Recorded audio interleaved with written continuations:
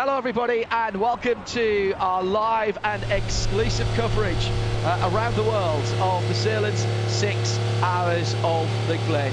Good to have your company on IMSA Radio and IMSA TV. I'm John Hindhaugh, and alongside me in the Hackney Global Broadcast Centre it is Jeremy Shaw. Shea Adam is our VP Racing Fuel pit and paddock reporter. For those of you in the States, set your DVRs 7 p.m. Eastern tonight for the NBC highlights coverage of the Sahlen's 6 Hours of the Glen. Otherwise, stay with us here on RS2 via imsaradio.com or XM202, and we'll bring you full live coverage all the way through this afternoon's contest. Well, this is an awesome circuit set within the rolling countryside of upstate New York in the Finger Lakes region. Hosted 20 consecutive Formula One United States Grand Prix starting back in 1961. A circuit that was put together to take motor racing off the local roads. Back in the day, of course, that was very, very prevalent, but a couple of tragic accidents around this area made the local burghers think that was possibly just a wee bit too dangerous. And therefore the track was brought together and laid into this green and pleasant land. The nice part of it is, if you've ever driven around the roads of this area, they're very similar to the layout of the circuit, with 11 corners, 3.4 miles for what's called the full track here. And not just corner numbers, you know you've got a bit of history when you've got the inner loop, the outer loop, some names, the toe and the heel of the boot, because that's what it looks like. And then through turn 9, 10 and 11 to finish off a lap. Real challenges for all of the teams and drivers. It's fast. It was resurfaced a couple of years ago. There's plenty of grip, and the lateral loading here is very great indeed. You really have to commit to some of these corners. So that's the layout. That's what we've got in front of us. The cars are already on the track and on their first warm-up lap. Jeremy Shaw, hello to you. 6 hours ahead of us. 6 hours that is now an endurance, yes, but effectively it's going to be 7 or 8 sprint races at the front of the field, connected by stops for fuel and possibly tyres. Yeah, that's right, and there's a lot of strategy to be played out during this race, and I think it's going to be a lot of fun. The cars in all 4 classes seem to be pretty, excuse me, all 5 classes these days, seem to be very, very closely matched, so you're picking a winner out of any of them. It's not very easy at all, quite frankly. Shea Adam is our VP Racing Fuel pit and paddock reporter, and she's got some track updates for us as well. Shea? Drivers reporting on the first lap around the circuit that there is a significant tailwind going into turn 1, which means that it'll be there for turn 8 as well. And those are 2 of the corners that race control is watching for track limits. We've had 61 laps that have had track limit violations in the IMSA WeatherTech SportsCar Championship through the practices and qualifying so far this weekend. No calls of track limits in warm-up, which was a nice surprise. But that tailwind could play a factor, particularly as people are jostling around on the start. As if turn 1 and that very quick entry to turn 1 wasn't difficult enough. Add a bit of tailwind just to push you into that. There's plenty of runoff on the outside, but that is one of the places that is being watched. Turn 1, also through the inner loop, the exit of turn 8 and the exit of turn 10, all being looked at. Porsche keys to the race. It's a 6-hour race. You won't win it at that first corner. Don't forget the Michelin Endurance Cup points. They are awarded in the race. We will give you an update on that when we get to that point. The tyres, well, there's plenty of them. It was a generous allocation of Michelin tyres here, but who's going to be clever and save some stickers for the run to the checkered flag in 6 hours' time? Championship implications if something goes wrong here.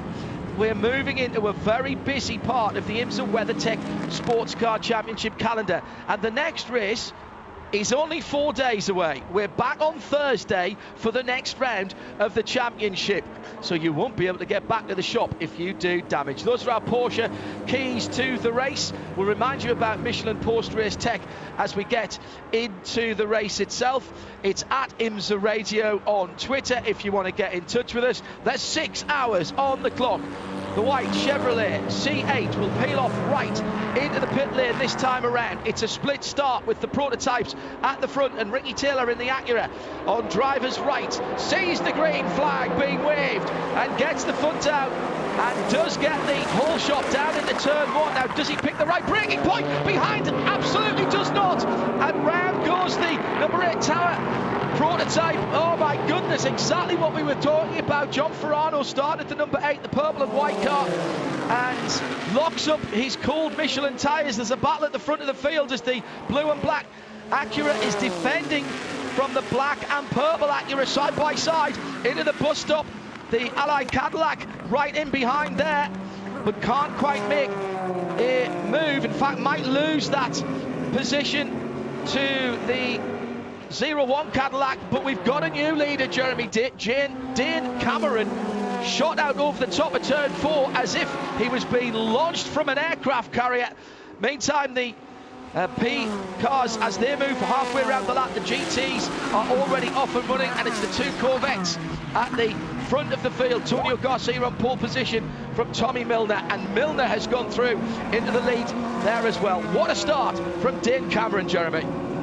It certainly was. He was absolutely on a mission there. He was disappointed with himself after qualifying. Felt he didn't get the best out of the car. Made a couple of mistakes on his what should have been his best lap in qualifying. Had to make do with second on the grid. That car had been fastest in each of the practice sessions, so he wanted to make amends. That's exactly what he's done on that first lap. A really brave and bold move there for Dane Cameron to take the lead.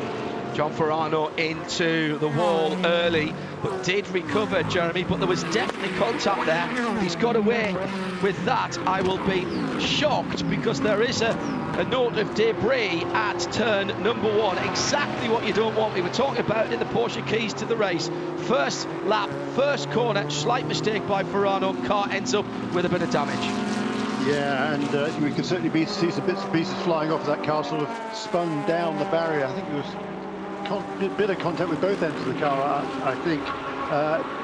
Relatively light, and these cars are pretty strong, but I'd be pretty surprised if he's able to get in there and get going again without needing to come into the pit to at least check for repair. So a very unfortunate start for John Ferrano. Now, Shea Adam was telling us in our Michelin Countdown to Green that we would have a pit lane starter. That was the case, but the disadvantage of starting from the pit is not the only penalty that you get, Shea, if you don't get out onto the grid in good time.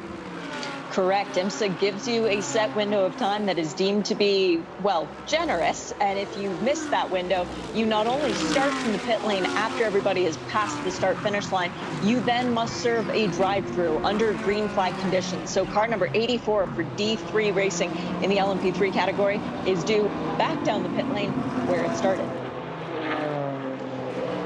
So into the pit lane for John Ferrano. Little bit of damage on the right rear of his number 8 Tower Motorsport LMP2, and did he get a little tag down towards turn 1? Looks like he was in pretty clear air. Nah, it was just when he braked, Jeremy, just locked up the rears. Yeah. Maybe a little bit too much brake bias, maybe snatched an extra gear, not sure. The funny thing is, it just sort of, just completely snapped sideways, didn't it? I mean, he didn't seem to be. Well, was he caught out by the wind car ahead of him? He got a bit close to the car that was directly ahead of him on the grid, didn't he? I wonder whether he just sort of had to jink left a little bit as he hit the brakes, and maybe that was what caused that car to completely lose its balance here. Still cold tyres, of course, at that stage. And then around it went very, very quickly. So rather unfortunate for John Ferrano. Hugely experienced, of course, and certainly unlike him to make a mistake like that. But I think he just got a little bit too close. I think you're absolutely right to that the car that was directly ahead of it, which actually was just the white Merriman, the number 18 car. That was at the it was Merriman, was it? I thought it was the Win Autosport car, the Paul Sitting car. It was in the class. car. Yeah. Now there is a point here, Shea, as in comes the 84 the black and red car for its drive-through from starting from the pit lane. That number 8 Tower Motorsport is significant in the Michelin Endurance Cup. 2-point advantage over car number 18 coming into this weekend. They need to score points at the 3-hour mark and at the 6-hour mark. And if they score last place points, or I should say 4th place or 5th place points, because there are 5 cars in the LMP2 category, they will get minimum points. And all it would take is one segment of the 18 leading. All of a sudden their points lead is not only gone, but it's seemingly untouchable at that point. Totally not what you want at the start of the race. Settling into a bit of a groove now in LMP2 then with the United Autosport, in LMP3 rather, with Austin McCusker, who was on pole position. He's been passed by Jared Andretti, who leads. Mark Rowe getting back here from his dirt track racing on Saturday, coming up from Eldora in Ohio.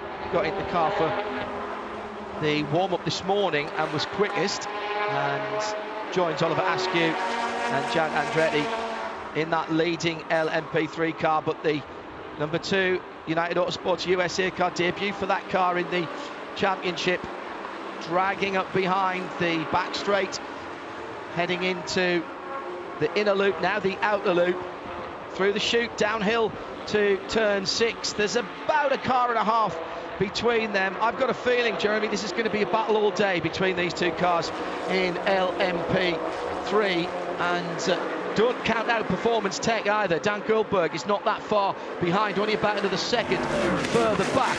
That looks to be an interesting class. Meantime, at the front of the fields, that Dane Cameron driven Mershank Racing, number 60, the purple and black car, has pulled away. Ricky Taylor holds on to second, and then it's the battle of the Cadillacs from third on down. Yeah, indeed so, and it's certainly interesting how the 2 Acuras have checked out a little bit, and a good start there for Tristan Vautier. Took him ahead of Pipo Derani, which will be frustrating for Derani, because they're losing quite a bit of ground to the rest of the leaders, so both Derani and Oliver Jarvis, who's stuck behind Derani. Those 2 cars, number 31 and 55, I think are a good bit quicker than the number 5.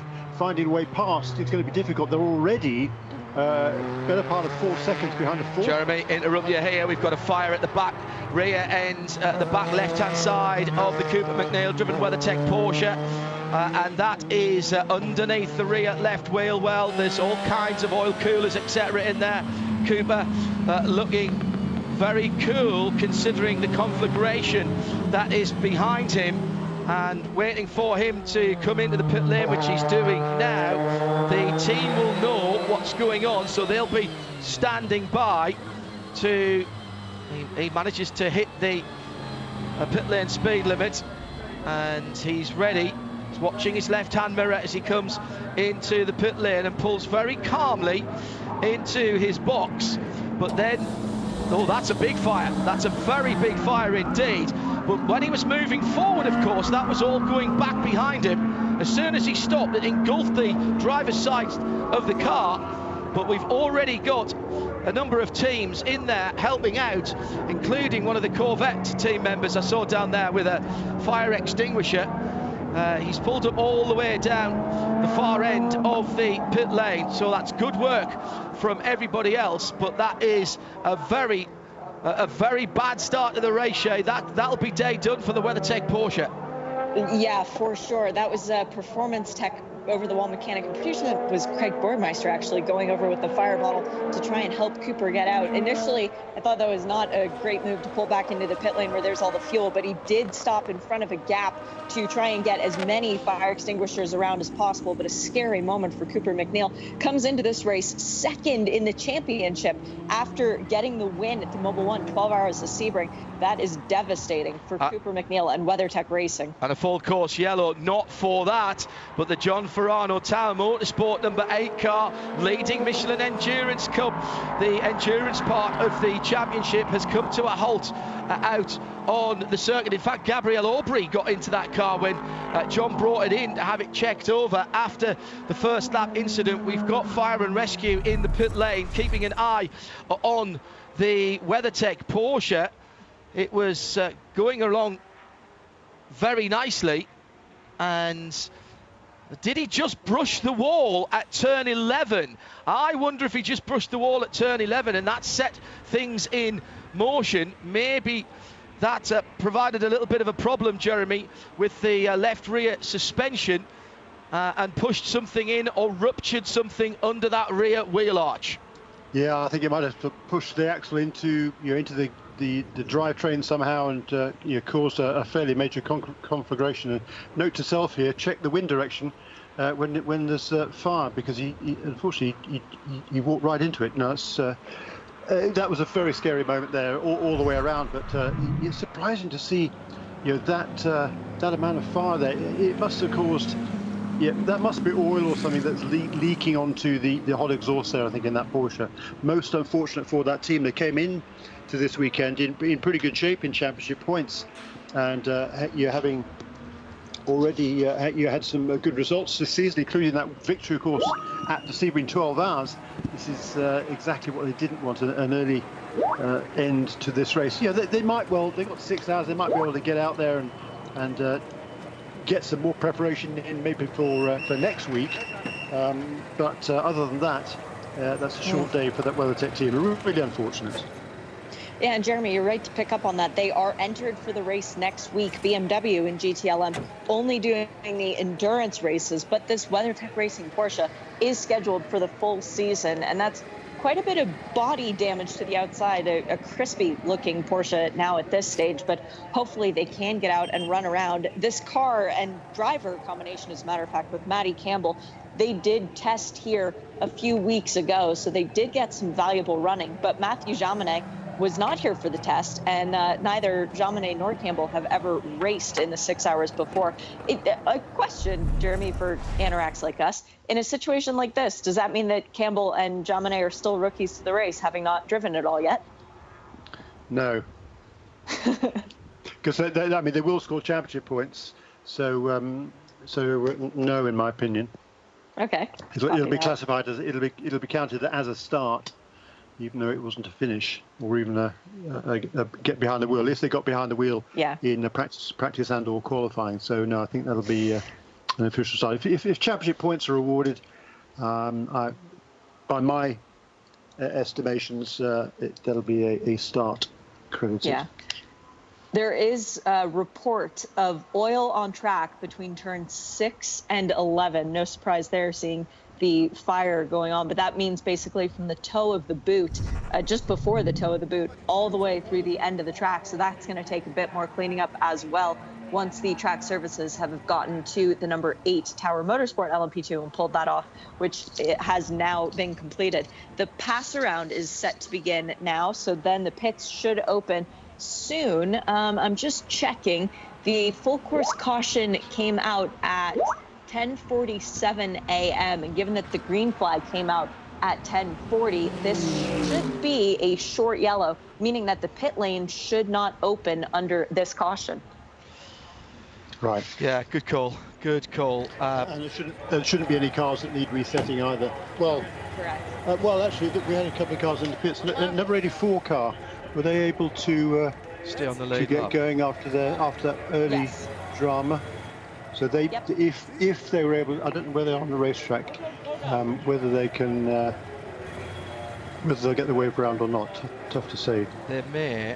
Let me see. They did drop off, Jeremy, the lead lap. So yes, but that would be overall. Certainly they'd have lost a lap overall. Did they lose a lap to the other LMP2 cars, LMP3 cars? That's the question. That is a very good question. I think they probably did. Yes, sure. Go ahead. Looking at the tracker, the 44 of John Potter and the 75 of Kenny Habul are the two that are running around the track right now. So I guess that the safety car picked them up, and now they need to catch back up to the tail end of the GTD train. Yeah, I think they'd probably been lapped by the overall leader, correct, Shea. So that's why they're getting the wave round. They'd been So they were behind the overall leader and behind the safety car. So because they hadn't been lapped by their individual class leader, they are able to run around and pick up the back of the GTD field. So we're live on IMSA Radio and IMSA TV. Jeremy Shaw and John Hindhoff in the Haggerty Global Broadcast Centre. Shea Adam, our VP Racing Fuel Pit and Paddock reporter. A very scary moment at the start of the race for John Ferrano. He spun himself into the guardrail, driver's left going down into turn 1, lap 1. That car's been into the pits. Gabby Aubrey took the car over, but that has stopped and brought out the full course yellow. In between that, an even scarier moment for Cooper McNeil in the WeatherTech Porsche. That car, we think, brushing the wall at turn 11 and setting into a chain of events into the respect of a fire at the back of the car. And we're also hearing that there is reports of oil. There are reports of oil from turn 6 all the way through to 11, which would be consistent with what Jeremy was talking about earlier on with that oil fire at the back of the WeatherTech Porsche. The car is behind the wall now and is receiving some remedial work. Remember, our Porsche keys to the race, we're back here racing in 4 days' time. So fire in engine compartment, never good thing to have. Wiring looms as well as everything else needing to be changed out, and it did look as though that everybody who got to that car from various teams got the fire out quickly, but then there's the case of clearing out the extinguisher. I know, beggars can't be choosers. Do you want me to put the fire out or let your car burn to the ground? I hear what you're saying, but what I'm saying is there's going to be a lot of work on that WeatherTech number 79 Porsche before we see it again on Thursday for the next round of the IMSA WeatherTech SportsCar Championship. Let's take a run through with the first of our Mazda in race updates in GTD. Carl Kirkwood leads from pole position, the Lexus number 14 from Trent Hinman in the Wright Motorsports Porsche, the 16, the blue car in second, with Frank Montecalvo in the second of the Vassar Sullivan Lexus in third position. We're all behind the safety car at the moment, but just so you can spot where your favourites are. In the GT Le Mans category, it's 2 Corvettes from 2 BMWs, but Conor De Filippi's got ahead of John Edwards, so it's 4, and Tommy Milner's got ahead of Antonio Garcia, so both of the teammates have swapped around. 4 from 3, 24 behind now, 25. LMP3, Jared Andretti for Andretti Autosport ahead of the pole sitting Austin McCusker United Autosport USA number 2, 36 from 2 from 38 Dan Goldberg in LMP3. In LMP2, your top 3, Win Autosport, the number 11 from Ben Keating in second position for PR1 Matheson. That is the 52 Wins car. Then Dwight Merriman for Aero Motorsport in third position at the top of the shop after a very forceful move early on in the piece on the first lap.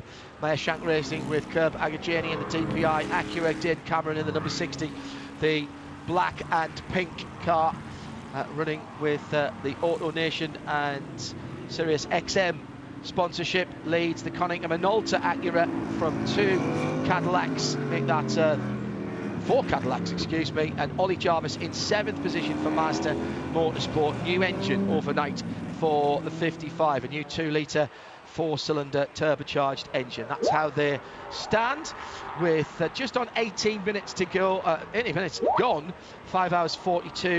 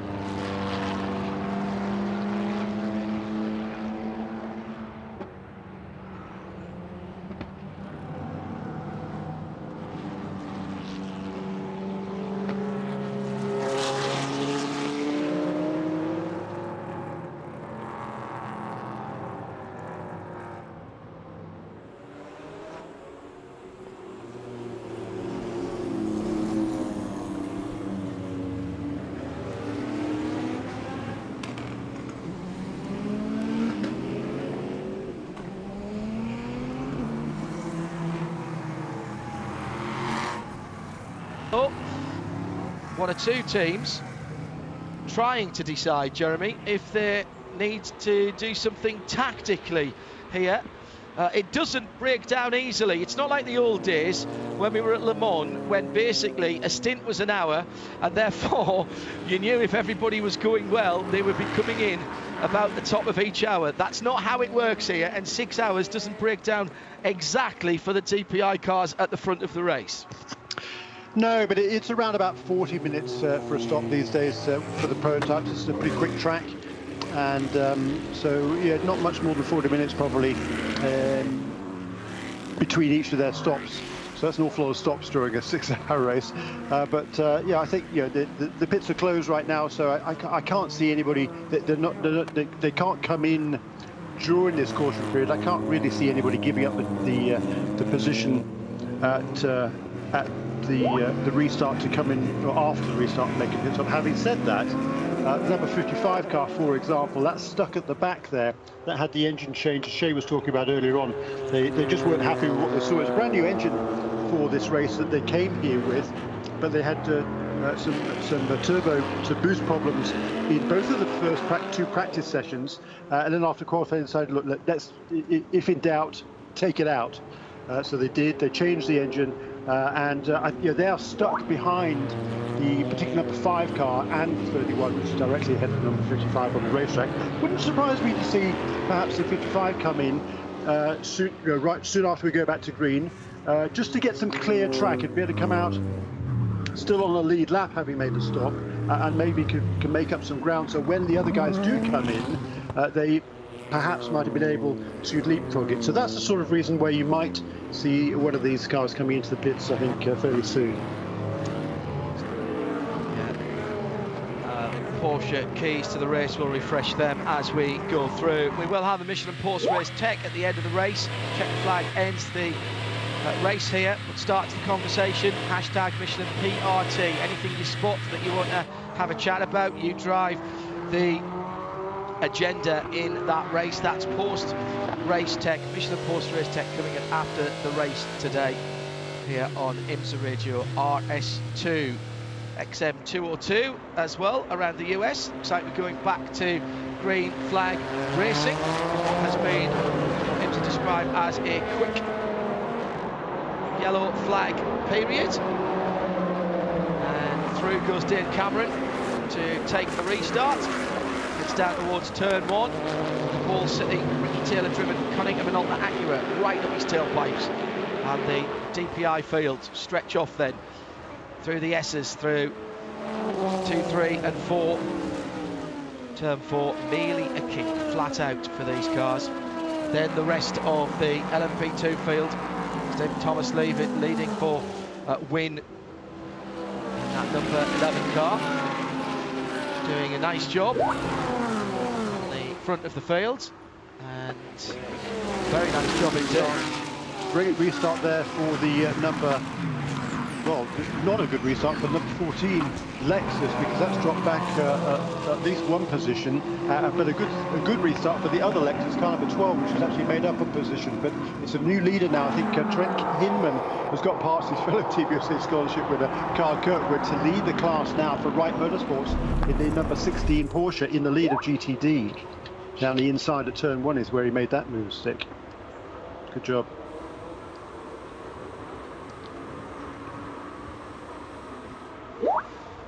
Yeah, that was down towards turn 1, and a smashing run up the inside by the Porsche, number 16, the right Porsche, Trent Hinman, who, and another prototype spin. This is turn 8, the heel of the boot, with the number 91 wins car,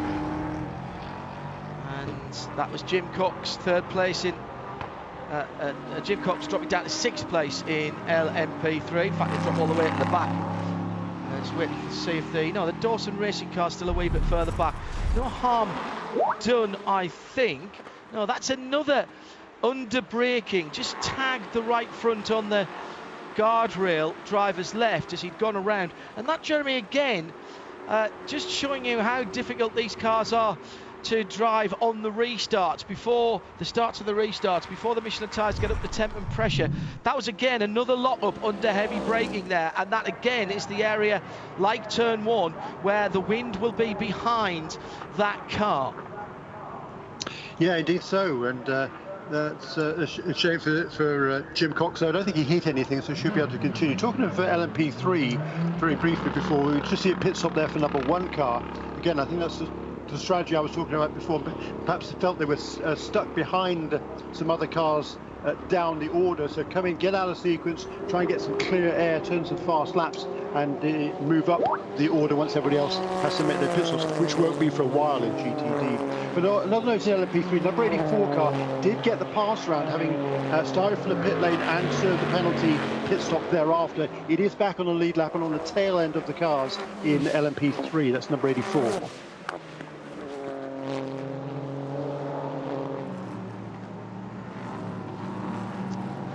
Disappearing at the front once again, 1.8 seconds his lead after 2 laps in that number 60 car for Maya Shank Racing with Kerb Agajanian. That car is absolutely checking out. Tremendous effort by Dane Cameron in his early stages. He really is making a mark. They've had a disappointing start to the season, and the last couple of races, Olivier Pla, for some reason, just really struggled. He just wasn't happy with the way the car was set up, but they had a good test here a few weeks ago. Clearly, Olivier in particular, much more happy with the balance of that car, much more to his liking. Dane Cameron, of course, a lot of experience in these cars after the last few years with Team Penske, and taking advantage of that now, John. Adam, down in the pit lane, we saw a pit stop there, and we'll take this VP Racing Fuel pit update. Jeremy hit the nail on the head for the number 1 Paul Miller Racing Lamborghini, going off strategy, trying to get Corey Lewis a little bit of clean air ahead of him. And of course, remember, they are involved in that Michelin Endurance Championship fight, so perhaps back timing to that 3-hour mark. Well, that was another one of our keys to the race, Porsche keys to the race. Michelin Endurance Cup points coming in at 3 hours and at the end, of course, and there will be people for whom that is important. We've seen down through the years of the Endurance Cup, Jeremy, people being prepared to go off strategy in the longer races with the hope that they'll be able to get back on for the end of the race just to pick up those extra few points for the championship. It's a trophy at the end of the year, let's be honest.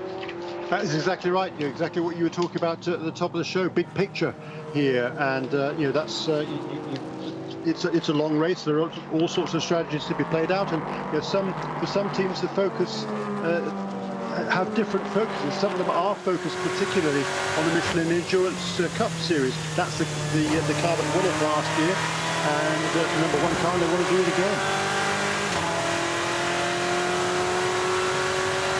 For Dane Cameron, each of the last 2 laps since the restart, 1:31.7 for Dane Cameron. Just to put things into perspective, the lap record was set here 2 years ago in the Mazda at 1:29.6.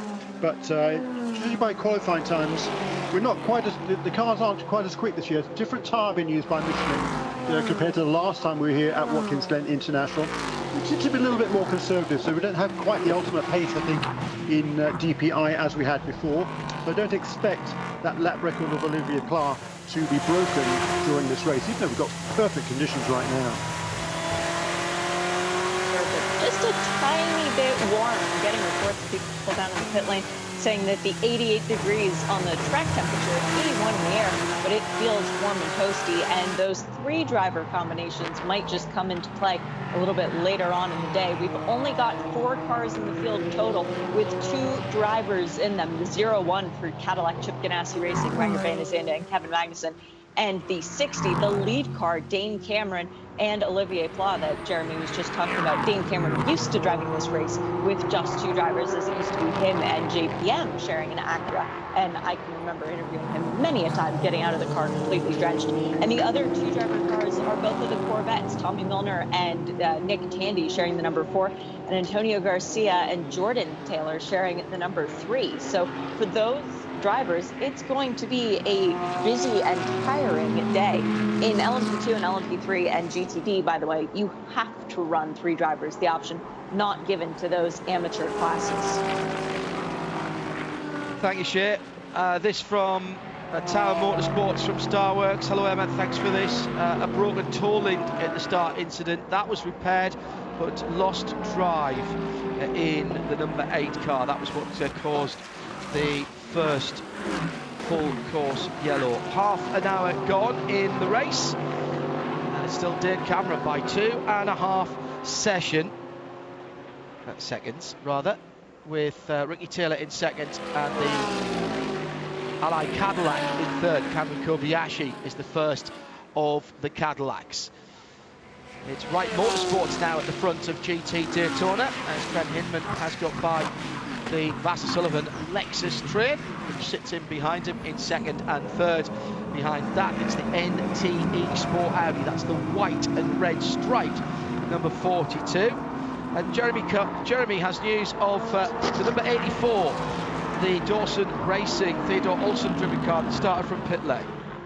Yeah, that's right. So from the pit lane, they had a reported vibration during the warm-up this morning. I think they only did a couple of laps. I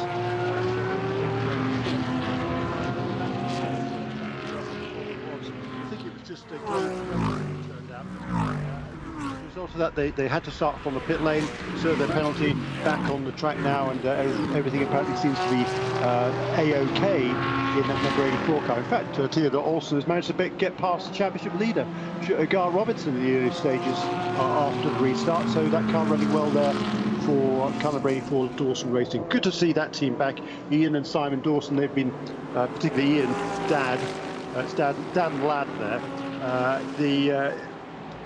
Ian's been around this sport a long time, super enthusiastic, been trying to get back to the WeatherTech Championship for a whole bunch of years, and super to see that team back again. And Ben Devlin back in at the wheel of a WeatherTech car for the first time in 5 years or so. And he was at school with Simon Dowson, hence the connection there originally, both from Norfolk, and good to see that car running well in the early stages.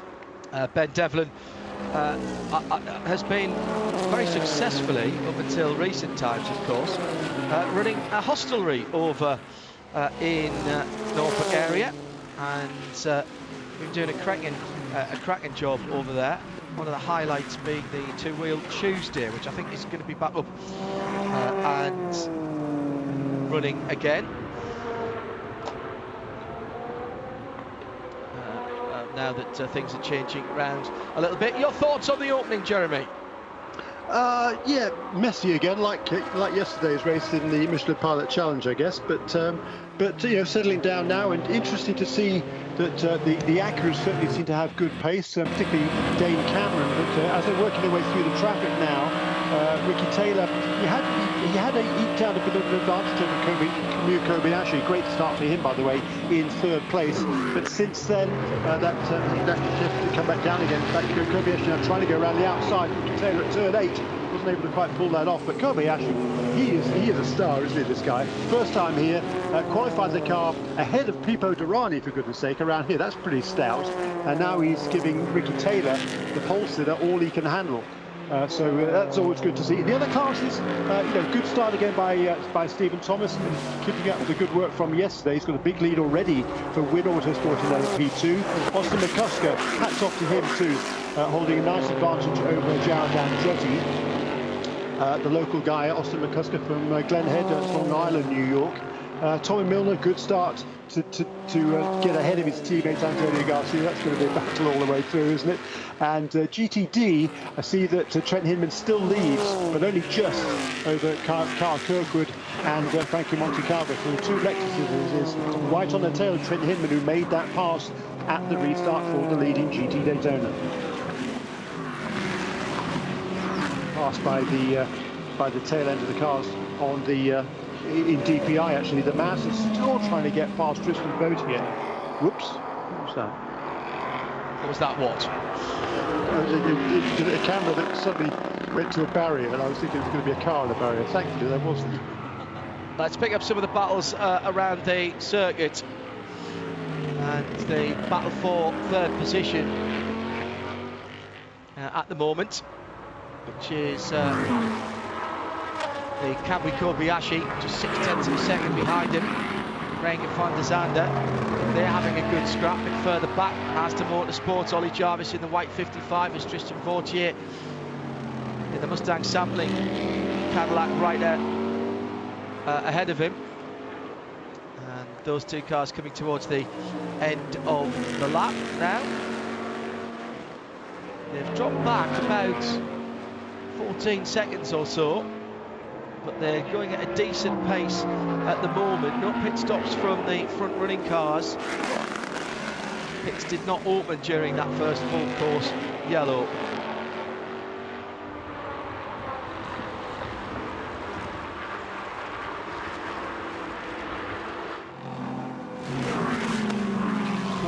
Past the hour, so that is some 35.5 minutes into the race. Traffic going to be an issue from now on until and if we get another break for a full course yellow. Kobayashi round the outside of turn 6, going past some of the slower traffic, the right in amongst the GT traffic as well. Right in front of Kobayashi now is John Edwards in 4th in GT Le Mans for BMW team RLL. Welcome back to Bobby Rahal's team. Just doing the longer races this year. Bet they've been on the phone to the powers that be since the last time they were here racing with us in IMSA. BMW have announced an LMDH programme for 2023. Hearing that the Audi and Porsche will be rolling out sometime towards the end of this year or the beginning of next for a competition debut at the start of 2023. LMDH, the next generation of front-running prototypes in IMSA and also a global prototype category. So those cars will be able to compete at Le Mans and in the World Endurance Championship.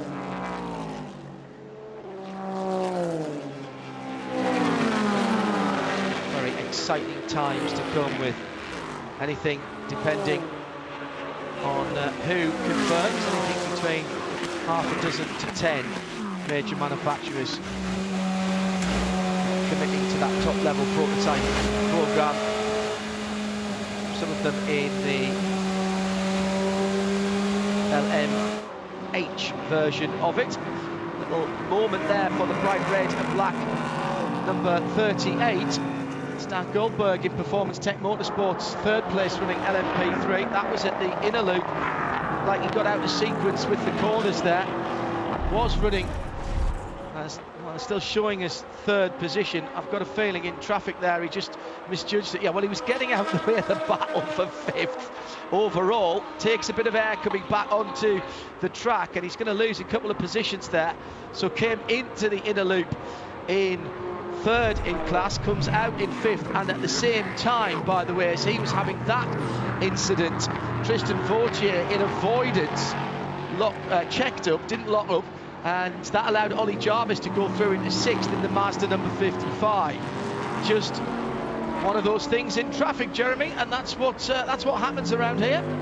Yeah, big favour there for the Mazda, because that I think probably be pretty frustrating for Oliver Jarvis to be stuck behind Tristan Vautier, but as a result of that miscue there by Brad Goldberg, is able to get past him now, and we'll see whether he can close that gap. It's already pretty substantial to Pipo Derani, over 7 seconds he's behind even the 5th place car now, and fully 16 seconds behind the race leader. But most unfortunate for Tristan Vautier, made a super start to get past Pipo Derani. He was overtaken by Derani at the restart, but it was taking that Mazda since the restart. The restart was after on lap 10, now on lap 19. The car is finally through and into 6th position. See what he can do now.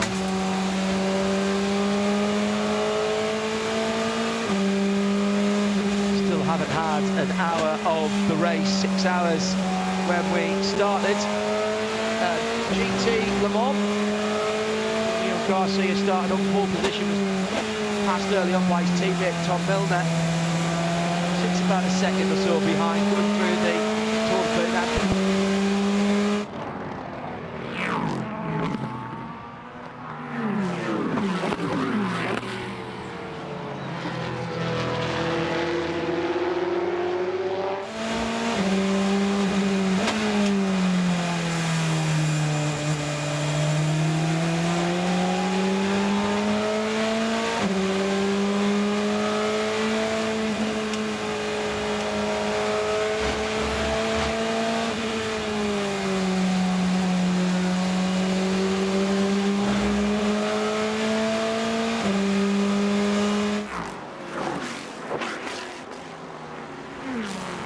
in an LMP3, and Austin McCusker has been putting on a clinic in that class.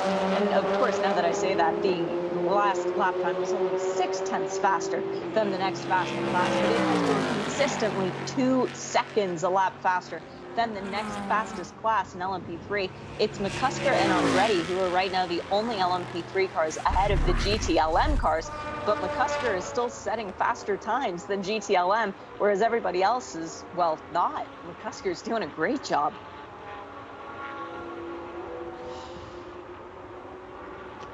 Yeah, using his local, bit of local experience, although he's from Long Island, New York. He certainly considers this his home racetrack, Shay, but he hasn't raced here for 3 or 4 years.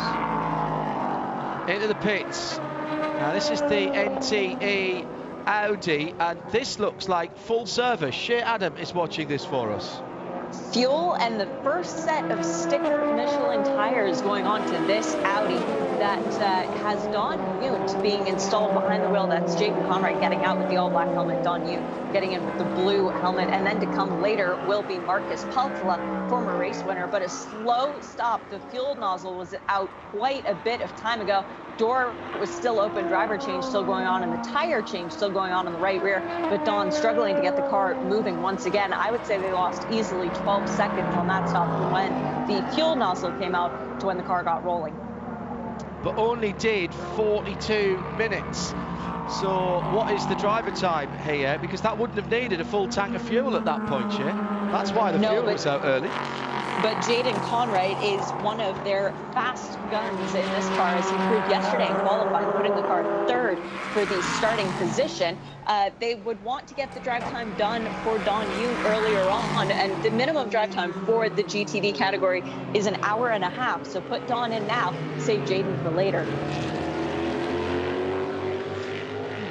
Also got drivers up on the wall in some of the DPI pits as well. The second driver's probably been suited and booted since the start of the race, to be honest. You always want to be ready just in case there's some kind of argy-bargy and you come in early and you might want to change a driver over. Jeremy? Yeah, just a quick note on that number 42 car. I'm sure that was a strategic call. The NTE car. Yes,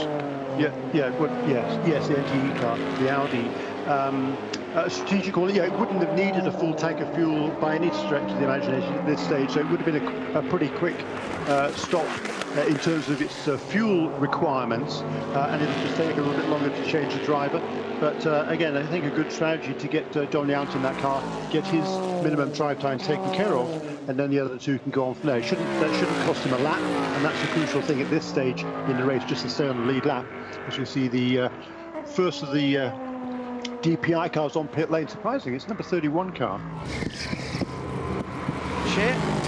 That is Pipo Derani not getting out of the car, but he is getting new tires, and those look pretty darn shiny. I don't know if they're stickers or not, though. They might be scraped up. No, they're new. They're new Michelins for Pipo. They're not going to taunt him by giving him used rubber. So Pipo staying aboard the car. Fuel, tires, pit stop is done, waiting on the fuel nozzle to come out, and then Pipo will roar back away up onto the high banks of New York as they are. And let's see, away goes Pipo, and that was a good stop for Whelen Engineering. Not unusual for the Action Express team. The red and white 31 car. Whelen branded machine rejoins the fight. So green flag pit stops at the front of the field. Now, that was round about 45 minutes or so for the front of the field. We have had 5 laps of yellow in that, so expect to see who, generally speaking, round here do we think might have the better fuel mileage. I'll come back to you in a second on that. Core Racing just getting on the grass, coming into the inner loop. That number 54, that's the third placed LMP3, getting onto the grass and then not feeling that they could make the bus stop itself, so going round through through the tyres. That was George Kurtz behind the wheel. I'll come back to fuel mileage in a moment because it might play out here between the different manufacturers at the front of the field. But the Ally Cadillac is in, and Shea Adams is watching the stuff. Fuel and tires, and Kamui Kobayashi has met the minimum drive time of 30 minutes, so that's his day done, right? Nah, not likely. Jimmy Johnson taking over the 48 Ally Racing Cadillac its way. That was a good stop, too. Another one of these stops done by the Action Express tent. And also into the pit lane, Tristan Vautier, the number 5 Mustang sampling racing car. Have to wait and see if Tristan gets out. No, he's not getting out. A windshield clean for Tristan early on. Fuel, and did they do tires? Yes, they did.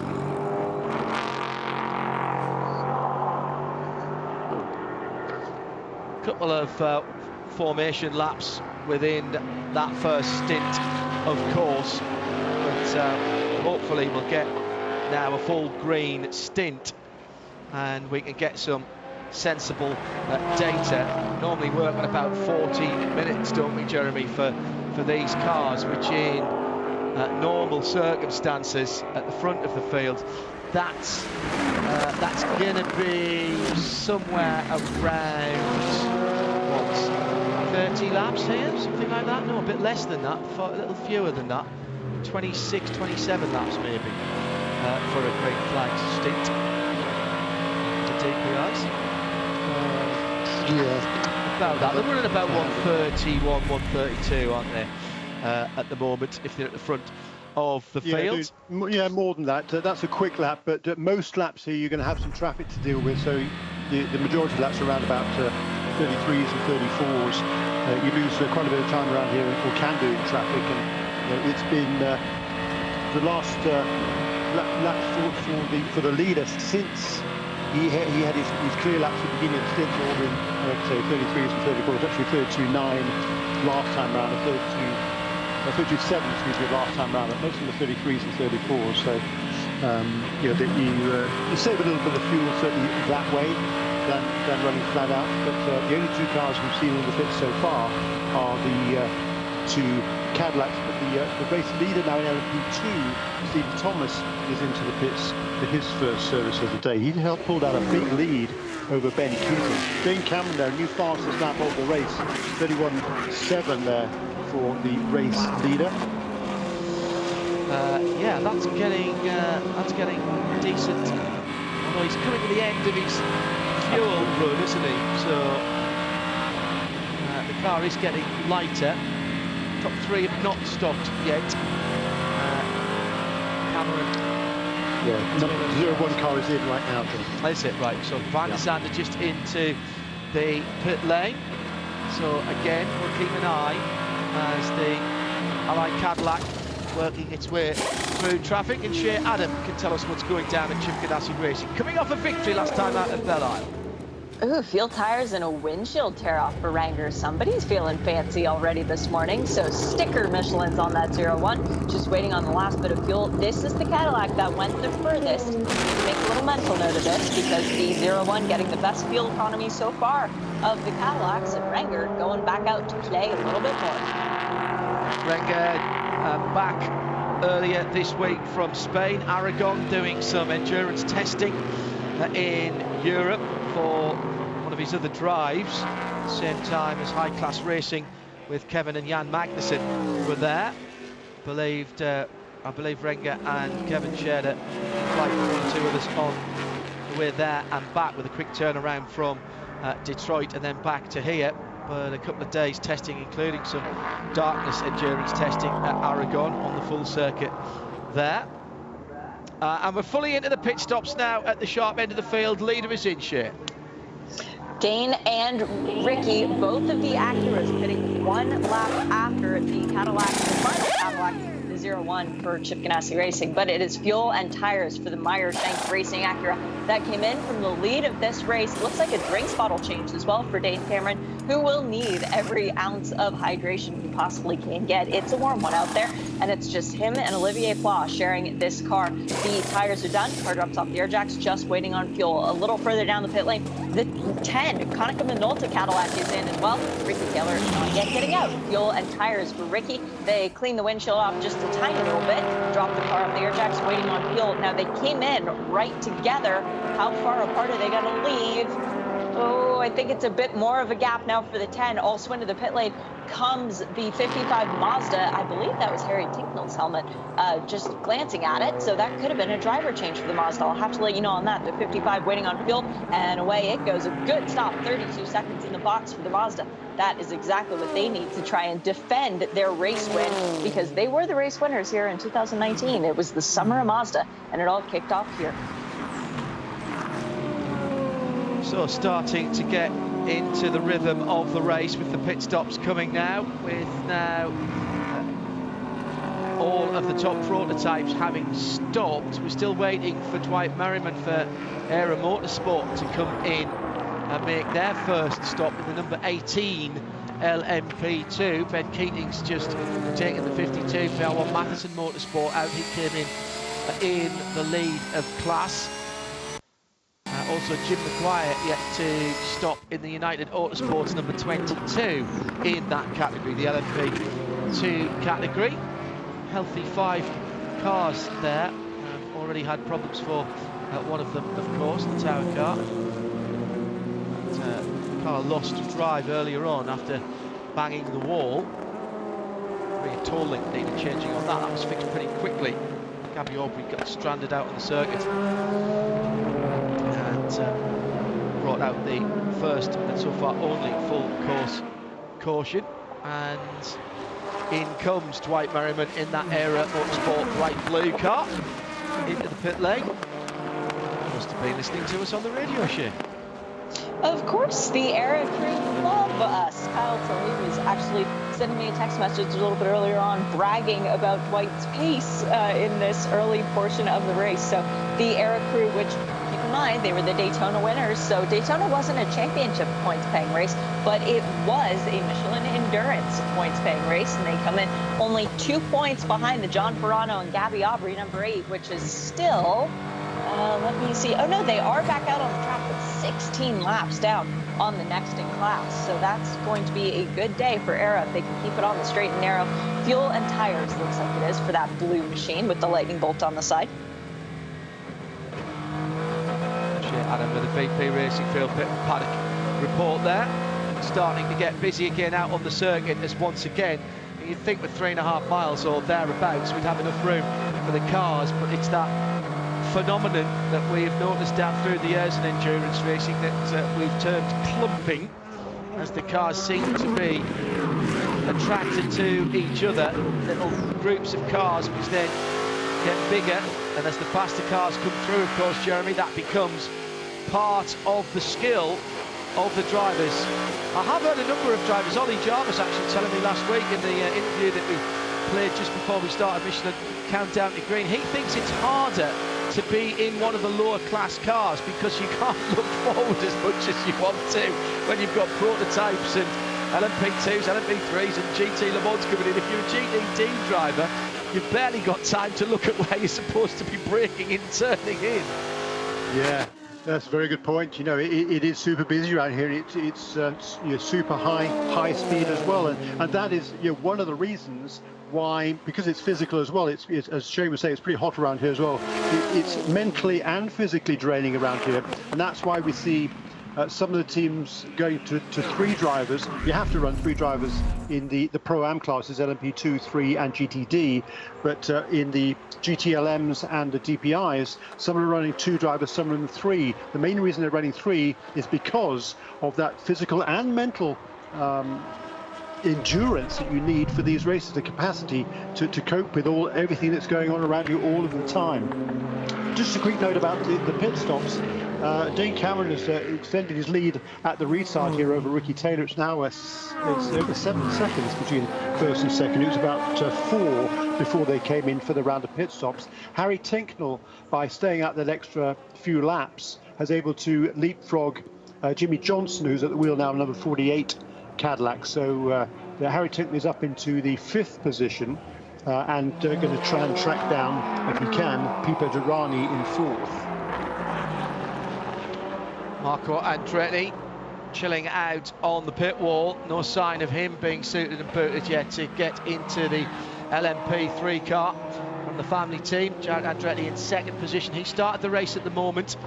Austin McCusker for United Autosports USA in that Ligier, the number 2 car, the dark blue, red and white car, started on pole and is still inside the top 10. Very good run indeed. He's got the LMP3 ahead of some of the LMP2s. Now, in fairness, has not pitted yet, which is why they're running a little bit out of sync.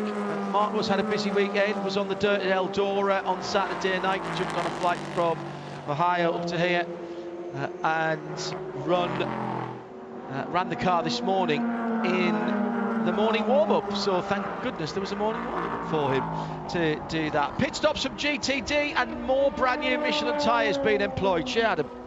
Going on to the Carbon Audi this time, as we have our first track limits warning. That's for car number 28, the Allegra Motorsport Mercedes. So clearly Daniel Morad pushing a bit hard on an in-lap. But this Audi into the pit lane, Tyler McQuarrie, is a guy who doesn't need lots of Michelin rubber underneath him. He's used to cars moving around and drifting.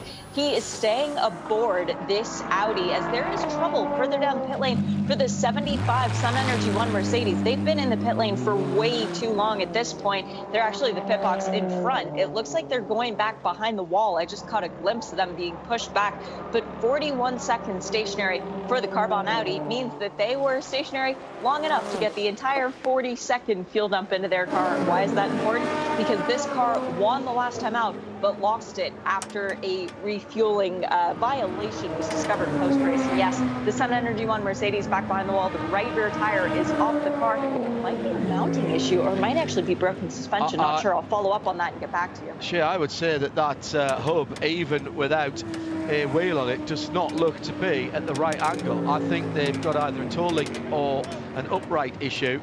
That is not the right angle for the right rear wheel, and the car is going back behind the wall. So we'll do a full Mazda in-race update in about 3 minutes time, but plenty to talk about so far, and we're running nicely now with 35 minutes since we went back to green flag racing here in the New Zealand 6 hours of the Glen. At IMSA Radio, if you would like to get in touch with us here at the Haggerty Global Broadcast Centre,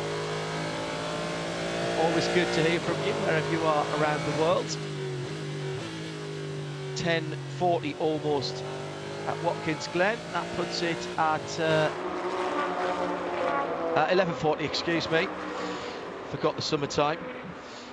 My watch is clever, but it's not that clever. And that puts it at almost 4:40 in the UK, 5:30 in Central Europe. Quite a lot of people joining us, I know, in the UK after taking in the British GT round at Silverstone, which is finished. So welcome to you for another dose of GT and prototype racing here, of course, at Watkins Glen. One or two more undulations than at the airfield circuit of Silverstone. It was a good race there this afternoon in round 4 of the British GT. Congrats to those who did well. And a reminder, we're back here in 4 days' time for a standard meeting of IMSA. We'll have IMSA Prototype Challenge, Michelin Pilot Challenge and IMSA WeatherTech SportsCar Championship Thursday and Friday. Sort of midweek, work week racing, which I think might work okay. Not sure how that works in. So it kind of takes us away from a few other sporting events, I think, which is probably just well. Just as well. Jeremy, before I do the in-race update, as we come to the hours, some quick thoughts from you? Yeah, just Dane Cameron, the overall race leader, just working his way through some traffic again. He's just turned at 1:33 on this last lap. The previous lap was a 1:35.2, which just shows you how much time you can lose. The fastest lap of the race is a 1:31.7 so far. So, 3.5 seconds lost working his way through some slower cars. But the gap still from first to second is around about 6 seconds. Renger van der Zande up into the third place now after the number 48 car slipped back after the pit stops. And Renger van der Zande, he's tracking down or staying with Ricky Taylor. The gap between the two has actually come down a little bit since the pit stops, so just under 2 seconds at the moment. Pepe Durrani in fourth position, and then Harry Tinkle trying but not really succeeding at the moment in closing the gap in the number 55 Mazda in fifth position.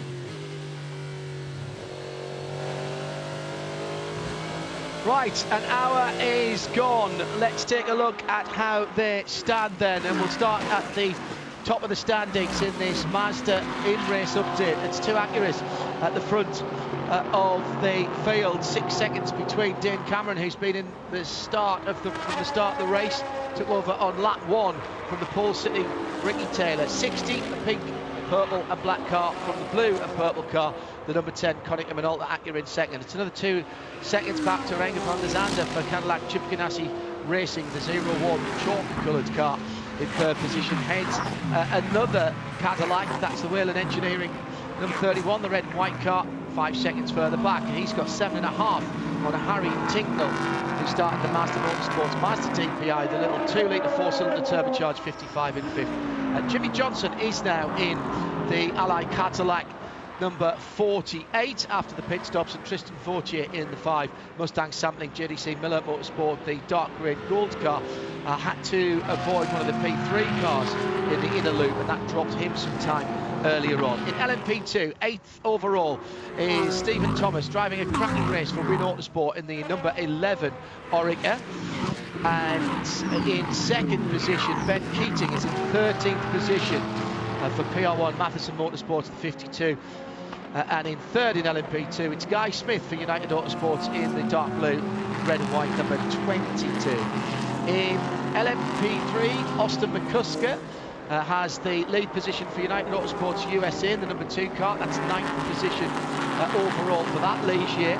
Second place, Jared Andretti for Andretti Autosport, and third in LMP3, George Kurtz for Cork Autosport, the 54 car, despite having a little off-track excursion in that number 54, the white and tangerine car.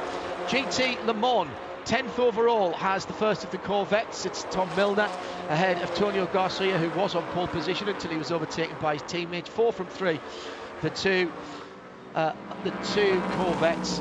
Then in third place, it's BMW Team RLL, the 25 car, Conor De Filippi, who overtook John Edwards, his teammate, earlier in the piece 2, the 24 car, the black one in fourth. Already problems for the 79 WeatherTech Porsche, oil leak and a fire on the left rear of that car. Victor McNeil did get it into the pit lane. It's gone back behind the wall. And in GT Daytona, Trent Hindman fought his way at the front for Porsche, and the 911 GT3R number 16 from Wright Motorsports, that's the light blue car, from the 2 bright yellow Vassar Sullivan Lexus RCF GT3s. Kyle Kirkwood, pole sitter, in second in the 14 from his teammate Frank Montecalvo in the 12. And the top 6 made up by Allegra Motorsports, the silver with stars and stripes, Mercedes AMG GT3, the number 28. Robbie Foley for the blue and yellow Turner Motorsport BMW M6 number 96, and he's having a decent battle with Fatima Motorsports Porsche. That's the plaid Porsche, the number 9, Zach Robichon behind the wheel of that. That is your Mazda in race update. We'll have another one in about 45 minutes.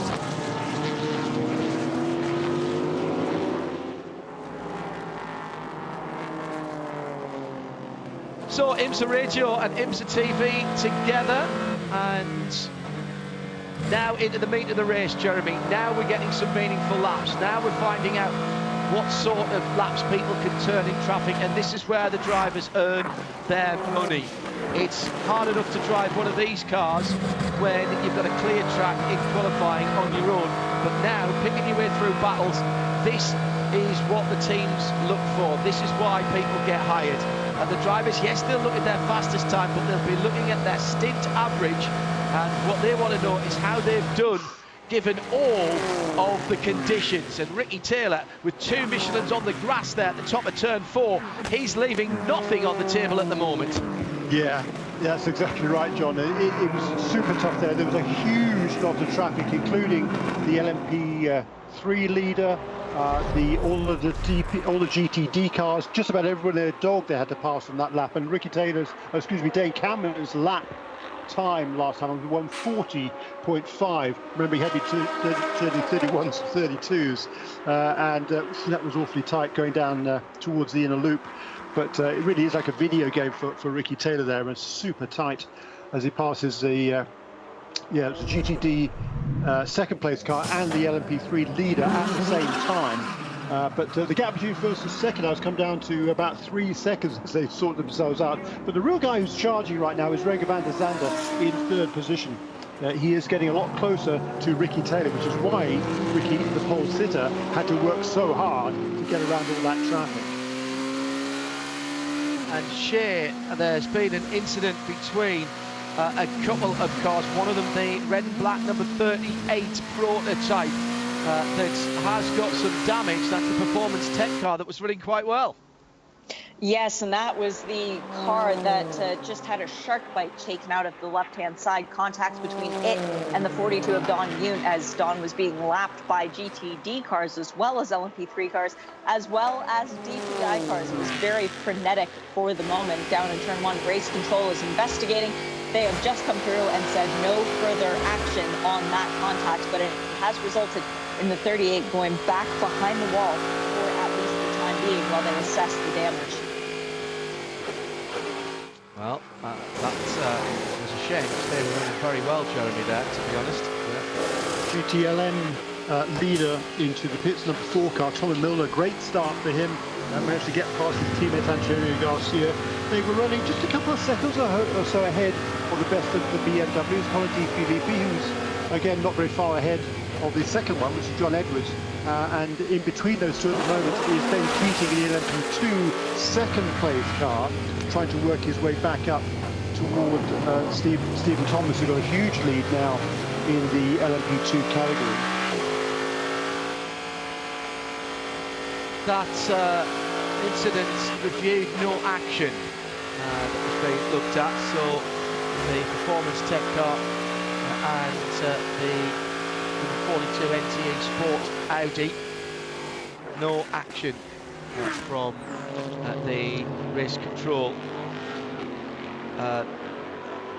You might ask why we say that if nothing's happened. It's quite important, actually. It's a reasonable question, but it's important for race control to let people know that they are looking at it, including us and the teams, of course, and that they have made a decision on it, that they haven't just ignored it. And if they don't tell us they're looking at it, we won't know. And various teams up and down will go, oh, well, you didn't have a look at that. Yes, well, we did, but we didn't do anything about it. Well, why didn't you say? So that's why they didn't do it. So that everybody knows what the procedure is. In for a class leader into the pit lane, it's the number 2 United Autosport, Adam. If it ain't broke, don't fix it. They're not going to take Austin McCusker out of that car just quite yet. Fuel, windshield tear-off, and new tires, though, as well as a new drinks bottle. Also into the pit lane, the 25 BMW. It was Connor Di Filippi who brought it in, and Connor might just take that car back out. The 36 for Jarrett Andretti, the LMP3 machine, is in. Fuel and tires for that car. No driver change there either. That was the car that came in from second place. Jarrett goes back out. Let's see where he cycles back in. Trying to catch McCusker has not been an easy task for anyone today. We've also had the Allegra Motorsport number 28 Mercedes into the pit lane. John Potter has just brought the Acura into the pit lane for Magnus. That car, I would expect John to stay behind the wheel. Only 1 hour and 8 minutes has elapsed, and the minimum driving time for GTD is 1 hour and a half. We've had Robbie Foley in for Turner Motorsports and Zach Robichon in for the Pfaff Porsche as well. So it's turning into a busy pit lane. And it is Spangler who takes back out the BMW, the number number 25 machine. So that's interesting. Corvette changing their drivers seemingly at every stop, with Nick Tandy taking over for Tommy Milner. BMW have 3 drivers, and it appears that they're doing the same. Corvette into the pit lane. This is the bright yellow car. Yep, this is the yellow one, the championship leader, which I feel like we need to point out every time, basically to everybody else on the track, to be aware and give him a little bit of extra room, because it's Jordan Taylor taking over. And Jordan, by my count, has not ever won the Sahlen 6 Hours at the Glen, so looking to try and check that off the bucket list today. Taking over for Antonio Garcia. Yep, that's correct. Jordan's never won this race. Really hard to believe that any tracks exist that Jordan hasn't won on. Also into the pit lane, fuel and tires for the Corvette, should say. Also into the pit lane, John Edwards in the 24 BMW. That is the black one, Corvette Racing. Just waiting on the fuel at this stage, and it is a clear shot out of the pit lane. Nobody in the box ahead of him, which is the Continental box, so it's easy for Jordan. He doesn't have to think about where to pit. It's just instinctual.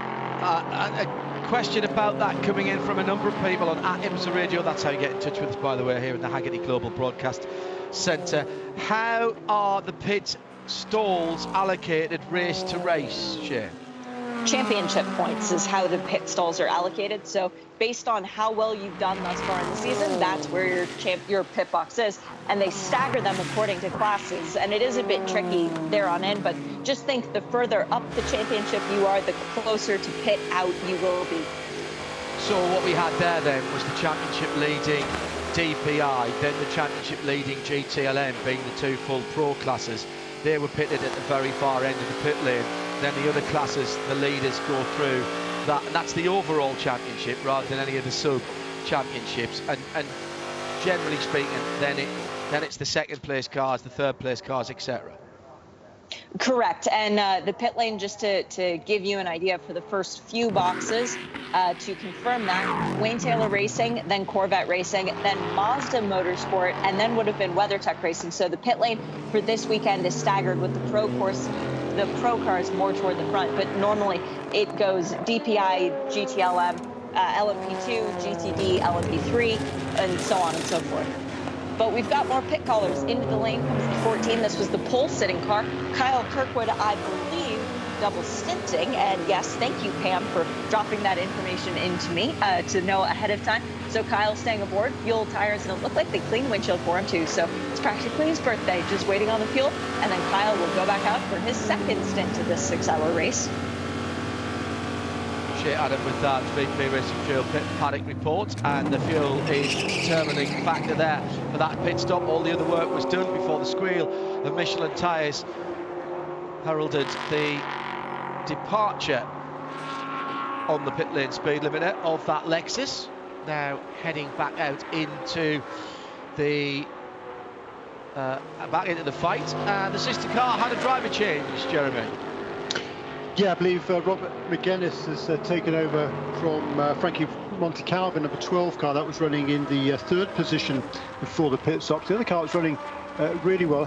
Hasn't yet pitted. Yeah, number 28 car, that has pitted as well. I think we've had both of the leaders in now in GTD. And because of all this cycle of stops now, Corey Lewis, who stopped out of sequence, or it took over the number 1 car out of sequence after 10 laps into the race. He now leads the at the moment, but he'll be due a pit stop fairly soon.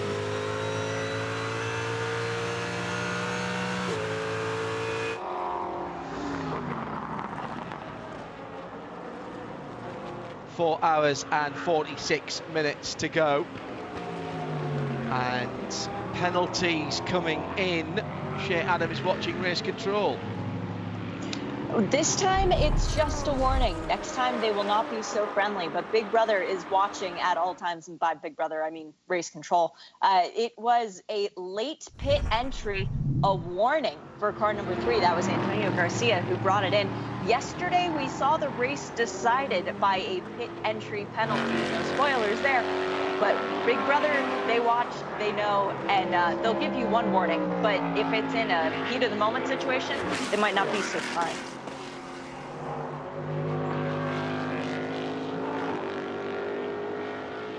I think they've got away with one there, to be honest. first indiscretion. So let's just again remind ourselves what's going on at the front of the field as the leading cars have all done their first stops. It's 3.8 seconds ahead for the Meyershank Acura. Cunningham and Alder in second, 3.6 seconds behind. Jimmy Johnson into the fight, back into the IMSA competition. Last time around 134.1, which is decent enough through traffic, learning all the time, of course. Been successful in sports cars, learning new skills all the time, of course, with these parallel IndyCar program. These sports cars a little bit bigger, quite a lot less horsepower, and probably a bit more aero than the Indy cars, so a very different beast, but transferable skills nonetheless, particularly on road courses. Now he's clearly building up his confidence. Last time around, Harry Tinkle puts in a 32.0 for the car that Jimmy Johnson is behind at the moment, although by 25 seconds. That's the best time for that Mazda. That 48 Allied car sitting in 6th position at the moment, some 41 seconds away from the leader. As I said, 26 seconds now away from the car ahead of it, 7 seconds ahead of Tristan Vautier in the slightly delayed Mustang sampling JDC Muller car. And Vautier's last lap, 33.9. Keep an eye on that, because it was 34 the lap before. He's mired in traffic at the moment. Let's just check to make sure that's all it is. So I'd expect Vautier to be a bit quicker than that, unless he's running to a fuel number. He's been struggling from the start, John, I think. Yeah. I agree. And I'm a bit going to keep an eye on that one. As I say, he was delayed in the bus stop when he was, I think, only one place further up. I think he was only been up as high as 6th. Well, he was 5th. He made a great start. Was up to 5th from 6th on the grid. Yes. But you're right. He was passed at the restart by the number 31 car, and after that was clearly holding up number 55, or apparently holding up the 55 car. So when that instant when he had to run off the road in avoidance of number 38, he's just slipped back, which is kind of the pace he has been running, to be honest. So it's a long way to go, but his best lap in that number 5 car is it's a full second off everybody else in DPI so far in this race.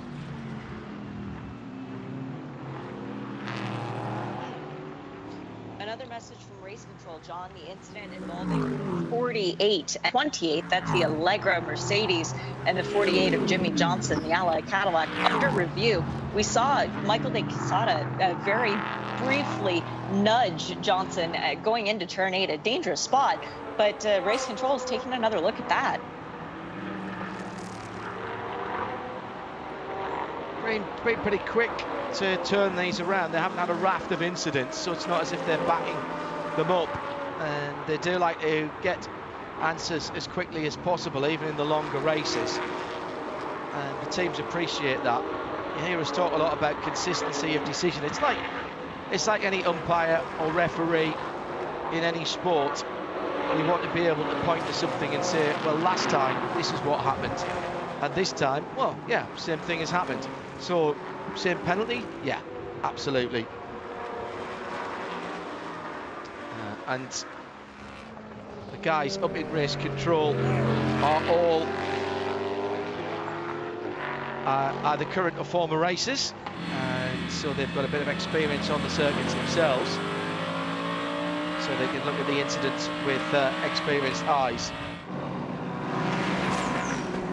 Thanks to Rob Lomas up in London, who has been looking after us for the first part of the race today. We welcome in Kes Cobb for our radio listeners, and thanks to Alyssa up in Charlotte, who's been looking after us for our TV side of things, and it's Jake now who is looking after us there. So a little bit of a pit stop and a change of personnel on the technical side of things. They've all been very busy tracking down the making sure rather that we get to the world in sound and vision. IMSA Radio, RS2 around the world, and on XM202. Hindhaugh and Shaw in the Haggerty Global Broadcast booth. Shea Adam with an update in this VP Racing Fuel Pit Report. There has been action on that incident between the 48 and the 28, and blame has been handed to Jimmy Johnson, but it's just a warning. But incident responsibility, again, race control watching, making decisions quickly, and deeming that not enough to ruin someone's race, but if it happens again, they will be coming down the pit lane. Okay. Another team who have dodged a penalty there. That's a couple of warnings we've seen handed out. Well, you know, there will be teams on their first indiscretion that will hope they get exactly the same treatment. That's what I'm talking about with consistency there, Jeremy. Right. But that's fine. This is first time he's driven. He has actually driven the Watkins Glen 6 hours before Jimmy Johnson. He did it back in 2010, I think it was, with Alex Gurley and John Foley, finished 6th in DP that year. So he does have experience here. He knows what it's all about, but there wasn't the same amount of traffic back in those days. There were only 2 classes in the Rolex GT in those days. So it's a bit different now, and he's certainly been struggling a bit. He's fallen 30-odd seconds behind the Mazda. When they came out of the pits after the stops, he was directly behind the Mazda, so he's lost a fair bit of ground there. But to be fair, he still maintained a very similar gap back to Tristan Vautier, who's behind him. But certainly up towards the front, things have been closing up. Dane Cameron now at the moment leads by only about a second over Ricky Taylor, so the 2 Acus have closed right up. Right behind them also is Renger van der Zande, who I talked about a little bit earlier on. He has been closing in. And then as we're getting ready for the next round of pit stops, Pipo Derani had been closed upon in 4th position. He's just in the pits now. But Harry Tinkle has made good progress. He's now only about 11 seconds behind the overall leader. You might remember quite a while ago, he was over 16 seconds.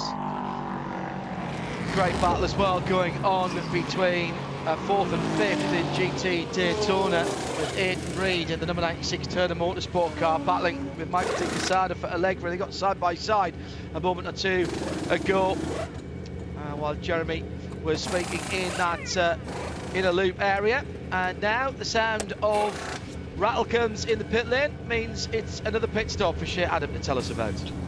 And this time, Pipo has been pulled out of the car by Felipe Nasr, about the only guy in the pit lane that I think could actually pull Pipo out of that car. The 31 Whelen Engineering Cadillac fuel tires, and another Brazilian to go out on the racetrack and set some fast lap times. Jimmy Johnson is in the pit lane and will stay in the pit lane. That is his stint done for now. Jimmy out of the 48 Ally Cadillac. Simon Pagenaud taking over, so they have cycled through all 3 of their drivers within the first hour and a half of this race. Fuel and tires for that car as well, and checking the damage to the back left of that car, making sure that everything is okay where the Mercedes met it. And also in the pit lane, Tristan Vautier for the 5 Mustang sampling Cadillac. Have to wait and see if Tristan stays aboard for a triple, or if they hand over to rookie to this race at least and track Loic Duval, and not so rookie to this race and track previous race winner Sébastien Bourdais. 37 minutes on the stint, or 23 laps for Pipo Derani in the 31 red and white Cadillac, 36 and 23 laps for Jimmy Johnson, and 36 and a half and 23 laps for Mustang sampling Vautier driven car. They were all green flags, so I think we can say that 23 laps is probably about the run. 23 or 24 laps for those DPIs, so expect Dane Cameron in a couple. Renger van der Zande probably next time around, Jeremy. Yeah, judging by the last round of pit stops, the next car to be in the pit lane would be the 0-1. Yeah. That came in 2 laps after the 48 and the 5 last time around, and then the 60, number 10, number 55 came in 1 lap after the 0-1. So that's what we should be watching now over the next couple of laps. Just a quick update, and we're indebted to Declan Brennan, looking after the Sun Energy One Racing number 75 as we get 4 wide across the stripe there. I actually breathed in as if that was going to make a blind bit of difference, quite frankly. It was a right rear suspension issue. It's been fixed. They will get that car back out.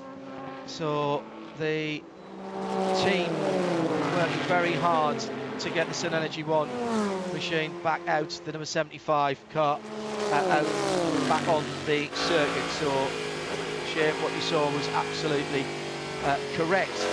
Just going back to those stint lengths, Jeremy, interesting to me that there were those differences in those pit stops. I can't imagine they're that different flat out. It suggests to me that the cars go 26, 27, 26, 27 instead of 22 and 23 with the yellow flag. They must. I wonder if they've just got a better yellow flag map, and they're using less behind the safety car. Which cars?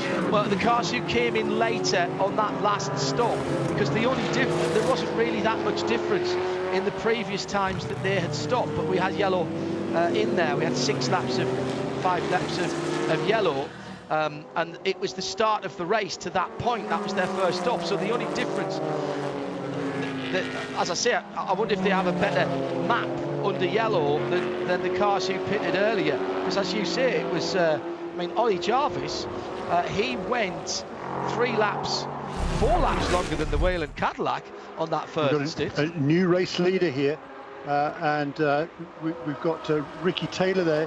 While they were passing traffic, getting past on the inside, heading down into turn 1, and Renko van der Zande is right there as well. So the 3 leaders absolutely nose to tail, and Harry Tinkle in the Mazda, he's only about another 7 seconds back. That was awfully tight, heading down the front straight, passing the 3rd place car in LMP2. That was Ben Keating and a whole bunch of other cars as well. That was really, really tight. But a first change of the lead in this race since the first lap. Well, not since the drop of the green flag, because there was a change on the first lap. Yeah. But since then. Yeah, and that was the 4 wide across the line that I mentioned at the start of this lap, and that did result in a change of lead. So back to the front of the field then for the car that qualified on pole position. So only 2 cars have led, the 10 and the 60, and that could have been very messy and very expensive. 3 class leaders in amongst that as well. 1st and 2nd in DPI, 1st in the LMP2 category, and 1st in GTD, all there together. Goodness me. I did say I breathed in, and I did say it made not a blind bit of difference, quite honestly. Number 2, United Autosports, spit it out, Hindorf, back in the pit lane. Now, that seems early for me, but time goes by very quickly when we're having fun. Was that a standard stop? Shea Adam will tell us. With that one, because Austin McCusker was the first of the LMP3 cars that came in the last time around, so it makes sense that machine will be the first one back in. It's still showing McCusker behind the wheels, so triple stinting for him. Not going to be doing another stint out on the racetrack, at least right this minute. Renko van der Zande out of the last time out race winning Cadillac for Chip Ganassi Racing. The 01 machine will have Kevin Magnussen aboard this. Fuel, new tires, waiting on the fuel, and the driver's side door is down. Kevin is fully strapped in and ready to go. Boy, he's going to enjoy racing at Watkins Glen International. No, that wasn't right. He did 35 laps in the first stint, and he was only in 10 laps ago. So there was something awry there with the United Autosport car. Now, whether they're trying to do something with regards to strategy, but it may not haven't been a full season entrant, they're not an entrant in the Michelin Endurance Cup, so that one might need following up with United Autosport USA. I'll leave Shane to get on with that. That was the car that was leading LMP3. It's now dropped to the back of the class, and the Andretti Autosport car, which pitted at roughly the same time, carries on in the lead. Theo Olsen in the Dawson Racing 84 car, now in second position. Huge lock-up for the leader as they come in, the leading two cars as they come into pit lane. The lock-up is for Ricky Taylor. Hopefully he'll be getting a new set of Michelin tyres, Adam. He certainly should. They should be putting new tires on every stop, is what the DPI teams told me. This is a driver change for the 60. Dane Cameron getting out, Olivier Pla getting in. I did not see the driver's side open for the 10, though, so Ricky Taylor staying aboard for yet another stint. Fuel and tires going into the Koenig Minolta Acura. Just behind them, though, second in the championship coming in this weekend, the 55 Mazda. Harry Tinkle looking to try and jump that 60 Acura as they gave him a new drinks bottle, new tires, a lot of fuel, and waiting on the fuel. No, he's not going to be able to get ahead of the Acura, but he's much closer to those two Acuras now than when he came into the pit lane. And Ricky Taylor, pivotally, still ahead of the Meyer-Shank Racing Acura. 01 car. So that came in the lap prior. At the moment, that has got Kevin Magnussen behind the wheel, and so he's just going down the back straight at the moment, Jeremy, in towards the chicane, in towards the inner loop. So he's still behind the two Acuras, okay. A number of people mentioning how they're noticing the pit crew holding on to the cars. It is quite a pronounced downslope, Jeremy, from the middle of pit lane down towards the exit. That was a little touch there as well between the number 60 Shank Racing car and squeezing down on the Andretti Autosport car, wasn't it, as it was going by the LMP3 car. I think Olivier Pla might get the finger wagging for that one, possibly just a warning, as in comes the number 11 Win Autosport leader in LMP2 into the pit lane. And there was a move over by Oli Pla. She didn't realise that the LMP3 car, the 36 Andretti car, was sitting alongside him. Keep an eye on race control channel for that. Meantime, as I say, LMP3 leader in share. Blue, yellow, and a bit of carbon fibre. They've gone through quite a few tail ends of that car this weekend. Yes, they have, but now the white and gold helmet of Tristan Nunez is clambering limberly behind the wheel of this car, taking over for Stephen Thomas as, yay, the 75 Sun Energy 1 Mercedes back out on the pit lane. It lives again. Great job by that crew to get it turned around. Fuel and tires for the Win Autosport number 11, the LMP2 car that came in from the lead. Stephen Thomas doing a great job. I hope they got their timing right, though, because he came in with about an hour and 31 minutes elapsed, that car having already made 2 pit stops. The time that you're on the pit lane does not count against your drive time, so that might mean that Stephen is still a bit short on the hour and a half needed to do. And we'll see where everybody else decides to come in, because drivers such as Ben Keating and Dwight Merriman, who are still out on the track now, as well as Jared Andretti. We've got Olsen, Kurtz, Robinson, and McCusker are all drivers who would be applicable to come into the pits anytime now and have their day done. Oh, no, and the car 11 actually just got a drive-through penalty for speeding in the pit lane. They were 8 kilometers an hour over the limit, so that 11 car that had been leading going to need to come back for an discretion from race control. That stinks for that team. Sorry, what was the penalty for, Shea? Speeding on pit lane, +8, car 11. Not even close. Not even close. See, if you're going to bust the pit lane speed limit, you might as well have it in double figures. So you're going to get the same. Might as well get hung for a sheep or as a lamb, as the saying goes. Coming up to 1/4 midday. Sun highest in the sky now.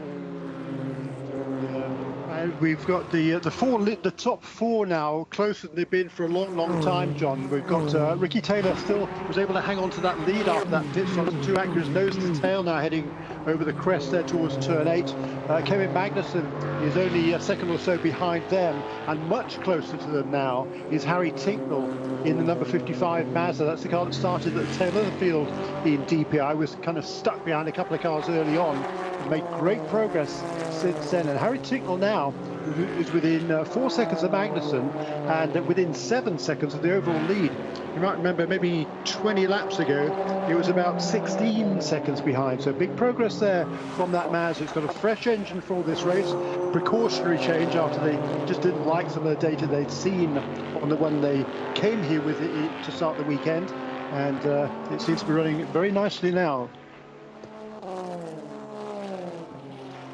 Jeremy Shaw, he's in the Hagerty Global Broadcast Centre with me, John Hindhaugh. After the race, the checkered flag ends the competition, starts the conversation.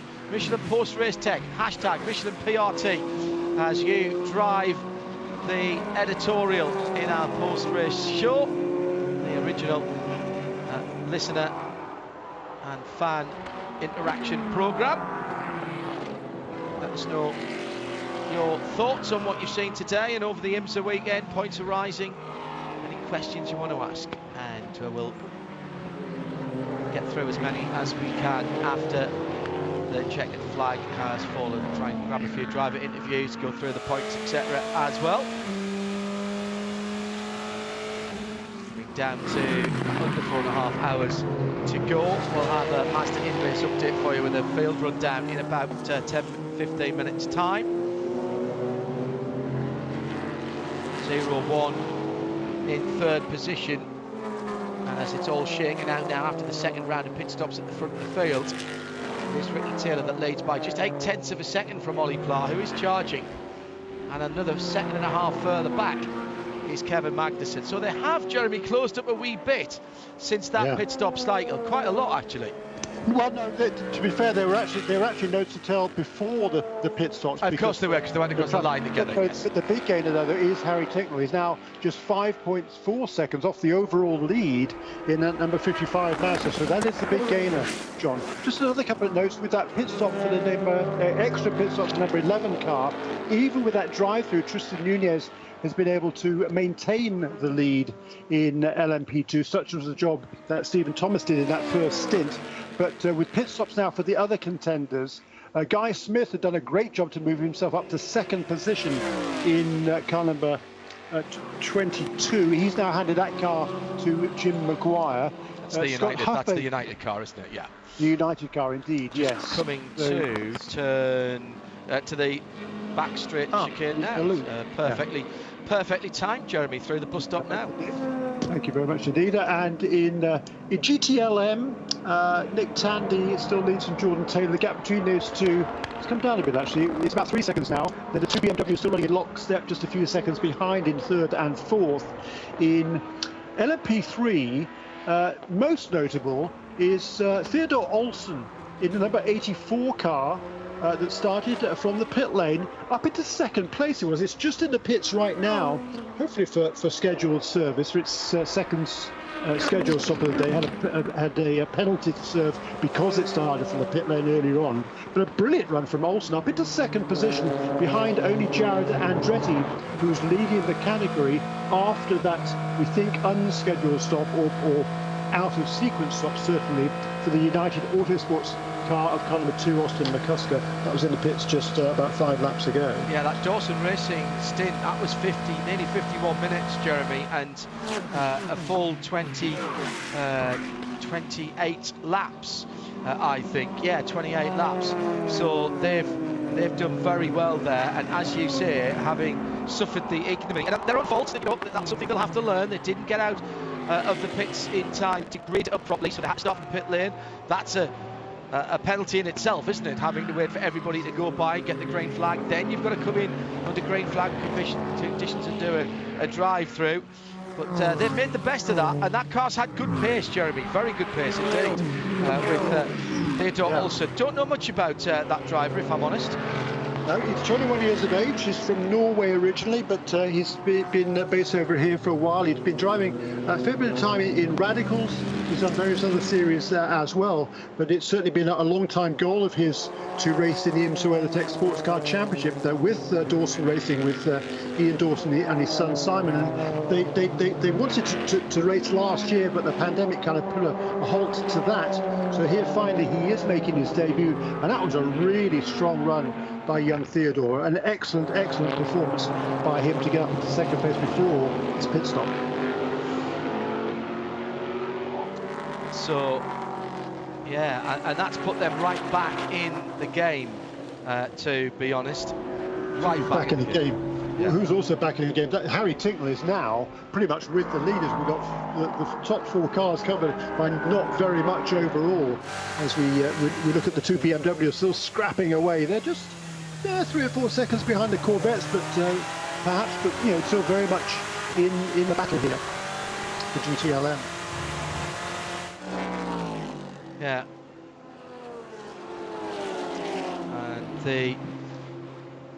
And just if you're wondering where the 5th of the GTLM cars are, oil fire on that car earlier in the race to get back to pit lane.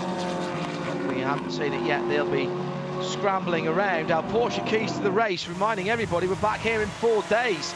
So anyone who has problems, well, they're not going anywhere, so at least they have some time in the garage area, in the paddock area, to be able to fix what has gone wrong.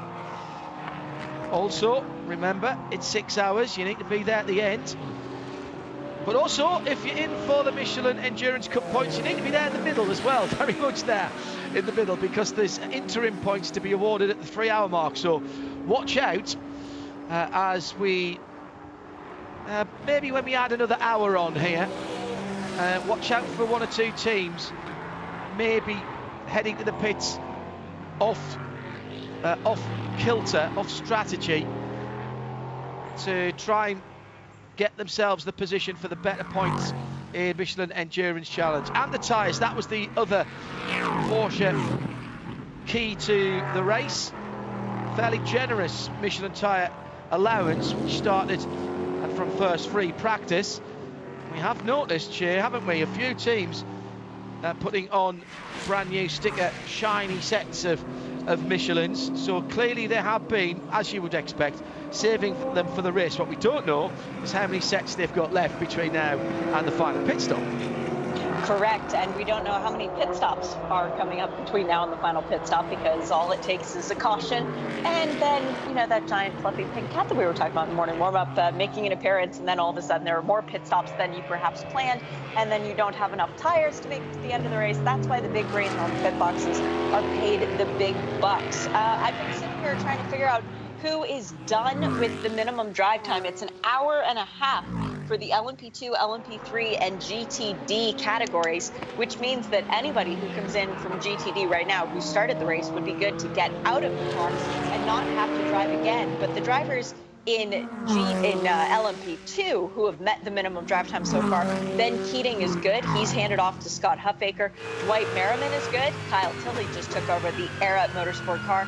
I think Stephen Thomas is good, but I need to follow up on that once we've reached the 2-hour elapsed mark of the race. And then in LMP3, Gar Robinson is good for the championship's leading Riley, number 74. And the other driver that I noticed, I can't remember now. Get back to me in a minute on that one, okay?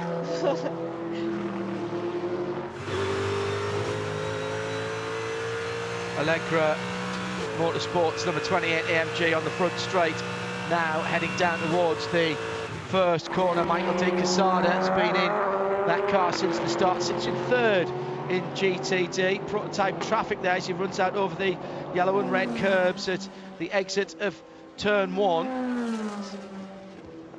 Got very good. They're under pressure from behind, but about a second and a half behind. That's surprising. Well, GTD, isn't it? Actually, there's more gaps than usual, Jeremy, to be honest, is what I was going to say. You're right. Aidan Reid, the Aussie, is closing in on them, about a second and a half behind. So Michael just having to keep hitting his marks and trying not to be slowed down. And we've said this time and time again, bears repeating though, Jeremy, there's a skill to being passed as well as there is to doing the passing, because what you don't want to do is to go too much offline, ruin your tyres, or throw yourself into the barriers while you're trying to let a faster car through. No, you're absolutely right, we're still not even 2 hours into this 6-hour race, and it is mentally, physically demanding. We've already talked about that, and it's warm out there. It's a real workout physically and mentally. Just another note about the leaders. Harry Tinkle, we've got to watch that Mazda. It's right on the tail now of K-Mag. The battle for third and fourth. We got the top 4 cars covered by 3 seconds as they complete 60 laps here at WGI in the Sahlen 6 Hours of the Glen.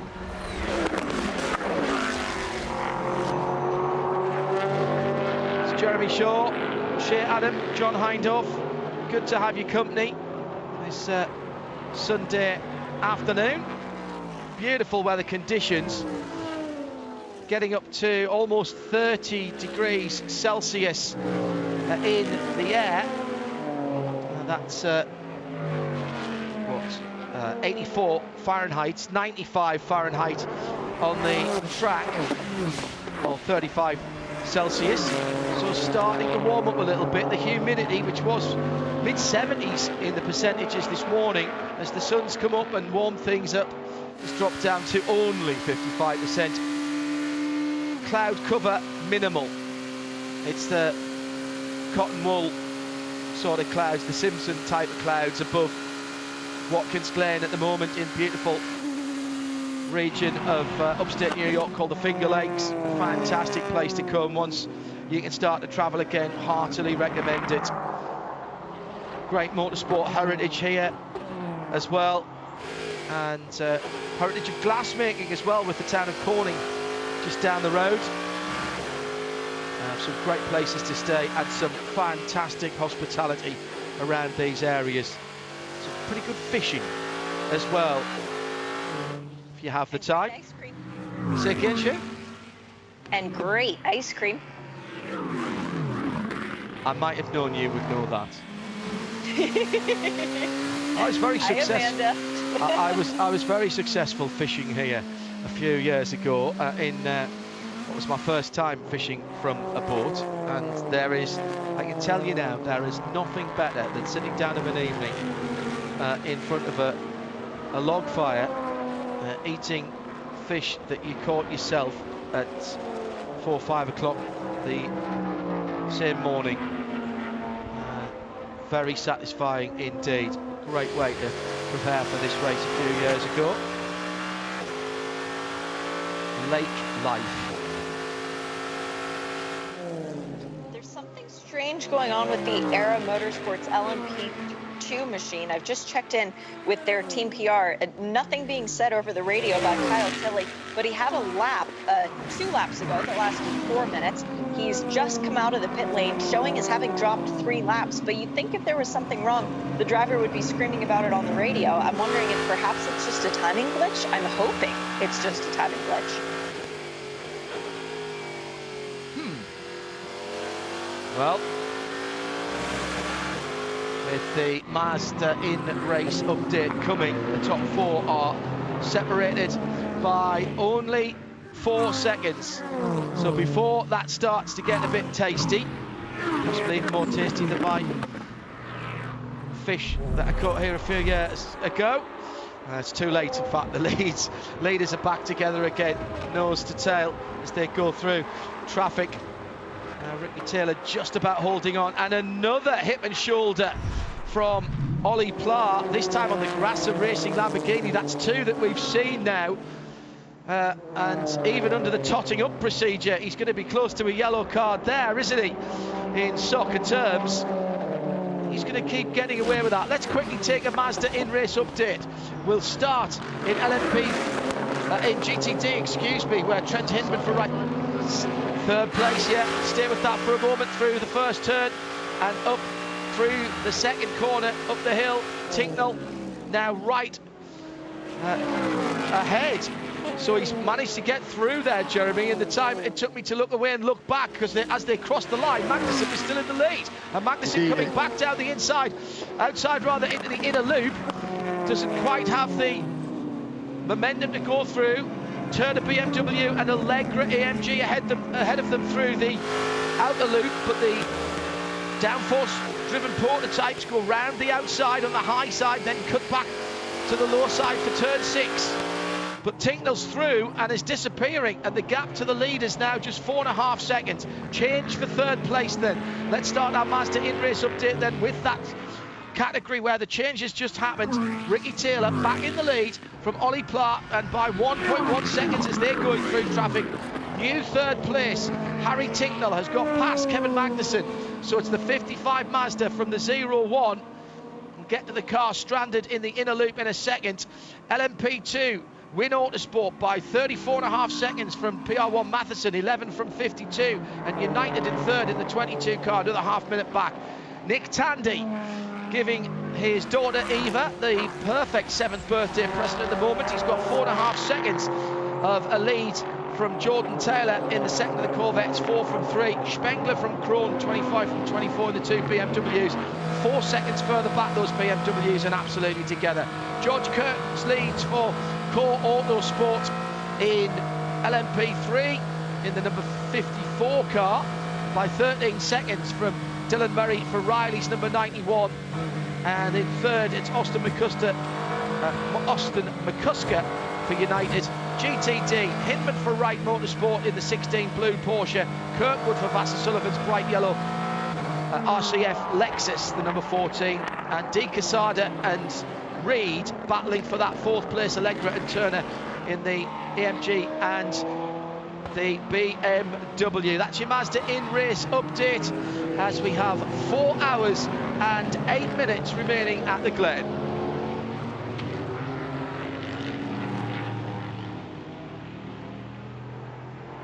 So, Shea Adam, we've got plenty of going on out on the circuit with 2 cars now stranded. And we've gone full course yellow, one of them being the car I've just mentioned in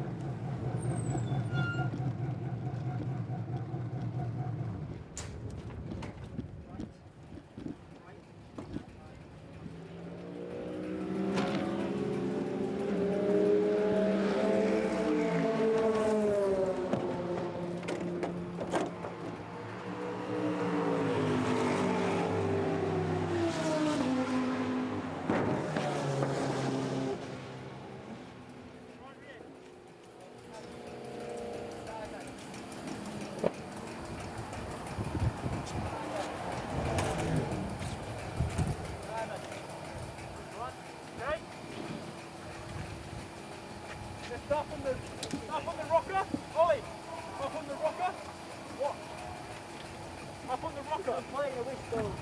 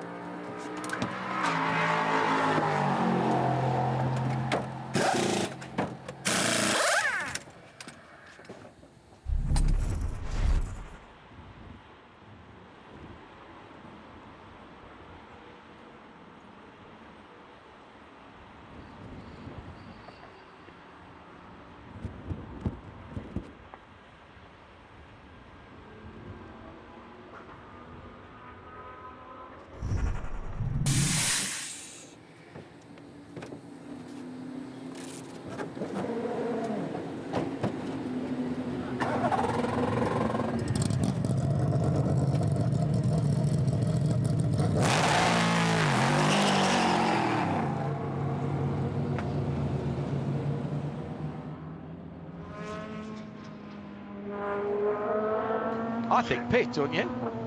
Yeah.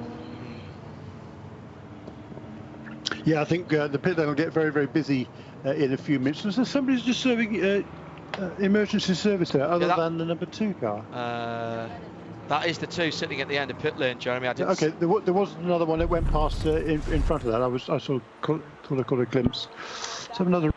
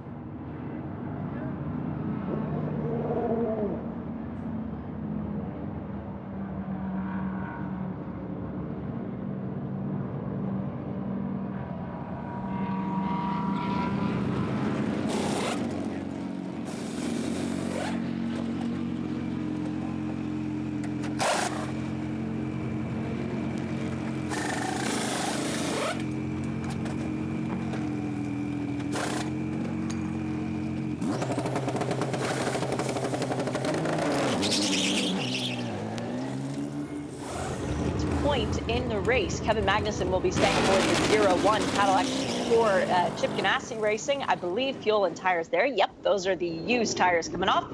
First off the pit lane was Olivier Poix. Second off the pit lane, Jonathan Bomarito, back of the net. Third was Kevin Magnussen. Fourth, Alexander Rossi. Fifth, Felipe Nazars. We did see quite a few driver changes in the prototype class. In the LMP2, we've got Scott Huffaker in from the lead of that class in the number 52. No driver change should be happening there.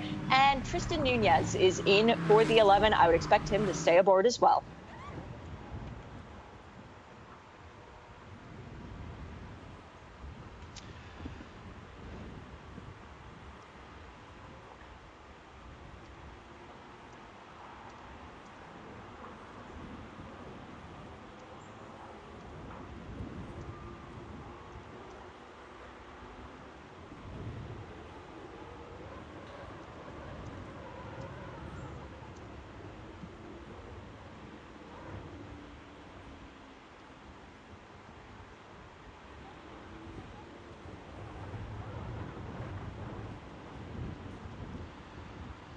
So behind our second safety car of the event, we had a nice hour and a half in full green flag racing.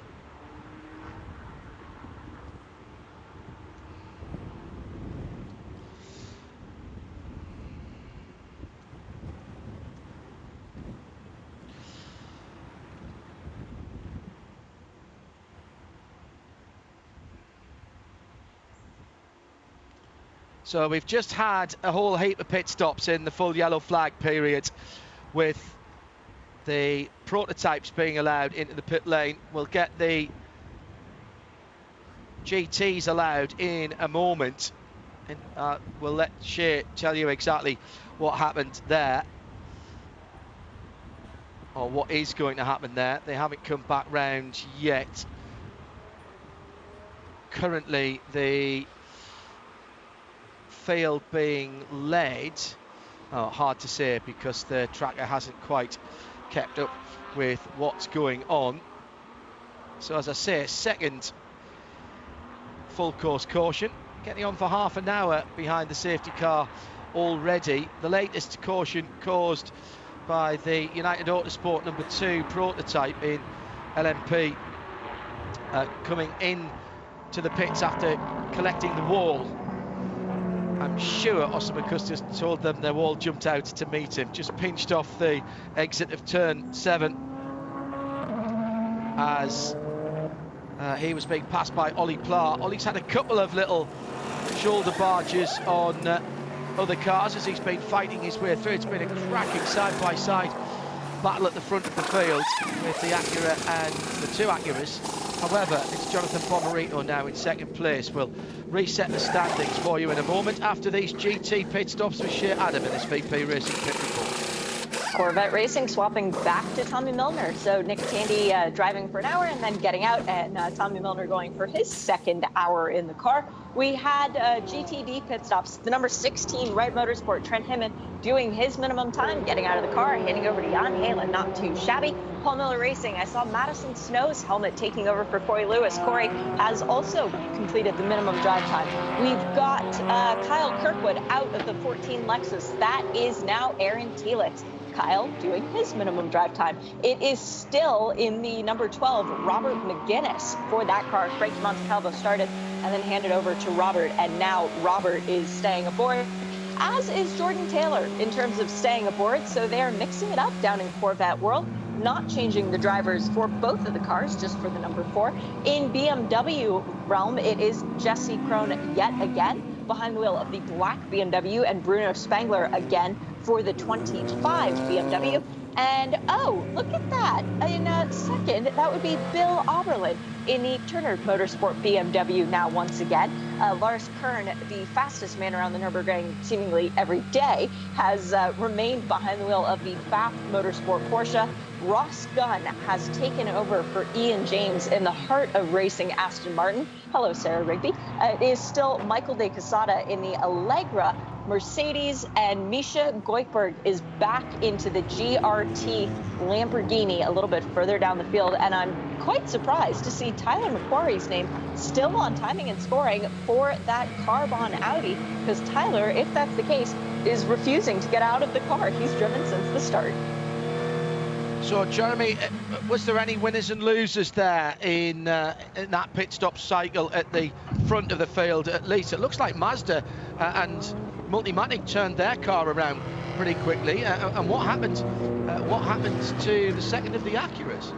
Indeed so. What happened to the second of the Acuras, number 10 car, because it came into the pits in the lead and left with that driver change to Alexander Rossi in 4th position. So that is not what that team was looking for. So from 1st to 4th, all the other 3 cars behind him just moved up. And the number 60, number 55 and 01, they all maintained position with each other, as did the 3 cars behind that, 31, 48 and 5. So what this full course caution has done, of course, is benefit hugely the number 31 car that had fallen about 20 seconds behind off the pace in the DPI ranks, plus the 48 and the 5, which were a good bit further back than that as well.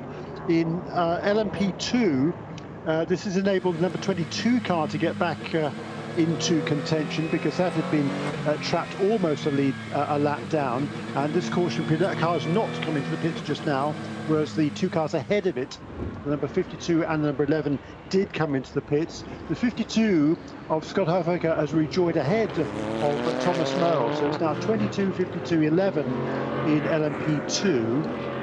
In GTLM, with those pit stops completed, we have to wait till they come around now to see if there's been any order. Indeed there has. Number 4 car has fallen from 1st to 3rd. It's now number 3 car that leads the Corvette, and number 24 BMW, then the number 4 Corvette, and then number 25 BMW that had been in 3rd place. It's now down to 4, so a big shuffle there around in GTLM. In LMP3, John, the number 36 car had pitted just a few laps ago, so it does not require service now. That moves back into the lead of LMP3. The cars behind them, number 54, 74 and 91, have all been in the pits. And Dominic Cicero in the number 84 car, that car also stopped a little while ago and fallen off the lead lap. And I think, I'm not sure whether with the number 36 car not pitting, I believe number 84 car remains a lap down. That's a Dawson Racing entry. By the way, a quick note about that. 2 of the Paretta Autosport ladies, fresh off the Indy 500, are doing front tyre changes for that number 84 team. So that's kind of cool little note there from Barbara Burns. Thank you, Barbara. And that car, we'll have to wait and see whether he gets whether it was ahead of the number 36 car during that caution period, or whether or not he'll get the pass around before we go back to green. Just trying to see where it is there. I don't think so. This is the final wave by has happened, Jeremy, and I can't see anything hustling round to the back, to be honest. You're right, that's a little unfortunate. Thanks again to Rob Lomas, who's taking his leave now, so Curry takes over in London. Hello, Kes Cobb. Thanks, Rob, for all your hard work through the early part of the race and keeping us on the air flag to flag for IMSA Radio and XM202. Rob will be back with us on Friday for our race coverage. Check IMSARadio.com. Don't mind. So he'll get our schedule at the bottom of the page there for our live. It's very clever because it knows where you are and it will tell you what time in your own time zone we are watching. Something to do with your browser, apparently. Just very quickly, John, in GTD, a bit of a shuffle around there, but it's still number 16 car that leads as it did before the caution period, and the Telitz is now taken over in 2nd place. Several cars got their lap back, however, 39, 88, and I think the 44 cars managed to get a lap back as well, and the 42. Back to green, John. Yeah, we have indeed gone back to green flag racing, and already on the attack, that number 10 Acura that had a slightly tardy pit stop. The just lift off coming out the pits because there was other cars going by it on that yellow flag pit stop cycle. Also right in there, looking racing, the 31 Whelen Cadillac. That is sitting in 5th position at the moment. That's Felipe Nasser. He's not shy, not backward in coming forward, as my late mother would say. He's trying to get forward at the moment. Looks like Bill Oberlin has been back through the pit lane. We'll try and get a word on that. We have got some pit lane infractions as well, Shea, which you can give us before these DPIs start getting frisky again. Yeah, and Oberlin is back out of the pit lane, so that was drive-through seemingly very strange for Turner. I'll get on that in just a second. The car that caused the yellow flag was the number 2 for United Autosport, working on the car in a closed pit. They did more work to the car than was legally permitted, so stop plus 60. And the pit box is going to be busy down there, the penalty box for Richard, because the Era Motorsport car will also be coming back down the pit lane. They ran the pit closed light, and that also is a stop plus 60. So at least it's consistent for Richard's stopwatch. Absolutely. At IMSA Radio, thanks for all the kind comments. If you're outside the US, IMSA TV as well. Daniel Eckersley thinks they were a bit slow on the right front for that number 10 car. Good spot there, Daniel. And with 3 hours and 50 minutes or thereabouts still to go, we're not even at half distance yet, not anywhere near. Still a pit stop and a bit before we get to half distance. So our Porsche keys to the race, remember the Michelin Endurance Cup points, give us about half an hour and let's see who starts making weird pit stops out of time. And undoubtedly I'll forget and panic that somebody's got a problem, and then Shea will say Michelin Endurance Cup point timed off, and I'll go, yes, of course, it's one of our Porsche keys to the race. So just write that down and you can tick that off the bingo card later on, because no doubt at that point something will be going on that's very exciting. Ollie Pla is now leading the motor race, of course, by about a second from J-Bomb, Jonathan Bomarito for Mazda. Drafted in as the 3rd driver again this weekend for the Multimatic squad. Mazda coming to the end of their tenure in the IMSA prototype racing ranks. We will miss them. Multimatic live on. They're providing the chassis, at the very least, for the VAG, Volkswagen AG group brands that will be coming in. Porsche and Audi confirmed. Lamborghini on the cusp, we hear. Bentley, probably not. They've got something else in mind. Bentley battling Porsche at Pikes Peak, actually, this weekend in the Time Attack 1 category. I'll spoil that for those of you who perhaps might want to catch up with that later on. Snow on the mountain early this morning. It's the mountain, of course.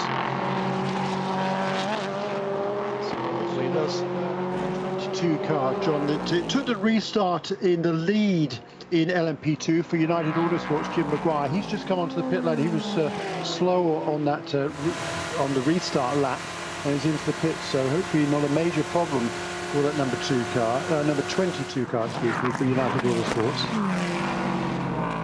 In fact, both United Autosports cars in the pits. Yeah, well, the 2 car has to come in for its drive-through for the too much working in a closed pit, so that's why that is there. 3 different cars, 2 different classes coming out of the outer loop at the moment. The Wins prototype just breathes out of it in down the bottom of the chute into turn 6 to let the battling Corvette and BMW go through, and that is 1st and 2nd in the, that is 3rd and 4th, sorry, in the GT Le Mans category. The grey one is number 4. The grey one is number 4. What was the 96 penalty? Shea's got it. Robbie Foley, very good about answering his text message. Fueling issue. They didn't get all the fuel in on their first stop, so they came back down to top them off and make sure that they got all the fuel in. But they're a little concerned that this could become a reoccurring issue. So right now they're looking for bananas to throw on the track to try and cause a yellow. So was that a problem with the rig or problem with the fuel tank or the fill itself? Do we know? Do not know the answer to that yet. I don't think they know the answer to that yet either. But remember, this team with fueling rig issues yesterday in the Pilot Challenge race, so that's where I was going with that, Shay. You said yesterday, funny enough, I wonder if they have to use that rig tomorrow. I think they did have 2 rigs because they had 2 cars in the Pilot Challenge race yesterday, but they absolutely destroyed one of them. Now, they're meant to break apart in the way that they did, and I presume they've got spares. But you've got to ask yourself the question if that's the rig that they were using today, if there's been some issue there with it being repaired overnight. Maybe that's something that the guys at Turner will let us know about, Sure. Well, it's actually a different rig because it's a different setup. The rig for Pilot Challenge is freestanding, whereas the rig for the WeatherTech series is sort of built in and integrated to a pit box itself. Well, so they are different ones. Well, there is the answer. It wasn't one that got damaged yesterday. Perfect. Thank you very much, Shannon, for that VP. Appropriate love of VP Racing Fuel pit update on a fuel rig. Coming up to 1 o'clock in the afternoon, sun still high, temperatures still going up, track temperature still very nice for the Michelins, right in the middle of the operating temperature. Sitting on track at 97 Fahrenheit, it's 36 Celsius, 84 in the air, which is 29 Celsius. It's a career as a weather forecaster for me somewhere. I can point to the blue screen, definitely. Or green screen. Or a green screen, yes. Yeah. Yes, indeed. Push a little button, change the slide, Ollie Pla then leading by now 2.5 seconds from Bomarino. Magnussen in third, another 1.6 seconds further back. Great battle now. What that full course caution has done is really closed up the GTD battle. We were slightly worried earlier on that there were cars in isolation, or maybe just a couple of cars having their own little private battle. Well, now we've got a line of cars in behind Madison Snow, who's in third. Ahead of him, Aaron Thielitz, 4 seconds up the road. In the second place, Lexus, and it's still Wright Motorsport, Jan Halen, who's jumped out into the lead after the restart by about 1.5 seconds, not much more than that. But that battle for third is Paul Miller's Lamborghini, the red, white and black, number 1. Right in behind that is Michael Di Casada in the very impressive run for Allegra Motorsport. And Di Casada, if it is still him in the car, has been in that car since the start of the number 28. He's got 0.6 of a second on Lars Kern for Pfaff Motorsport. That's the plaid Porsche, number 9, who's got 0.3 of a second to the Lexus of Vassar Sullivan, the 12, Robert McGuinness in 6th position in class. Then Ross Gunn's been installed behind the heart of racing team Aston Martin. Winners last time out. He's got 0.3 on Misha Goikberg for GRT Grasser, the 19 green Lamborghini. He's got 0.8 on Richie Highstand in the 39 Carbon with Paragon Racing Audi.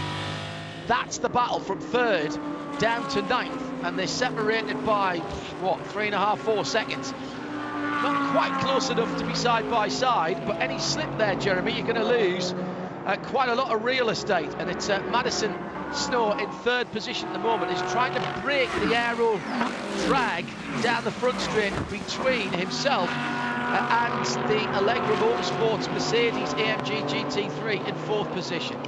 Yeah, that's right. I think in that number 1 car, Madison Snow was just held up a little bit when Robbie, the number 96 car, is Bill Auburn, I think, driving that car now, isn't it? He was ahead of number 1 car at the restart, so I think he just lost a little bit of time as the number 96 was coming into the pit lane, which might explain that little gap between the second and third place cars in GTD. But you're right, the rest of the field pretty much in nose to tail formation behind them.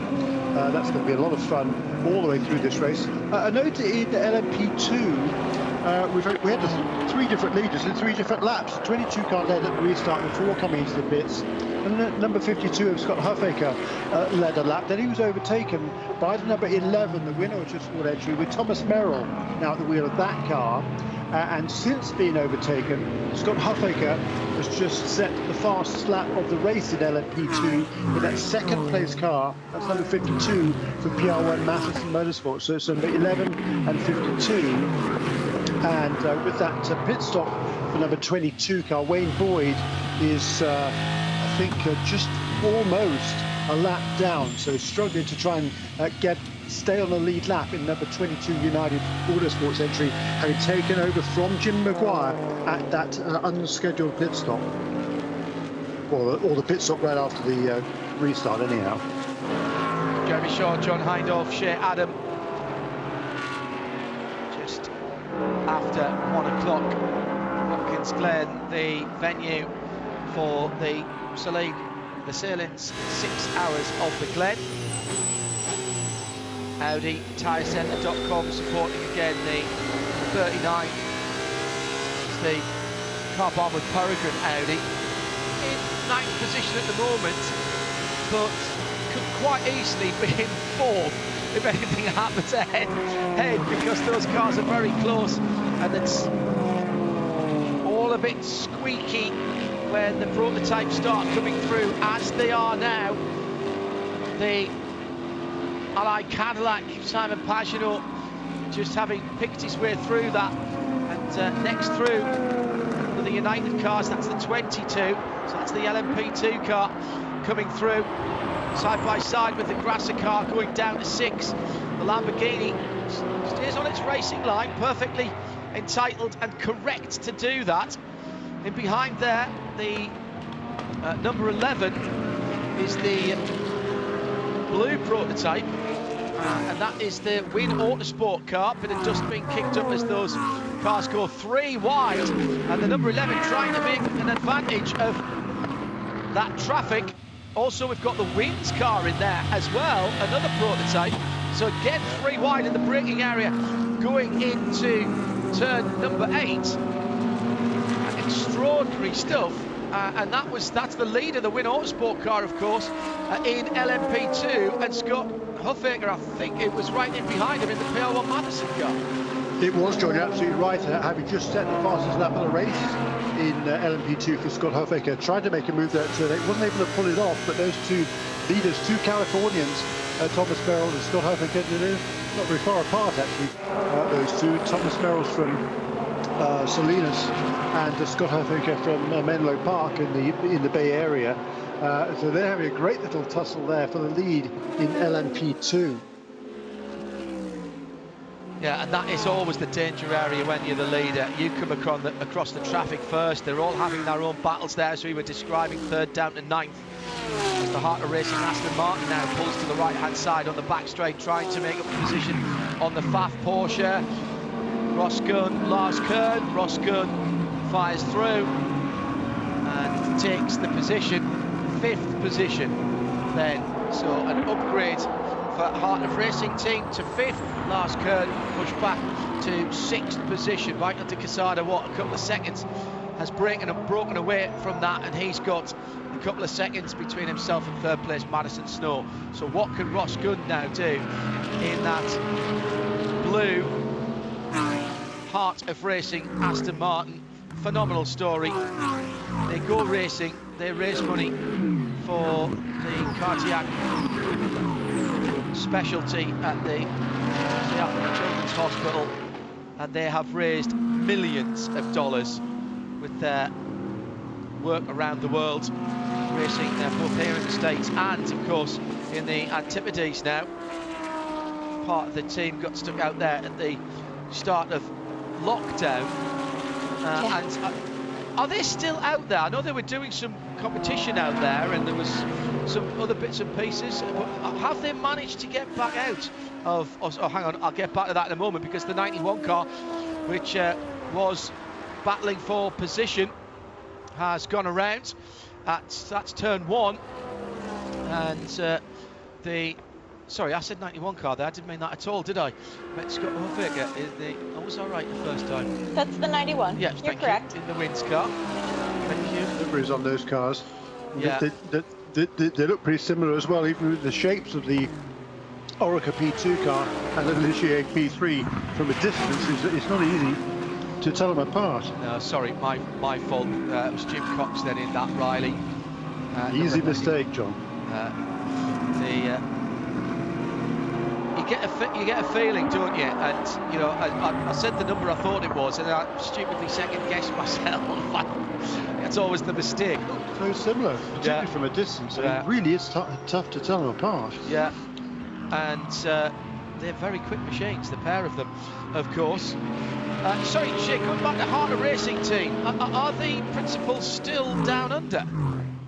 As of 5 hours ago, Alex Riberas posted on Instagram, North Island champions. They won another championship down in New Zealand. Wow. Thank you very much.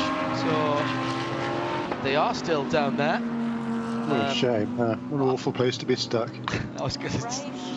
Actually, not... Fabulous part of the world. Never been to New Zealand. It's one that needs to be ticked off. In terms of the surroundings, another green and pleasant land, so not unlike what we're seeing here this weekend, here in upstate New York. I don't think they won't let you in, unfortunately, at the moment, John, but don't take that personally. They're not letting anybody in the country at the moment with the strict lockdown that they have. I've started the tunnel. It may be a while. Yes. I have 3 of them running at the moment, Tom, Dick and Harry. If you know, you'll know.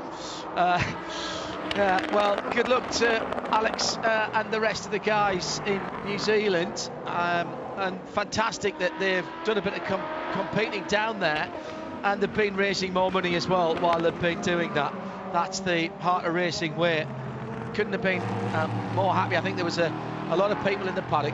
Bad luck for Carbon, who lost their win across the line at Belle Isle, but there'll be a lot of people who would have been very happy for Harter Racing taking their first victory with the Aston Martin, of course, back here this weekend. Let's pick up a couple of other battles at the front of the field.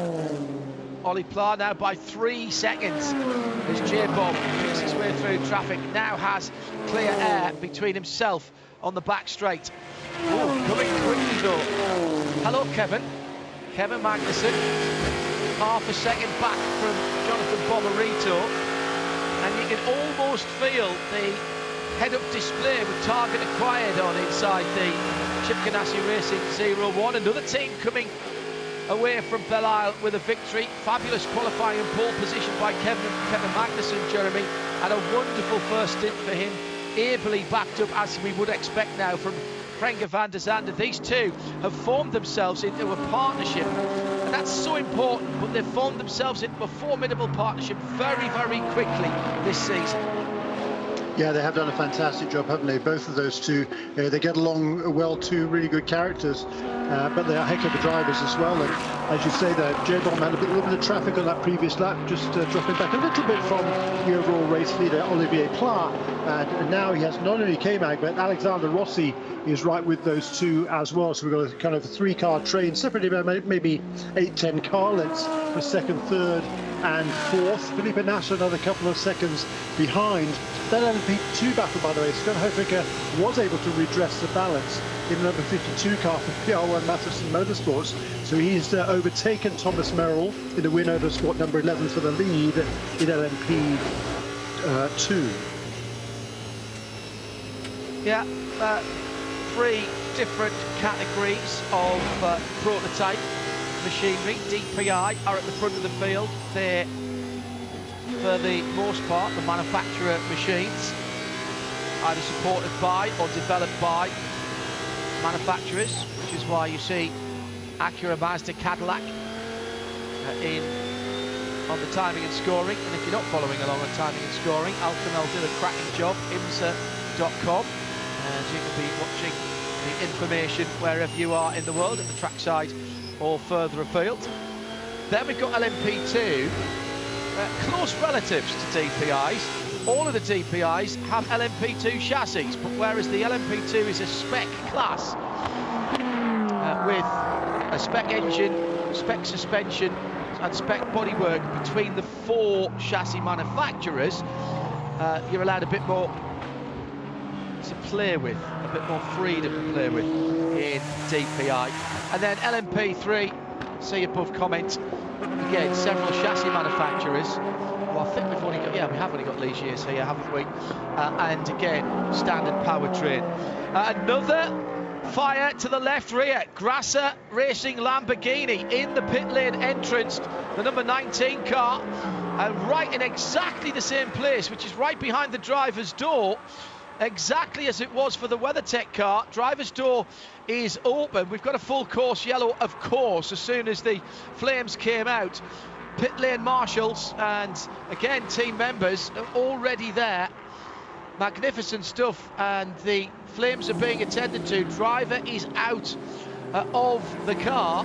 Misha Goikberg, who's had a few good battles today. That car was airborne over the front end, and it's more damage on the left rear. So there was left rear suspension damage, and it's the same part of the track, but this time he spun it into the pit lane. So hit the wall, exit of turn 11, which broke the rear suspension. Oh, I take that back, Misha. I'm sorry. That suspension was broken, excuse me. As he was spinning, he didn't just hit the wall. That car let go long before and spun him in. Just missed the end of the pit wall, Jeremy, which does have some water butts on the end of it. But the left rear suspension's tucked under, and that's clearly done an oil line there. Hot engine and fluids, and very similar in the first instance when I saw it. I thought he'd driven it back there, but very similar to what we saw from the WeatherTech Porsche earlier. Yeah, it really was, wasn't it? Frighteningly so. That was a very scary moment there. As you say, just missing the end of the pit wall. That would have been even worse for poor Misha. What a shame for him. That team has had no luck this year at all. Misha is one of only 7 drivers to have won this race overall before. The Sahlen 6 Hours of the Glen did that a few years ago, driving for the JDC Miller Motorsports team. In the DP, in the LMP2 car, as it was then. Yeah, he's been checked shame. over by the pit lane medics straight away. Just as a postscript, by the way, I'm reminded by Andrew Cooksley. Thank you, Andrew, for tweeting at IMSA Radio. Heart of Racing are also the D1NZ, and it is NZ down there, D1NZ, I suppose you would say it here. New Zealand drifting champions. Darren Kelly has been running a Nissan GTR down there, their endurance co-driver.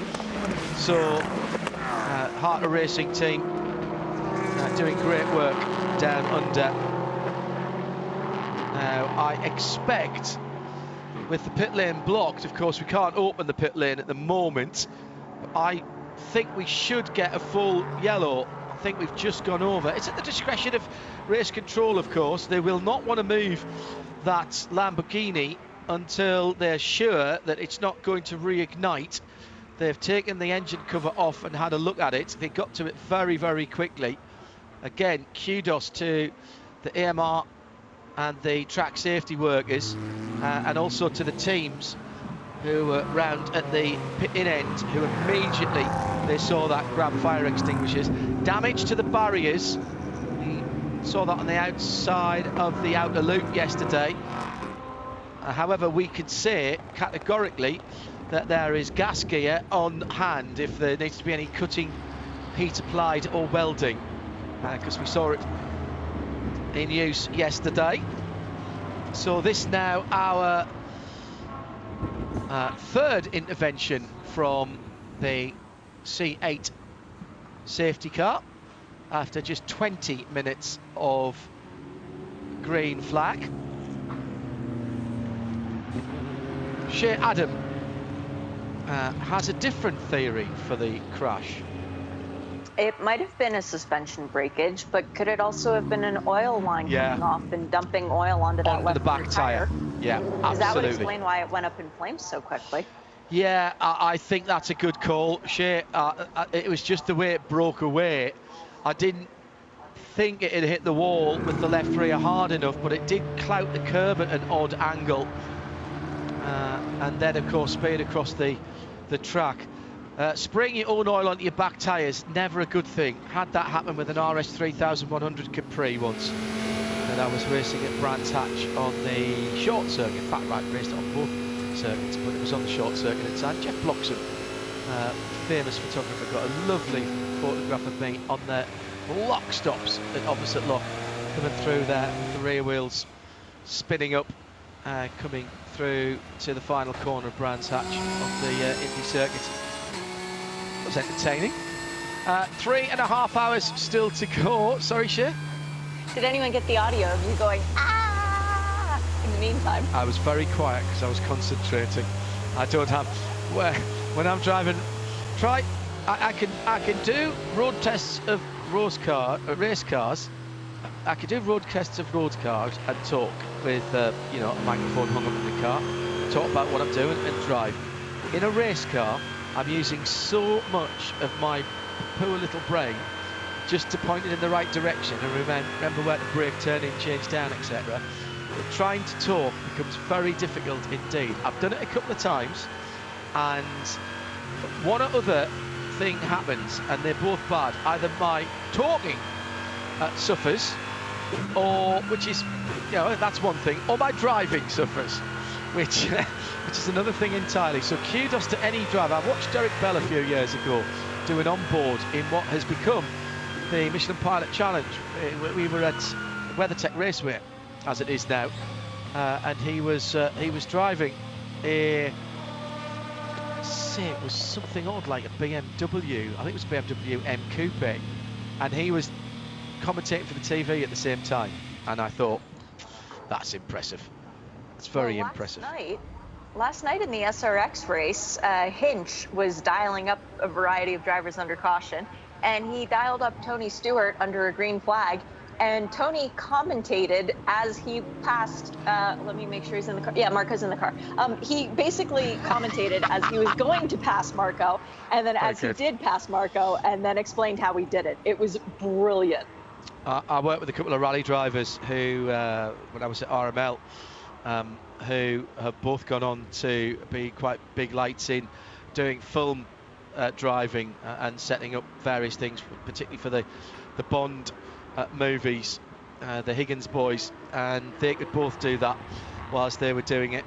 And there was one brilliant stage on the Isle of Man, which is where they're from, very fast tarmac stage through one of the towns there, where instead of the co-driver reading the notes, the driver just commentated live for television because he knew the place so well. That was properly impressive. So fourth of our cautions this afternoon then, and we're waiting for the pits to be opened. While this has been going on, I've got a couple of news stories. One good, one bad. The Aero Motorsport number 18 car is back from behind the wall. That's the good side of the story. The bad side of the story is that the number 19 Grasser Racing team, unsurprisingly, has been retired, that Lamborghini. That's official already. They've had a quick look at it. It's not coming back. They'll work on that. Remember our Porsche keys to the race.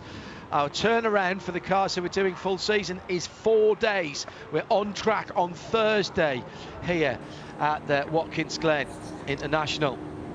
I think we'll be coming into the pits this time around. So let's quickly tell you how they stand before they go in. DPI 60, Mershank Racing Acura. That's the purple and black car from the 55, white with the red and blue stripe. That's the Mazda. Then the first of the Cadillacs is the 01, the sort of chalk grey coloured Cadillac Chip Ganassi Racing, Kevin Magnussen in that car.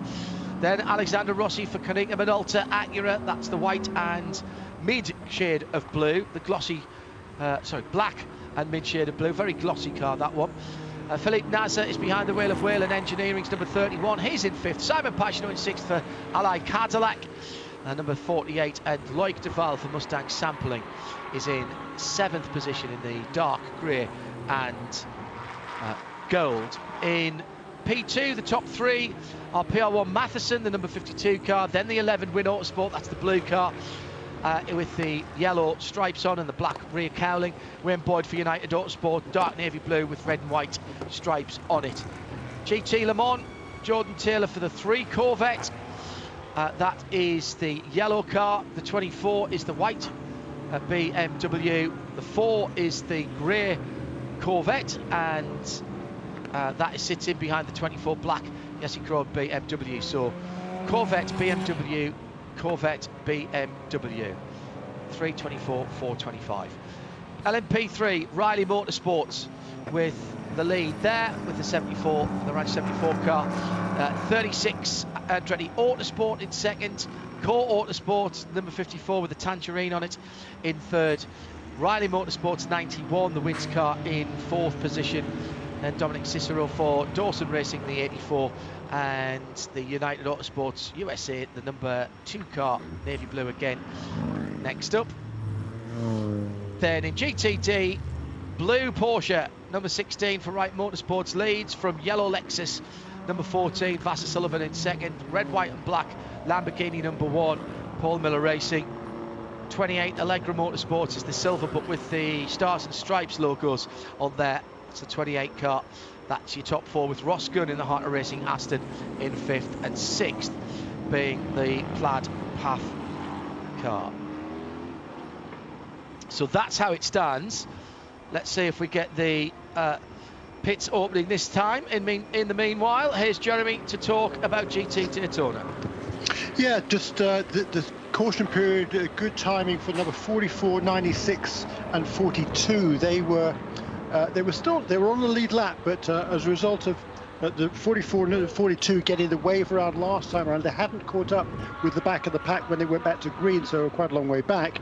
Plus the 96 car having to come in to top off the fuel after the refueling problem at its stop. Those are now back on the back of the train in GTD, so we've got all 12 cars that haven't had a problem in GTD, nose to tail. And the pits did open, which means we can have a VP Racing Fuel pit and paddock report from Shea Adam. Massive accordion effect coming into the pit lane, and I actually exclaimed out loud because it looked like the Konica Minolta Cadillac was going to run into the Konica Minolta Acura was going to run into the back of the Ganassi Racing Cadillac. That was a bit sketchy for a moment, but fuel and tires going on for the Acura, the blue and black machine.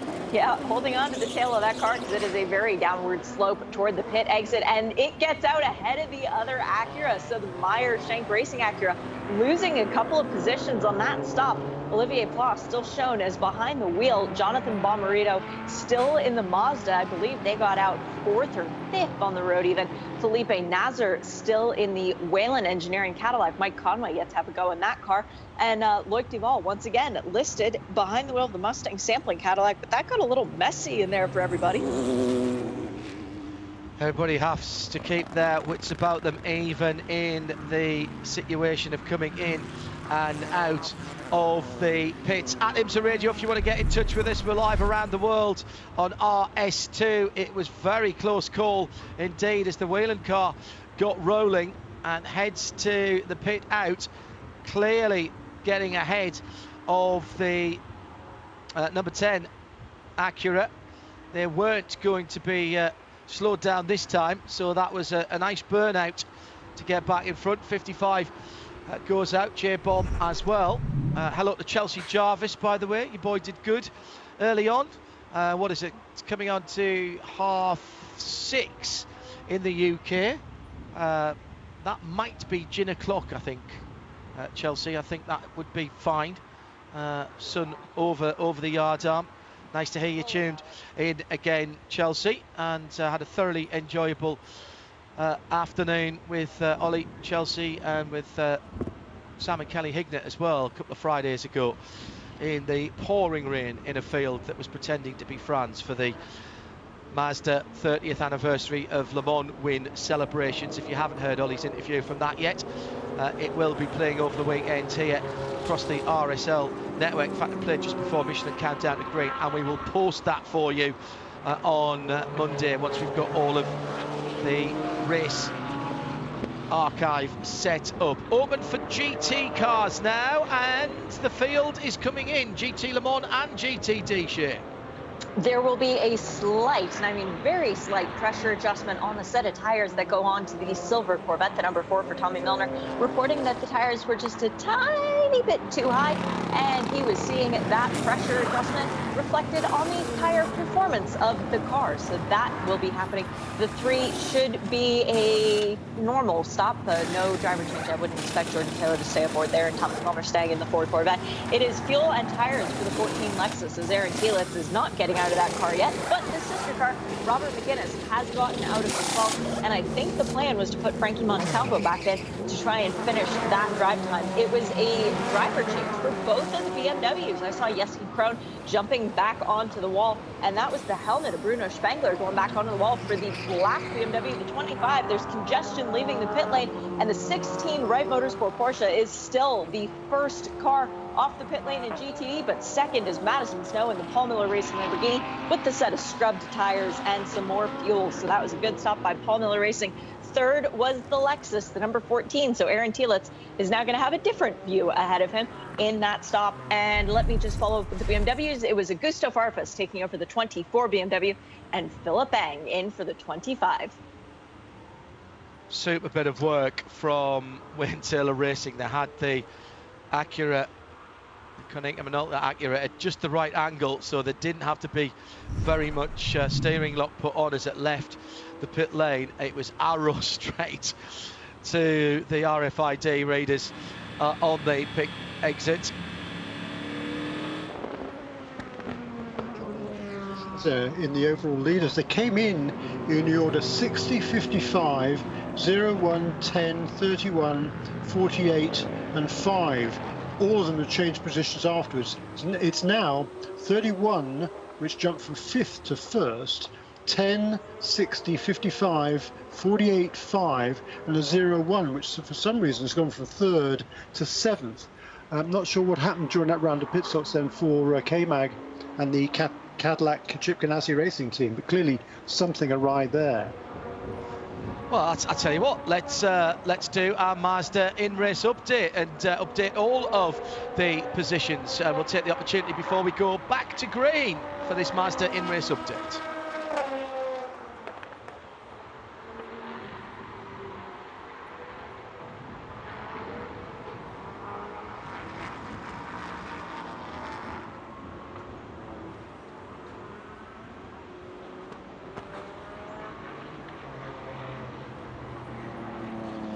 So we'll start at the other end of the field as Jeremy did the front of the field, and there's one or two stragglers still coming in for their pit service as we'll wait for the GTD cars to cycle back around. Let's start at the front anyway, where Jeremy has just given us the numbers. Here's the teams as well. It is the 31 Whelen Engineering Cadillac that leads behind the safety car. Felipe Nasser behind the wheel with Alexander Rossi behind him. Great getaway from Rossi to get out in front of the other cars. And the Konica Minolta Acura then in second position. Scored in third position, the other Acura, that's the pink and black number 60. Ollie Pla still behind the wheel there. Then it's the Mazda number 55 from Mazda Motorsports. Loic Duval up to 5th position in the Mustang sampling, and the big loser there, as Jeremy said, the Ally Cadillac 48 dropping down to 6th position. Kamui Kobayashi in behind the wheel. We've still got Renger van der Zande in the pit lane actually, and he's just leaving now in that 01. We'll find out why that's happening, because that's dropped a long way down, and that's an additional pit stop for that. Kevin Magnussen got out of that car. I reckon that's an extra stop for that, so they must have come back in again. I'll get Shea to update us on that. In LMP2, the 52 PR1 Matheson Motorsport cars just left the pit lane, but I think they'll stay in the lead there. From Win Autosport in second, the number 11 blue car, and United Autosport in third. In GT Le Mans, it's Corvette, BMW now. 4 from 3 from 24 from 25. So the BMWs have swapped around again, and the number 4 Corvette jumped up to the lead from 3rd, if I remember rightly. LMP3, Riley Motorsport number 74 leads from Core Autosport number 54. John Bennett back in that car now. Marco Andretti has been installed. I think that was the last time around, actually. This is he's been in and through the pits in that 36 car in 3rd. And that's your top 3 there. GT Daytona, Wright Motorsports, Porsche holds the lead. They came in the lead, they've gone out in the lead from the pits. Madison Snow for Paul Miller Racing's Lamborghini team, they are in 2nd. Aaron Tielitz for Vassar Sullivan now in 3rd for the first of the Lexus. Then 2 Audis. NTE Sport, the number 42, that's the white car with the red and blue on it. They've had a good pit stop cycle, as of Carbon in the number 39, Richard Highstand, in the 5th position there in that dark grey and green car. That's your Mazda in-race update. We'll be going back to green shortly, with 3 hours and 9 minutes to go of the 6 hours of the Glen.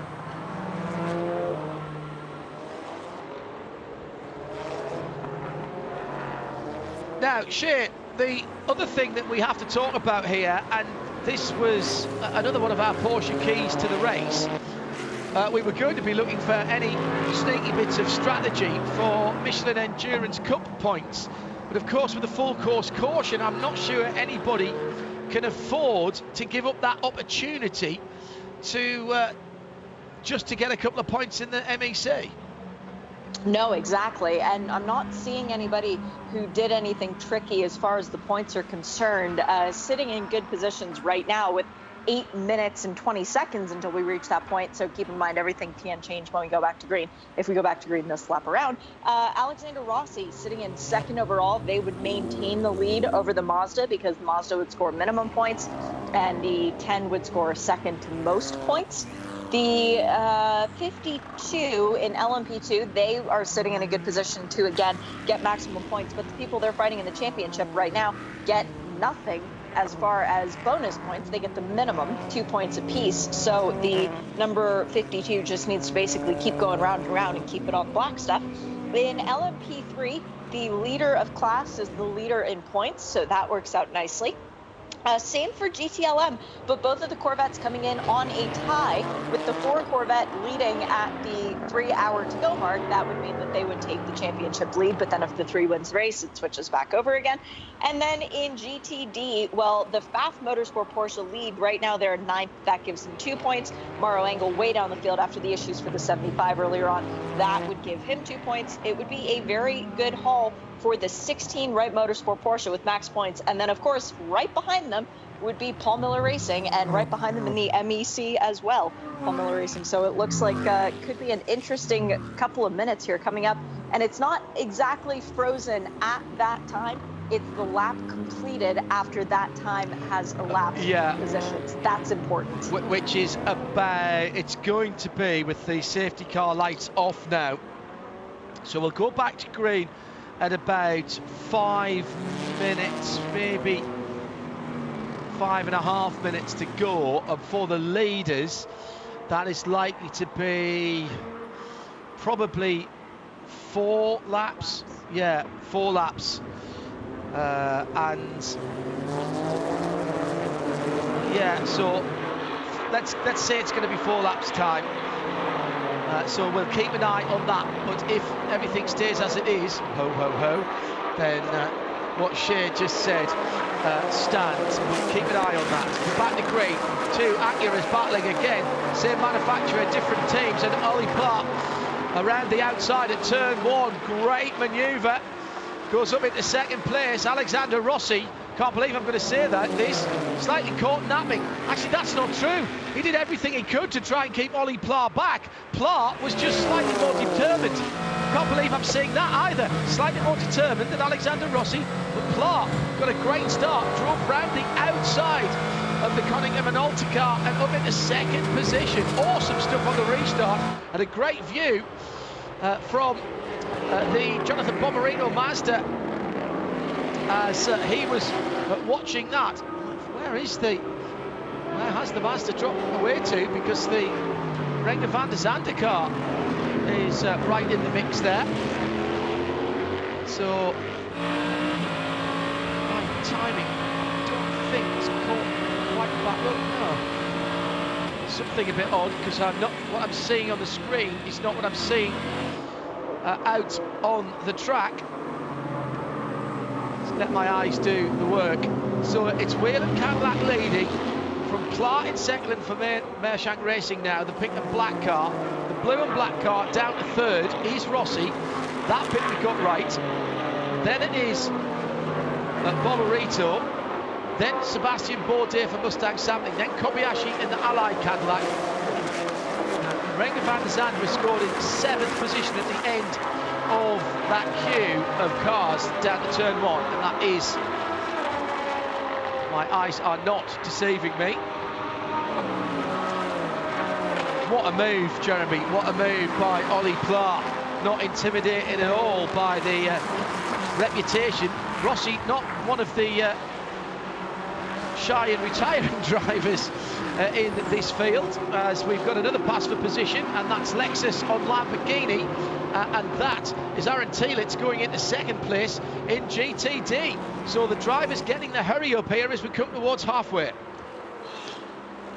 Yeah, that was a great restart there by Ollie Pla. He's back.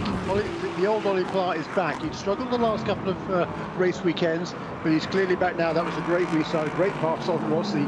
He'll be thrilled with that. Now he's going to set his sights on NASA, who that number 31 team made an astonishingly fast pit stop during that sequence. I mean, everybody was on pretty similar strategies. They'd all come into the pits during their previous stops at the same time under caution, just 20 laps on that stint. This was K-Mag rounding up Kobayashi there on the outside line. So Renger van der Zande, moving past Kobayashi, I think, for position, and both of them got past Sebastian Bourdais, it looks like. So a big shuffling of positions before the caution, before the green flag, and afterwards as well. Now, as we have a little moment whereby procedures always the opportunity to get something wrong, and someone has got it wrong, Shea Adam. Era Motorsports Day goes bad to worse. Improper final wave by procedure. Stop in the penalty box, and you're going to be there a long time, 3 minutes and 18 seconds, or basically the equivalent of the lap that you stole, and then another lap in penalties. Yeah, that's a multiplied penalty. They are many laps back. So it's not really going to affect their position on the... Yeah, when it rains it pours. We said this yesterday in the pilot race. The cars that had a problem tend to have another problem, and then another problem, and another problem.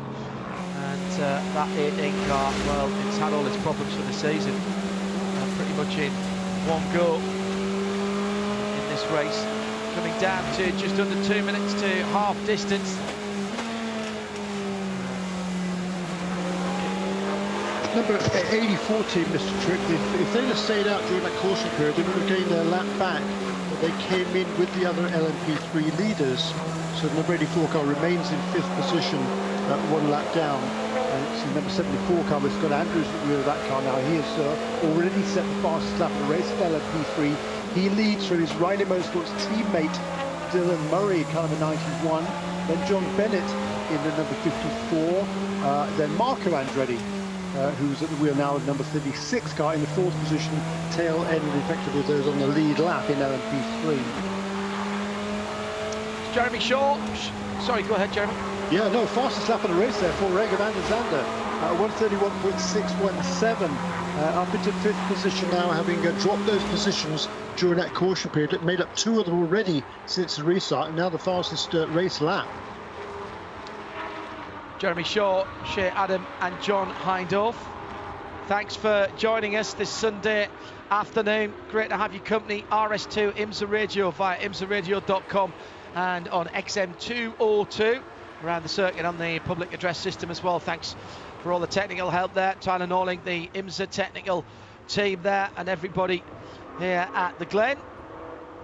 And also IMSA TV and the international feed for those outside of the US via IMSA.com, and of course via the player at IMSARadio.com. I know it's sort of counterintuitive to go to something that's called IMSA Radio to watch video, but it's a multimedia site, IMSARadio.com, and it's your portal to all of our race coverage from all of the IMSA sanctioned series. Searchable archive on there going all the way back. It's all free, and it's all just a couple of clicks away at IMSARadio.com. Back underway into the second half of the race. Tweets coming in thick and fast this afternoon.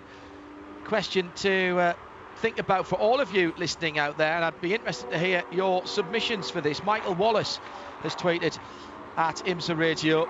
What do you think contributes to the difference of atmosphere between IMSA and the ELMS races? This race at the Glen has a very different look and feel to what we see in the ELMS across Europe.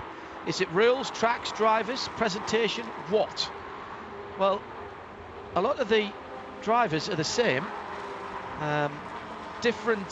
Slightly different regulations, different categories of cars as well. But I'd be interested to hear what the collective mind thinks about that here on IMSA Radio and IMSA TV. At IMSA Radio, to answer Michael's question. I know many of you will follow our coverage of the ELMS.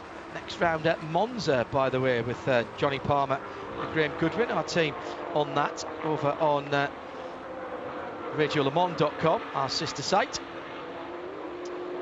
What contributes to the difference? At IMSA Radio. Jeremy, what do you reckon? Well, I'll tell you what, there aren't many tracks these days like Watkins Glen International over in Europe. That's one big difference. Because this is a Lime Rock, old school racetrack, or Lime Rock, or Mid Ohio, or Road America. Exactly, any track over here. Yeah, exactly. But we're talking about Watkins Glen, and this one in particular. This is a great old school racetrack. Do you think that promotes a different type of racing, Jeremy? We've got nothing much changing at the moment as everybody's getting back up to speed. Do you think that promotes a different type of racing, a different attitude to racing, and as Michael describes it, a difference of atmosphere? And bear in mind, he's watching it from afar, but that's his perception that there's a different atmosphere. No, I mean, I think there is a different vibe. It's more open here, I think, than in the most European series. Racing in general, the paddocks in general are more available. Drivers are more available. The teams get along more closely. In Europe, there's sort of a daggers drawn, it seems, between each of the teams, or certainly was. I haven't been over there for a few years to see racing at this level, I must admit, but that's the way it used to be, no question about it. Whereas here, everybody gets along. They all share times away from the racetracks, if they can get away from the racetracks during the race weekends, with the other teams, which is that vibe is definitely different to Europe, John, I think. I don't disagree. One of the things, Michael, I would say that makes a bit of difference, and again, I'll ask the collective mind to come in on this at IMSA Radio. The teams mingle a lot more over here. Sports car paddocks, I would say, are distinctively different all the way around the world, and because there's so many people who travel backwards and forth, there is a bit more mingling going on. But generally speaking, there's a lot more openness here because a lot of the teams eat in the same place. There's centralised catering here in the IMSA Championship, and places like Marion's, and I know that Marion is helping out a new organisation in the IMSA paddock even as we speak. Hello, Marion. Sandra will be listening in as well. Marion and Sandra Champagne. I think that makes a huge difference because you see each other. You're not confined to barracks and your motorhomes, and certainly when you look at the circuits, I'll take exactly what Jeremy said. When you look at the circuits over here, that you tend to be cheek by jowl in the paddocks as well. Very, very good. By the way, whilst we're talking about IMSA, here again on Thursday and Friday, and then we're up to the Northeast Grand Prix, 16th and 17th. It's an all GT extravaganza.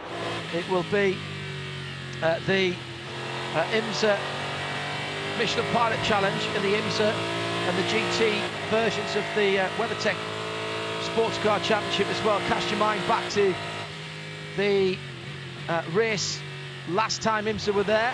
Pfaff Porsche won by less than half a car length. Closest finish in IMSA history. Beautiful circuit again, natural terrain road circuit, 1.5 miles, proper little bull ring as the locals call it. That's Lime Rock Park, 16th and 17th of July. Now that is not the next race, but the one after. LimeRock.com has ticket information and more. However, if you are a veteran or active duty military, under 16, you can get in free.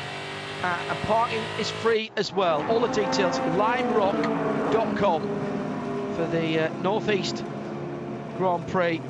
Fantastic event up there. IMSA WeatherTech SportsCar Championship and Michelin Pilot Challenge, 2-day event. All the details on the website. And your thoughts, please, as to why there is a difference of atmosphere between IMSA racing and the European form of this. Most closely, I suppose you could say, was ELMS. WEC is different again because the World Championship that is in some ways even more exclusive. Let's pick up on a few stories, Jeremy. We saw Renger van der Zande coming back in, or at least Kevin Magnussen coming back in and changing to Renger van der Zande for an extra stop. What was going on there? No, I have no idea. I'm hoping we can find that out. They definitely changed drivers because Kevin brought it in and Renger took it out. That dropped them back. Although, that said, with the restart, Renger's been pretty racy and he's gone from 7th up to 4th position. It's only 4 seconds off the lead there. And he's doing a cracking job. Vasser Sullivan, Pfaff, NCE, all having a great battle in GT Daytona. Wright Motorsport still leading out. Jan Halen, a 1/10 of a second ahead of the Vasser Sullivan Lexus, and that equates to about not even a car's length, to be honest, as they emerge from the inner loop and head through to turn 5, the outer loop. Then the short shoot over the top of the brow, falling downhill to turn 6. Get the car tucked in. A couple of different ways you can take that, but that tightens on you a little bit. That is the lead battle for GT Daytona. We're talking about 21st and 22nd overall. Jan Halen, Aaron Tielitz, Madison Snow, who was in second. Great overtake though to demote him down to third. 1.7 seconds further back. He's got 3.5 seconds on Robbie Foley for Turner. Then the vantage of Roman De Angelis, who is right up the tailpipe to the BMW M6. So two distinct battles, with at the moment Madison Snow just sort of floating in between.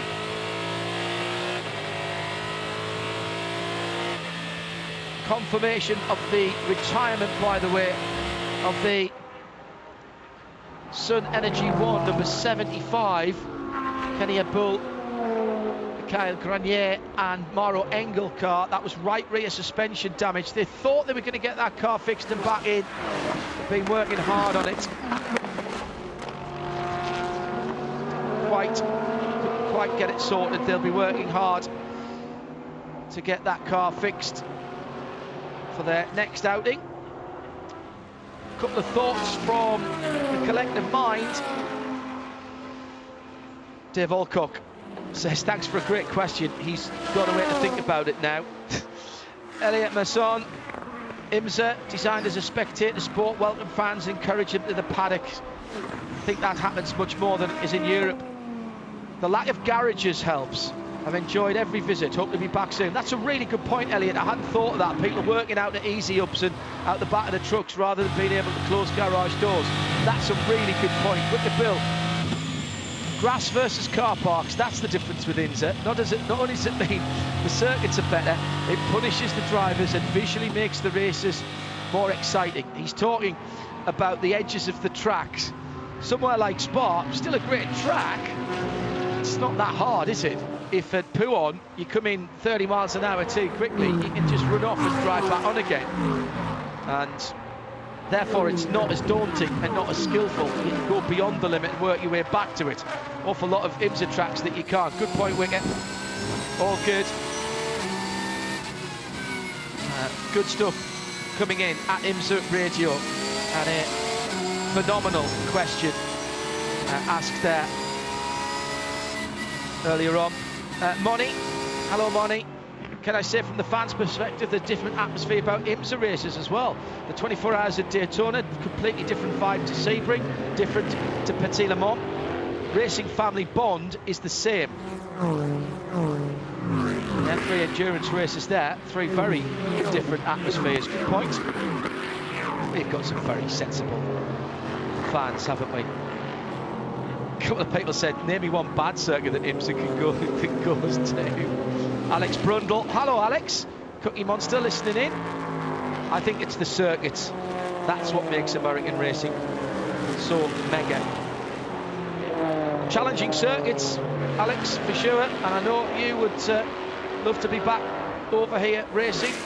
Wish you all the best for what you're doing in Europe at the moment. And hopefully, say again, Asher? He was pole sitter here a couple years ago. Yeah. Brundle knows how to be fast. Yeah, anybody with Brundle in their name knows to be fast. That's a fast family, really is. Good to know you tuned in, Alex. Hope we get you back on our airwaves soon as well. But we've lost him to the dark side of Formula One television, Formula One broadcasting. He's forgotten about us now. Now he's hit the big time. I'm only joking, Alex. You know I am. All right, let's pick up on the racing. You keep those tweets coming in at IMSA Radio. Sailing 6 hours of the Glen. At the front of the field, Felipe Nasser has pulled out nearly 3 seconds now in the Whelen Engineering.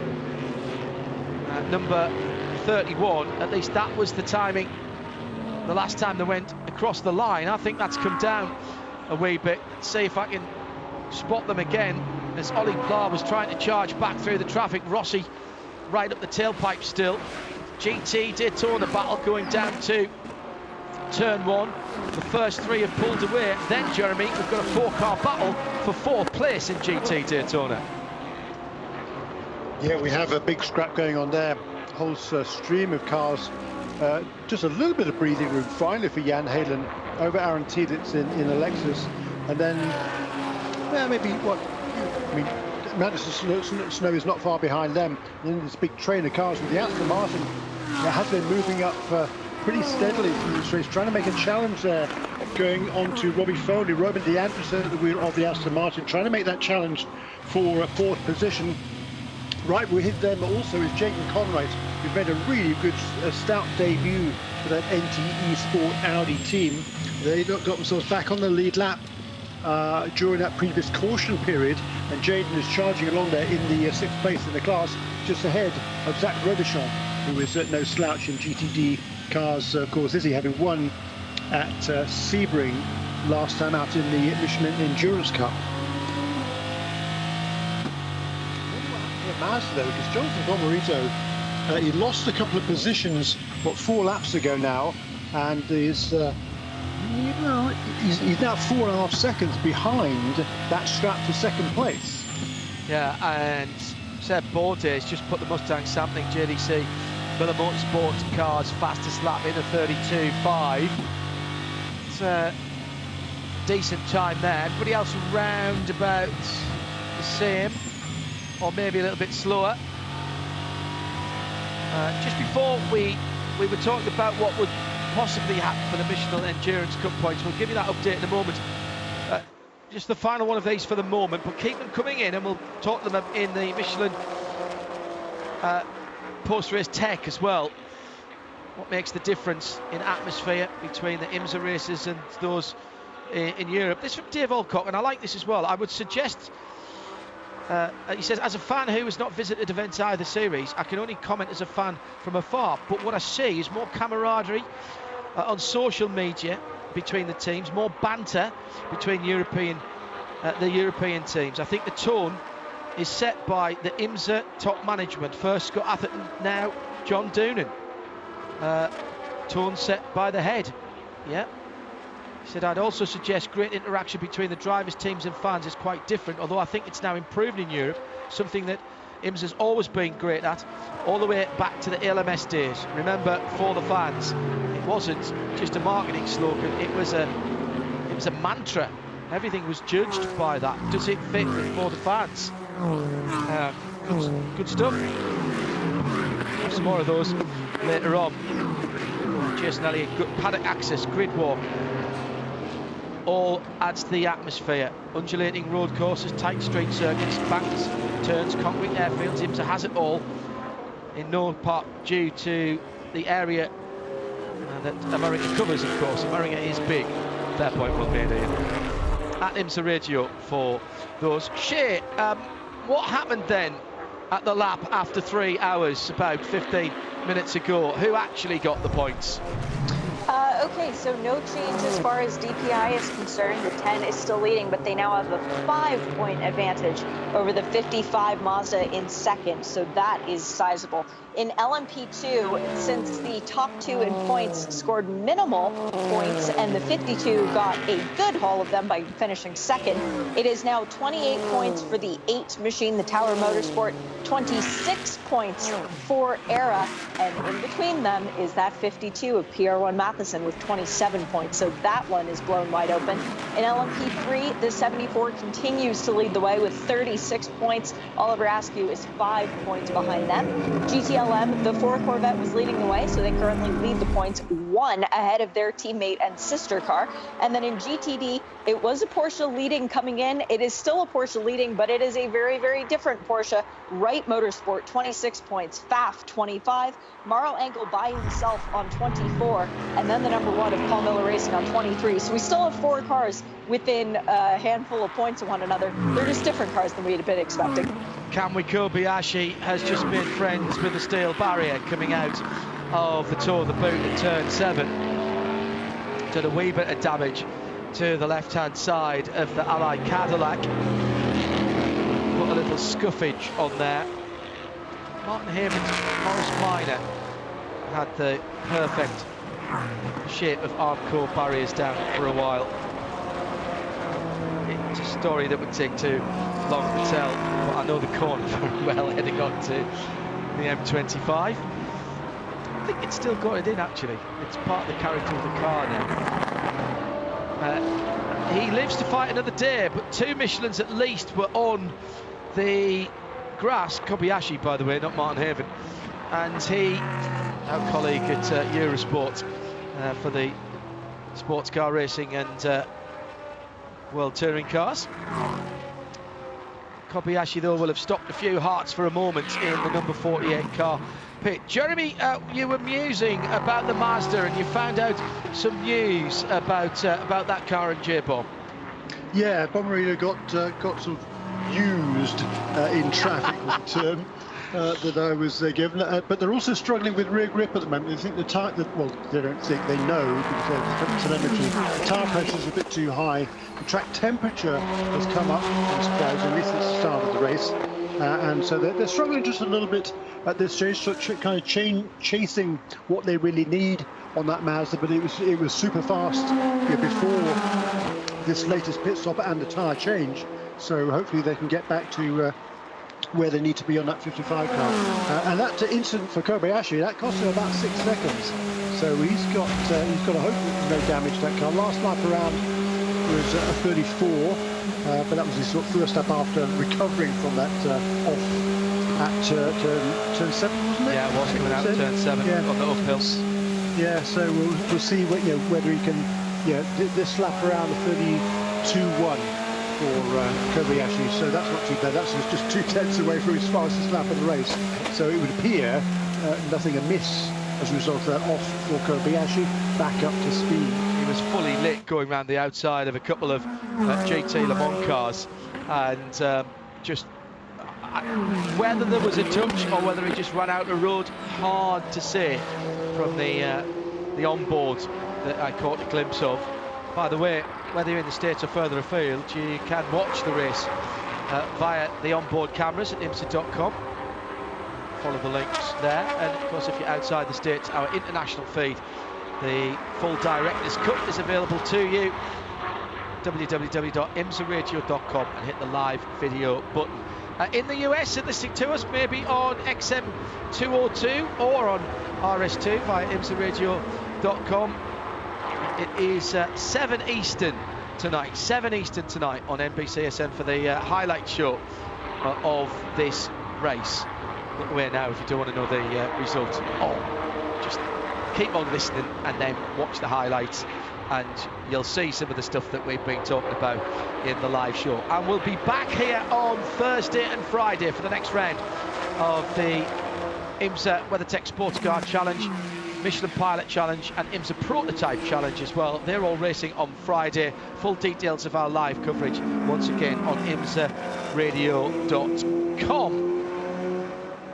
So no excuse to miss that, particularly if you're WFH working from home, because you could have it on in the back, in the background. Just try not to share your screen on a Zoom call if you've got the video up at the same time. That's a bad thing. Remember that. Stick it on a separate screen. You can choose which screen to share. I've been told that. That's all. I'm not saying I've ever done that whilst I was meant to be working. Various other things on different screens. In the classes, Win Autosport number 11 leads LMP2. An up and down weekend they've had. On the wall a couple of times. Couple of new rear decks and rear wings in the early part of the week. Pole position and now leading. Thomas Merrill driving that number 11 car. GT Le Mans, the two Corvettes, they started on the front row, they've swapped around. The BMWs have interjected a couple of times, but it is the 4 from the 3 now. But they're only a second and a half ahead of Philip Eng in the first of the Team RLL BMWs. So it's hardly a walkover for the Corvettes at the moment in the C8R's first appearance here at the Sahlen 6 Hours of the Glen. LMP3, Riley 1 and 2 now, 74 from 91. Andrews from Murray, he's got Andrews from Dylan Murray, then Marco Andretti half a minute further back, and GT Daytona right, Porsche number 16, from Vassar Sullivan Lexus number 14, that's a bright yellow car, Paul Miller Racing a little bit further back. Those two are still only 3/4 of a second, then nearly 3 seconds further back. Madison Snow, he's got about 2 seconds on the battle for 4th position, which is Turner Motorsports yellow and blue BMW number 96. Roman De Angelis in the dark blue, almost a flat blue Aston Martin from Harter Racing Team for 23. The Jim Conright in the NTE Sport, the number 42 car, is just starting to get on terms with them in the NTE Sport car. He's about a second and a half, but just trying to get, as I said, back on terms with them to make that a 3-way scrap for 4th, 5th and 6th position. That's how it stands at the moment. Just after 2 o'clock in the afternoon, another round the outside patch by the 48. And got to say that Kami Kobayashi is giving it his all in that Ally Cadillac racing car, and he's not afraid to go to the high side. Turn 6 this time, Jeremy, throwing up the dust there, as into the pit lane comes Alexander Rossi. Shea Adam, you keep an eye on this. I'll have a look to see when he was last in, but that feels 40 minutes ago. Yeah, it's 22 laps, so it's not far off, but the first 3 of those laps were under yellow, so perhaps a tiny bit early, but they might be playing something of a strategic game with 2:36 to go. Not sure. He was in a bit of traffic, so I'm not terribly surprised to see Alexander Rossi coming down the pit lane. They're doing fuel and tires. I'm not sure if they're putting a new driver in that car, as the 44 Magnus Racing Acura is crawling around the circuit right now. That's Spencer Pompelli behind the wall. I'll bring more info to you on that in a moment. No, Rossi's staying aboard. 4 new Michelin, so yeah, that had to just be to give him a bit of clean air for some nice running. He's got about another stint before we would expect to see Philippe Albuquerque take it to the checkered flag a bit later on. And yes, it was a flat tire, by the way, for the Magnus Racing Acura with Archangels. We wait for that car to come back in. Away goes Rossi, getting some heat in the Michelins. And the best news that I can give to his team, he's got 1 slow car ahead of him, and then it is a lot of open track. Right. Yeah. They've dropped him out nicely into a bit of a gap. The NSX from Magnus Racing, the Archangel car, the white car, the Speed Racer graphics on it, isn't it? Coming back around, the number 44, grey and white car. I don't see a tyre down on that. I'll keep an eye on that. The pit stops have started in earnest. First and second from the lead of the race and DPI. Whelen Engineering 31, Mershank Racing 60 towards Shea Adam. And the rest of the DPI field, at least the top end of it, are in the pit lane as well for this VP Racing Fuel pit report. And this is interesting because normally the Acuras were not pitting with the Cadillacs, and now there's an Acura, and there are at least 2 Cadillacs and a Mazda. Wow, we get the whole variety of the DPI field. Fuel and tires for the number 60 MSR Acura. The driver's side door is open. I didn't see Olivier jump out of that one, but I am seeing driver changes in the Mazda. That looked like the distinct helmet of Mr. Ollie Jarvis climbing aboard the 55 Mazda. The very distinct helmet of Mike Conway getting aboard for his first stint of the 31 Whelen Engineering Cadillac. Out the first car back down the pit lane is that 60 Acura. It is Dane Cameron once again, so I did see a little flash of green on the helmet going into that car. Chloe Kobayashi staying aboard the 48. There goes Mike Conway, but he is behind the Mazda, and Ollie Jarvis gets to go hunt down that car ahead of him, that Cadillac. Good luck, Ollie. You were going to give me a Corvette update as well. Oh, yeah, I'd almost forgot about that. I see, it's a good job one of us has got a memory. Yeah, it's so true. We're so lucky on that one. It was a very funny moment earlier on. I was kind of shrieking watching the pictures on TV because it was making me nervous to see the 2 Cadillacs battling back and forth, the 2 Corvettes. So I texted Ryan Smith. Ryan said they are on different strategies, but once again, why do we love Corvette racing? There's no team orders. They're allowed to race. The only thing that they are told is don't hit each other, guys. And apparently that was a message that was going to be relayed again and again and again and again and again as the end of the race draws nearer. Well, they've got history, haven't they? I'm just going to say mid-Ohio. Drivers? Yeah, I know, but, you know, it's the Corvette way. You fight whatever's out there, and if it just happens to be your teammate, you can still have a go.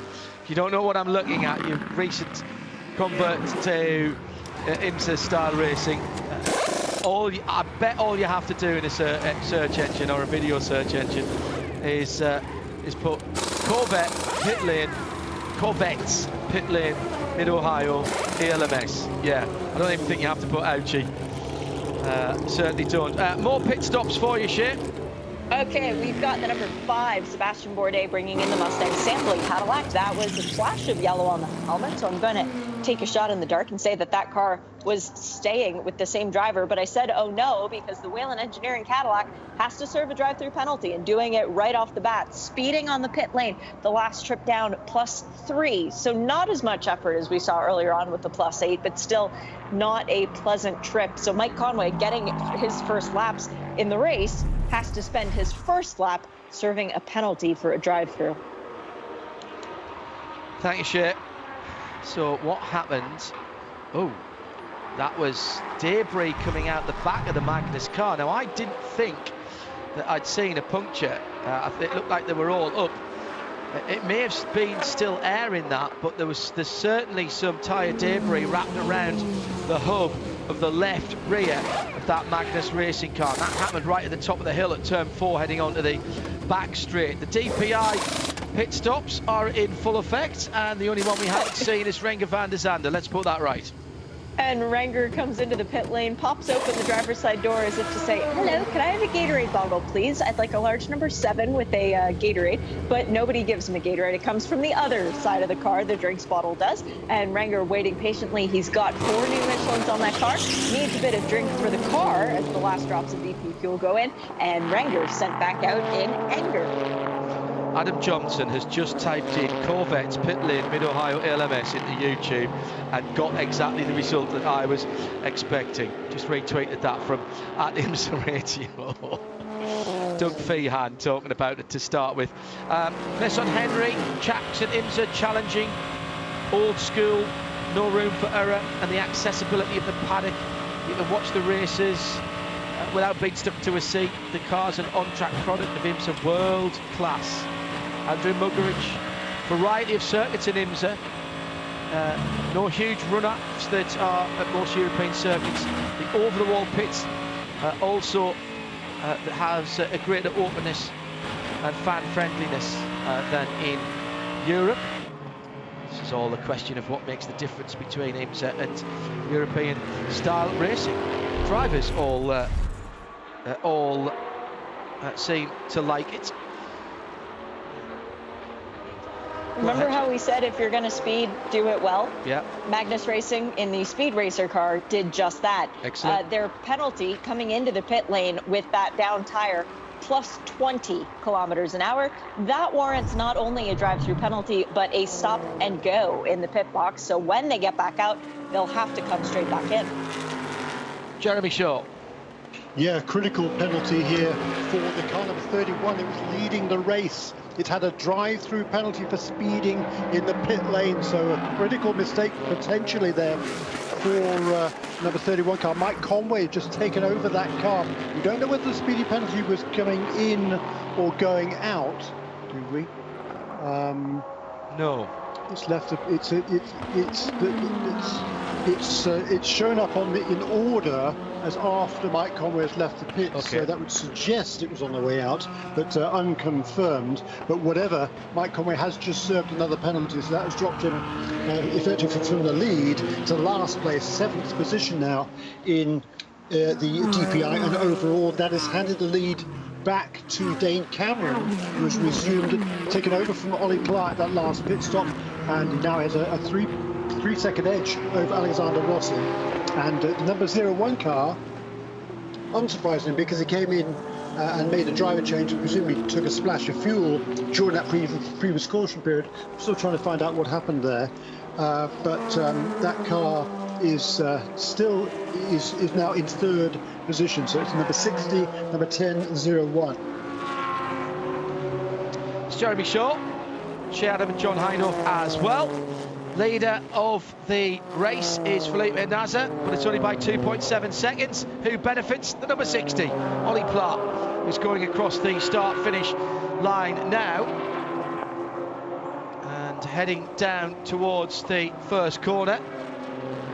Alexander Rossi coming into the pits to complete that round of pit stops. So haven't got to the bottom, have we, of why there was the extra stop.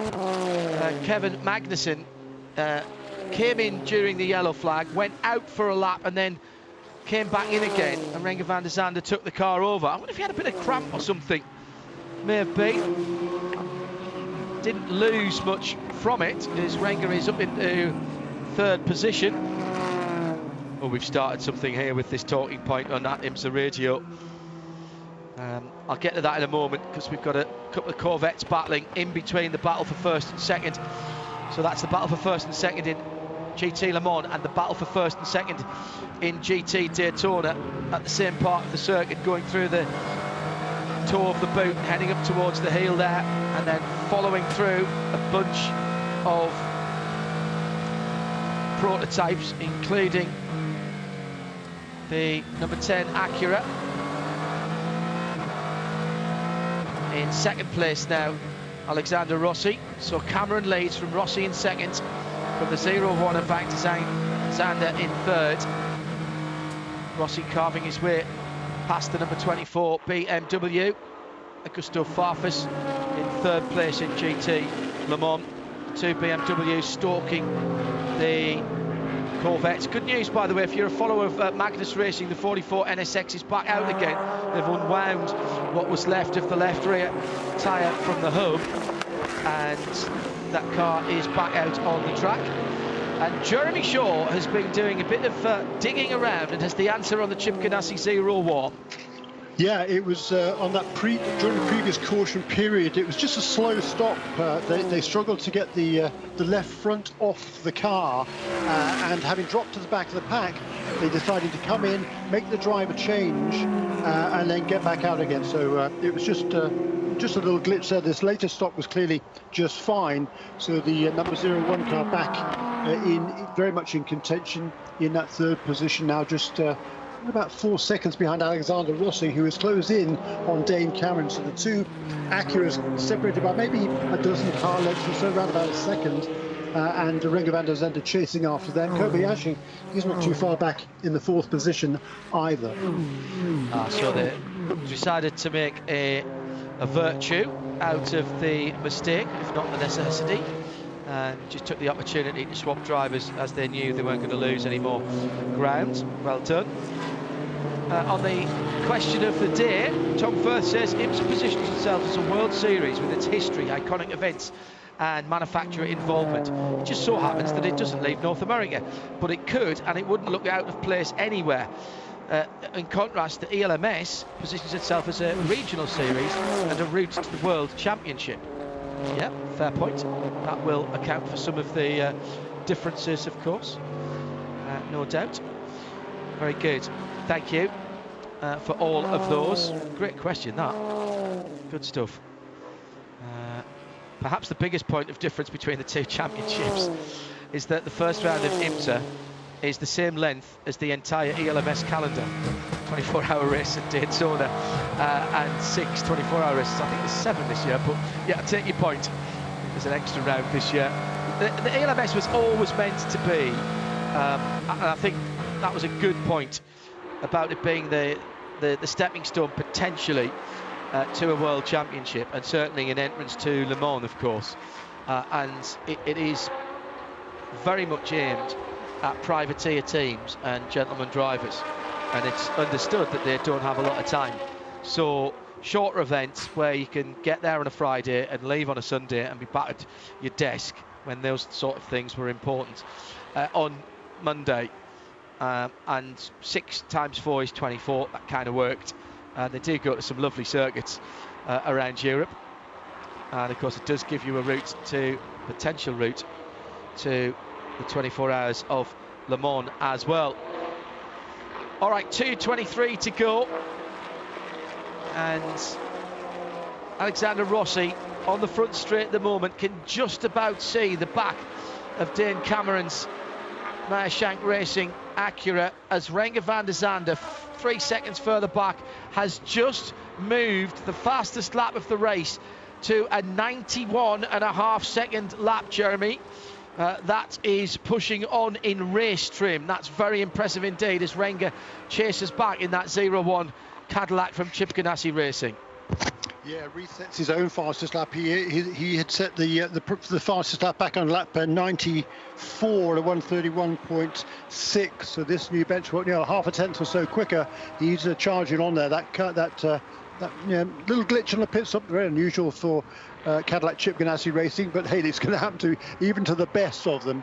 But clearly that car is fast, and it's definitely looking like the best of the Cadillacs. Having said that, of course, that number 31 car during that last stint, having got out in the lead with a incredibly fast pit stop during the previous caution period, was running very, very stoutly out in front as well. So look, this is we're still only just over halfway through this race. Long way to go. Actually, we've got about 2 hours and 20 minutes range, so slightly less than the usual regular length into WeatherTech SportsCar Championship race, but still we've got all 7 DPI cars on the lead lap. The number 31 car is it's about 47 or 8 seconds back, having served that drive-through penalty for speeding on pit lane, but don't count anybody out at this stage. And a little while ago I brought you some good news, bad news. Bad news was the GRT Lamborghini being retired. Good news was that the Aero Motorsport car was coming out from behind the wall. It's further to that story, Shea. Bad news, good news I can give you. Bad news is Era is now officially retired. The car went behind the wall 8 minutes ago, not coming back out. The good news is we've got a pit caller, the number 3 Corvette. That's the yellow one. Jordan Taylor brought the car in. It will be fuel, tires, and a driver change. Antonio Garcia, the King of Spain, taking back over. He was looking for a running partner the other day. Couldn't find anyone to go run 10 miles with him through the forest. Funny that, right? But now he's looking for running partners out on track and hoping that he doesn't get any. He just wants to drive. 25 car was in a few laps ago, actually, a handful of laps ago for number 25 car. Number 24 car has just come in as well. So just number 4 yet to make this round for scheduled stops in GTLM, Shay. And there was a penalty issued for that 25 BMW when it came into the pit lane. Multiple track limits, warning. This time, there was also a warning handed out for the 16 Jan Halen in the Right Motorsport Porsche race control saying, hey, we see you abusing the track limits, do it again and we'll make you drive through the pit lane. Oh, you're right on the ragged edge at that point. And remember, that's to the car, not the driver. So you need to make sure that all your drivers know that and understand that, because, you know, driver A could start to annoy the stewards. Driver B gets in on his first offence, that might bring you down the pit lane. Allegra Motorsports off the circuit at the inner loop. Very unusual. He was being closed down on by, I think it was Alexander Rossi in the Konica Minolta car, and he was coming very quickly up the right hand side. I think Billy decided to take to the grass rather than drive in across a DPI car that was approaching very quickly indeed.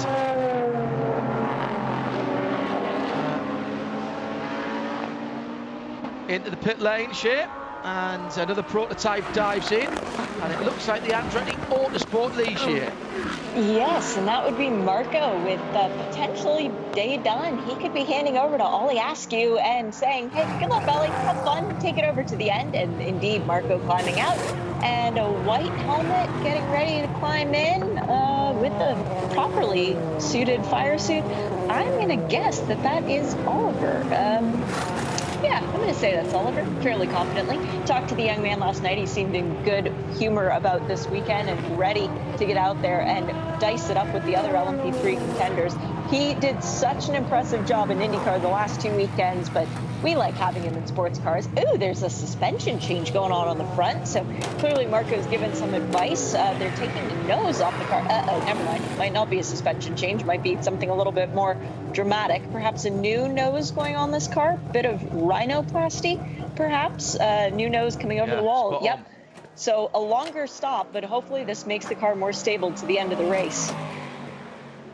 New drinks bottle going in as well for the driver. They had to take, the reason that she said she thought it was suspension, they had to take the suspension, the plate over the suspension off that you would normally lift off to do the bump and rebound on the shock absorbers, which are right on the front end of the car. And there's a little inspection plate on there.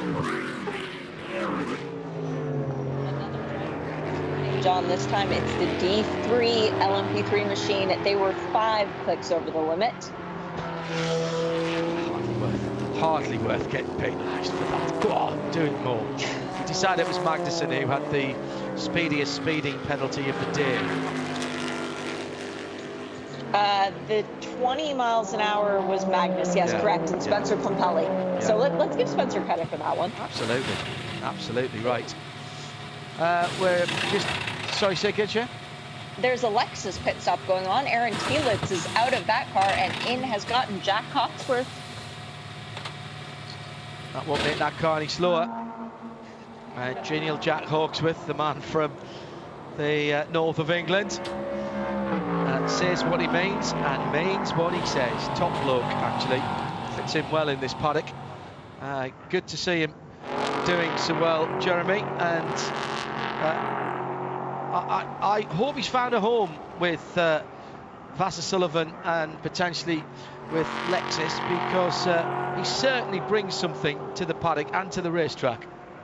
Yeah, I mean, he certainly has found a home there. He's been with that Lexus team now for, what, 4 or 5 years, I guess, isn't it? Time flies now, but he's certainly been with them since the beginning of that program when it was back run by the Rocket Sports team, and he stayed with the Lexus through a couple of team changes or name changes, yeah, he's very much part of the furniture there now. It seems that Lexus GTD team, and he does bring so much to it. He's a really talented driver, great guy as well, always honest, as you say, John, and just a great guy to have around. and loving it too. I mean, Oh yeah. You know, he wanted to be an open wheel star, and you know, he did get an opportunity to drive in the Indy cars. He was a champion in the Pro Mazda Championship, and he didn't Indy Lights as well. I can't remember that off the top of my head, but certainly he was a front runner there. All the way through the road to Indy, but you know the Indy car experience really wasn't the greatest for him, and he got this opportunity, took it with both hands, and has really made full use of it. Here we see the GTD leader now, kind of a 16 for Wright Motorsports, the Porsche into the pits. Yeah, she'll keep an eye on that. I just want to finish the thought on Jack Hawksworth there, Jeremy. You made a very good point about that IndyCar experience not being for him. That could have easily ended somebody's career, that, and really, you know, soured them or made them want to go and do something else entirely. It was quite the reverse with Jack. He knew he still had something to give, and I'm delighted that he's found a place in the sports car world. Yeah, completely agree with you, and that's another great thing I think about American racing is, you know, there you go. Other teams in different series do pay attention. Yeah. And you know, that was the Genelosi's were at running Rocket Sports or RSR or whatever it's called in that era. You know, they're still very much, were very much part of the IndyCar community, and you know, they saw what a talent he was. Let's give him a chance here if he's interested, and he sure was. Yeah, and that again is a point well made. One of the things I've found in speaking to teams in America is if somebody asks me about how a driver has done in Europe, they're not asking me about results. They can find results out anywhere. Now, I know this is a results-driven game, but I'm far more likely to be asked by, you know, a team connection about Dave Miggins. I see he was, you know, running towards the end of the bottom end of the top 10 in such and such a series. Yeah, but what was the team like he was running for? What was the equipment like he had? Did he have the best stuff? Or, you know, so basically what they're asking me, was he over or underperforming given the platform that he had? Not just the straight look at the results, and I think that's a bit of difference in attitude as well, and an interesting one that I've noticed down through the years. Now, remember, we had a nose change. Remember, dear listener and viewer, earlier on IMSA at Sahlen 6 Hours of the Glen, we had a nose change which necessitated the inspection hatch over the top of the suspension on the number 36, that being a prototype from Andretti Autosport, the Ligier GSP 320. That had to come off and then be fastened on again once the new nose had gone on. The new nose has gone on. The right side of that inspection hatch has not been fastened down at all correctly. To use a bit of Ron Dennis speak, it is suboptimally fastened at the moment, and IMSA will be looking at that. Now, if it flies off, it wouldn't be the worst thing for the car. They'll lose a little bit of aerodynamic efficiency, and their dampers will be open to the world, but of course the problem will be if it lands on the track. So that's why race control will be watching. They may be asked to bring that car in and get that fixed. Now, whether that has broken the fastening, I can see the fastening on there on the right hand side, and it just hasn't fastened down with the clip. So whether that's able to just work on the fastening or whether that needs some tape on it remains to be seen. Meantime, GT Le Mans leader in the pit lane, Shea Adam with a VP Racing pit report. This is the silver and yellow Corvette roaring back into life. It was fuel and tires. Clearly the pressure change that they did worked for Tommy Milner, and now he's handed over that car to one Nicholas Tandy. So let's see what Nick can do in that car. Also, we've had the 74 LMP3 leader into the pits for Riley Motorsport. Felipe Fraga has taken over that car. We're expecting the sister car, the 91, to come in soon as well. Dylan Murray will hand that one over to Jerome Blake-Mullen. And kind of some surprising stats for you. Jerome Blake-Mullen never even been on the podium of the 6 Hours at the Glen. And Mr. Patrick Long, who took over the number 16 Wright Motorsport Porsche on that pit stop, he brought that car in from the lead of the class. His best finish at this race is only third. So a couple of drivers that we are known for being the greatest of the great in effect at American sports car racing not winning at this track before. Let's see if that'll change today. Sure, I'm going to have to take you to task for that last VP Racing Fuel pit report, because that Corvette was grey, not silver. And I'll tell you exactly what grey it was. It was hypersonic grey, and it's accelerate yellow. Do you know how I know that? Because you want the street car version? Because there is an IMSA GTLM Championship edition that you could get now with the C8, both based on the top line 3LT trim Z51 performance package. In left-hand drive markets you can get that. I'm told it's not available yet, at least, with the right-hand drives that we're going to get over in the UK. 1,000 units of the special edition Corvette. I bet they're sold out already. They could sell everyone twice if the Corvettes that they build down in Bowling Green. And hello to everyone down there. I know you will be listening. Let's get back to some British muscle. Front engine V8 23, heart of racing. Aston Martin Vantage is in the pit lane, Shea. Roman De Angelis has to stay aboard. He has not yet completed the minimum drive time as a silver, so he will not be getting out of that car just quite yet. They were doing fuel and tires for the Aston Martin, though. Also into the pit lane in GTD, the 42 NTE Audi. Jaden Conrad bringing the car in. I don't think he's done with his time yet. I need to check at the bottom of the hour, though, when we get the updated drive times. But the option there would be Marcus Putla, who is a very handy driver around here. Billy Johnson has come in the Mercedes for Allegra Motorsport. They'll need to clear out all the baby goat food that he's brought back, all the grass from that radiator, because there was quite a substantial amount from that trip off through the bus stop. But it looks like clean stops down here, waiting for Robbie Foley to come into the pits as well. Thank you, Shea. And that car is off and running again. Michael Martin in our discussion point says, in defence of the ELMS, when it's a standalone event, it's free entry, open paddock, including pit walks, driver autograph session and grid walk. When I went to Spa, you could even stand at park firmly as the cars came in. I honestly couldn't get better access. But yeah, fair point. I don't think... I think it's not just about that. I think there is something different. I'm not saying better or worse. I just think different. I like the idea that American fans are desperate to get to European races and vice versa. I think it's a bit of difference, isn't it? So, yeah, very good. Keep those coming. Plenty of good sports car event. Listen, we're very, let's be absolutely honest, we're very lucky in the sports car world, because generally speaking the access is good at whatever event you go to. And you know, Shea and I and Jeremy have been to events on many different continents, run by many different series, and whether it's Creventic or the ELMS or Le Mans or Bathurst, for example, you know, they're all great events, and we're very lucky indeed that we get to go and see them. And if you can get around the world when that becomes possible again, I'm sure you'll all have your bucket lists, and they're all worth it. Absolutely worth it. Problem for Turner. Pit stop for Turner Motorsport, yeah. And a problem for Turner, they couldn't get Aiden Reed belted into the car properly, and he goes to pull away and doesn't immediately get the same amount of drive that you would hope to get going back down the pit lane.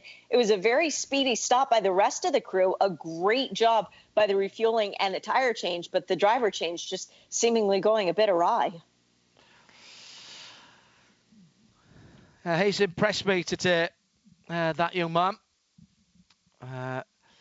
Certainly fitted in with that team rather well, Jeremy. Young Aiden Reid, silver driver from Australia, and he's done a good job. Once again, yeah, for all the races this season, has done very, very capably indeed. And you know, someone else who's enjoying the atmosphere, I think, in IMSA, and taking advantage of this great opportunity to drive with this fantastic team. Unfortunately, the number 96 team, they've had some problems over the last few weeks. They were looking good last time out in Detroit until they had a gearbox failure, and then oddly they had another transmission failure yesterday as well during one of the practice. Was it yesterday or the day before? In one of the practice sessions. So you've got to hope that the number 96 team have no other issues today. Shay was talking about earlier on, they had a problem with the fuel feed out of their pit side refueling tank, but that seemed to be okay, I think, on that last stop, Shay, so hopefully no issues ongoing. Yeah, car back out. We are due a Mazda in-race update. I was just waiting for the pit stops to go through. Shea will follow up with that team on that. So with just over 2 hours to go, let's take a Mazda in-race update after that round of pit stops.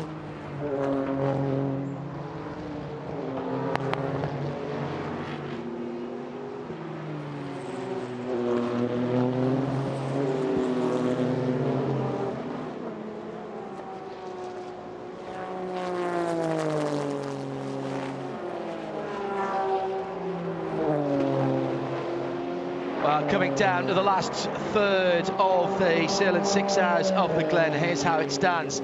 It's a 2.2 second lead at the front of the field for Dane Cameron in the pink and black number 60, going through turn 1 and heading towards 2 now. That is the accurate DPI of Mershank Racing with Kerr Bagajanian. In second place, the similar car from a different team, the black and blue number 10, Alex Rossi in second position.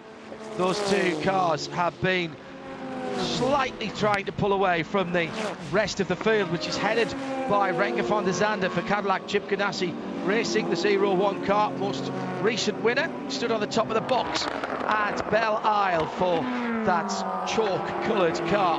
They've got 1.1 seconds on Kamui Kobayashi for Allied Cadillac Racing. The number 48 car, he's been taking all kinds of chances, high side passes round the outside. He's at the moment riding his luck as well as the berm on the outside and holds fourth position by about 12.5 seconds from Ollie Jarvis, who's in the Mazda Motorsports DPI number 55 in fifth position. He's got 15 seconds on Sebastian Bourdais, who's taking his turn behind the wheel of the Mustang sampling JDC Miller Motorsports dark grey and gold number 5 car in sixth. Seventh, Mike Conway, Whalen Engineering, had been leading the race. Pit stop or pit speed infringement has pushed that car down to 7th position. That's number 31 car. LMP2 as follows: 11 from has just lost the lead actually. PR1 Matheson Motorsport just gone through the start-finish line. Scott Huffager's in the lead for the 52. PR1 Matheson Motorsport Oregon. Win Autosport into second position now for the number 11 car. Guy Smith's behind the wheel of the 22 United Autosport machine in third position. GT Le Mans with Philip Eng leading by 5.9 seconds over the 2 Corvettes. Antonio Garcia in the 3, Nick Tandy in the 4, the grey car that is, remember. In the 24 Corvettes, behind the Corvette is the number 24 Augusto Farfus. He's another 1.4 seconds back, so all of those 4 cars still very much in the fight. LMP3, Riley Motorsports 1 and 2, 14 seconds between the number 74, driven by Felipe Fraga, and the 91 Gerald Bleekemolen, with Colin Brown another 70 seconds behind McCall Autosport in the number 54, the white with tangerine car. Ollie Askew trying to chase back, but he's another 100 seconds further back down the road for Andretti Autosport with that loose cover, which was attracting our attention earlier on when he got into that number 36 car. GTD, Pfaff Motorsports leading for Porsche, the number 9 plaid car. Under pressure at the moment, going through the S's up the hill, and right behind him, Vassar Sullivan's Lexus, with Jack Hawksworth under a second behind him, half a second in fact, at the line. Pat Long in third place for Wright Motorsports is 10 seconds further back in that number 16 bright blue car. Brian Sellers in the number 1 Paul Miller Racing car. That had an engine change overnight. Has been running in the top 6 all day today. The red, white and black number 1 Lamborghini. And rounding off the top 6, Vassar Sullivan, another Lexus RCF in the bumblebee colours, about 4 seconds further back for Jack Hawks within the 14 car, for Zach Veach in the 12 car, and he's got 3 seconds on Roman De Angelis in that very fetching sort of flat blue Roman De Angelis driven Heart of Racing Aston Martin. That's how they stand, with exactly 2 hours to go, and the final 120 minutes of the Sahlen 6 Hours of the Glen starts right now.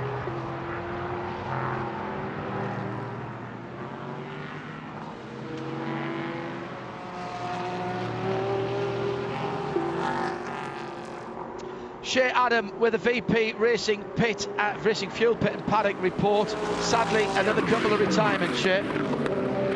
Breaking news, Magnus came back into the pit lane. They served their penalty. Power steering issues. Once they put Andy Lally in the car, he confirmed it. They brought the car back in. They decided it was not worth continuing on. So that car we will not see again until we race at Lime Rock Park, because they are not participating in the sprint-only round of the championship next weekend. But a car that is supposed to participate next weekend and now in question, the number 38 Performance Tech.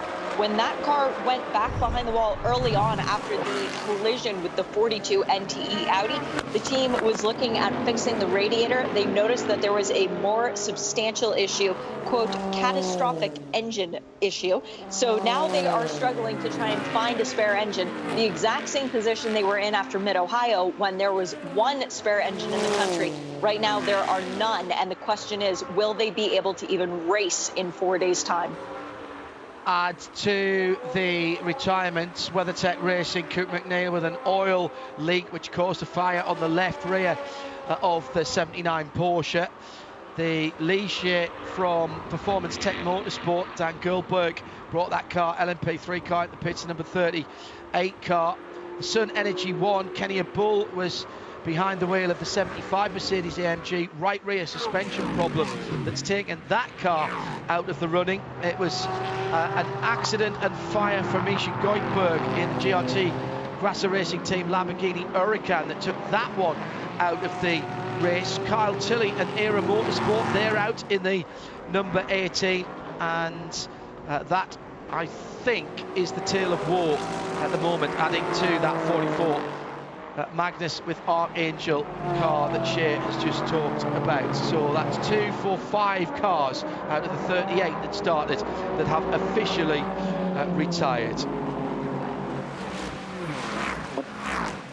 So inside the last 2 hours, Jeremy, now we start to have to count back and get the piece of paper out, get the pencil, and start doing the calculation. Probably worth, I think, running through. We've had over an hour of green flag running. What the situation is, at least at the front of the field, we should be getting pit stops coming any time. And as I say that, we've got the number 10 Connington Minolta into the pit lane, and Alex Rossi is out of that car.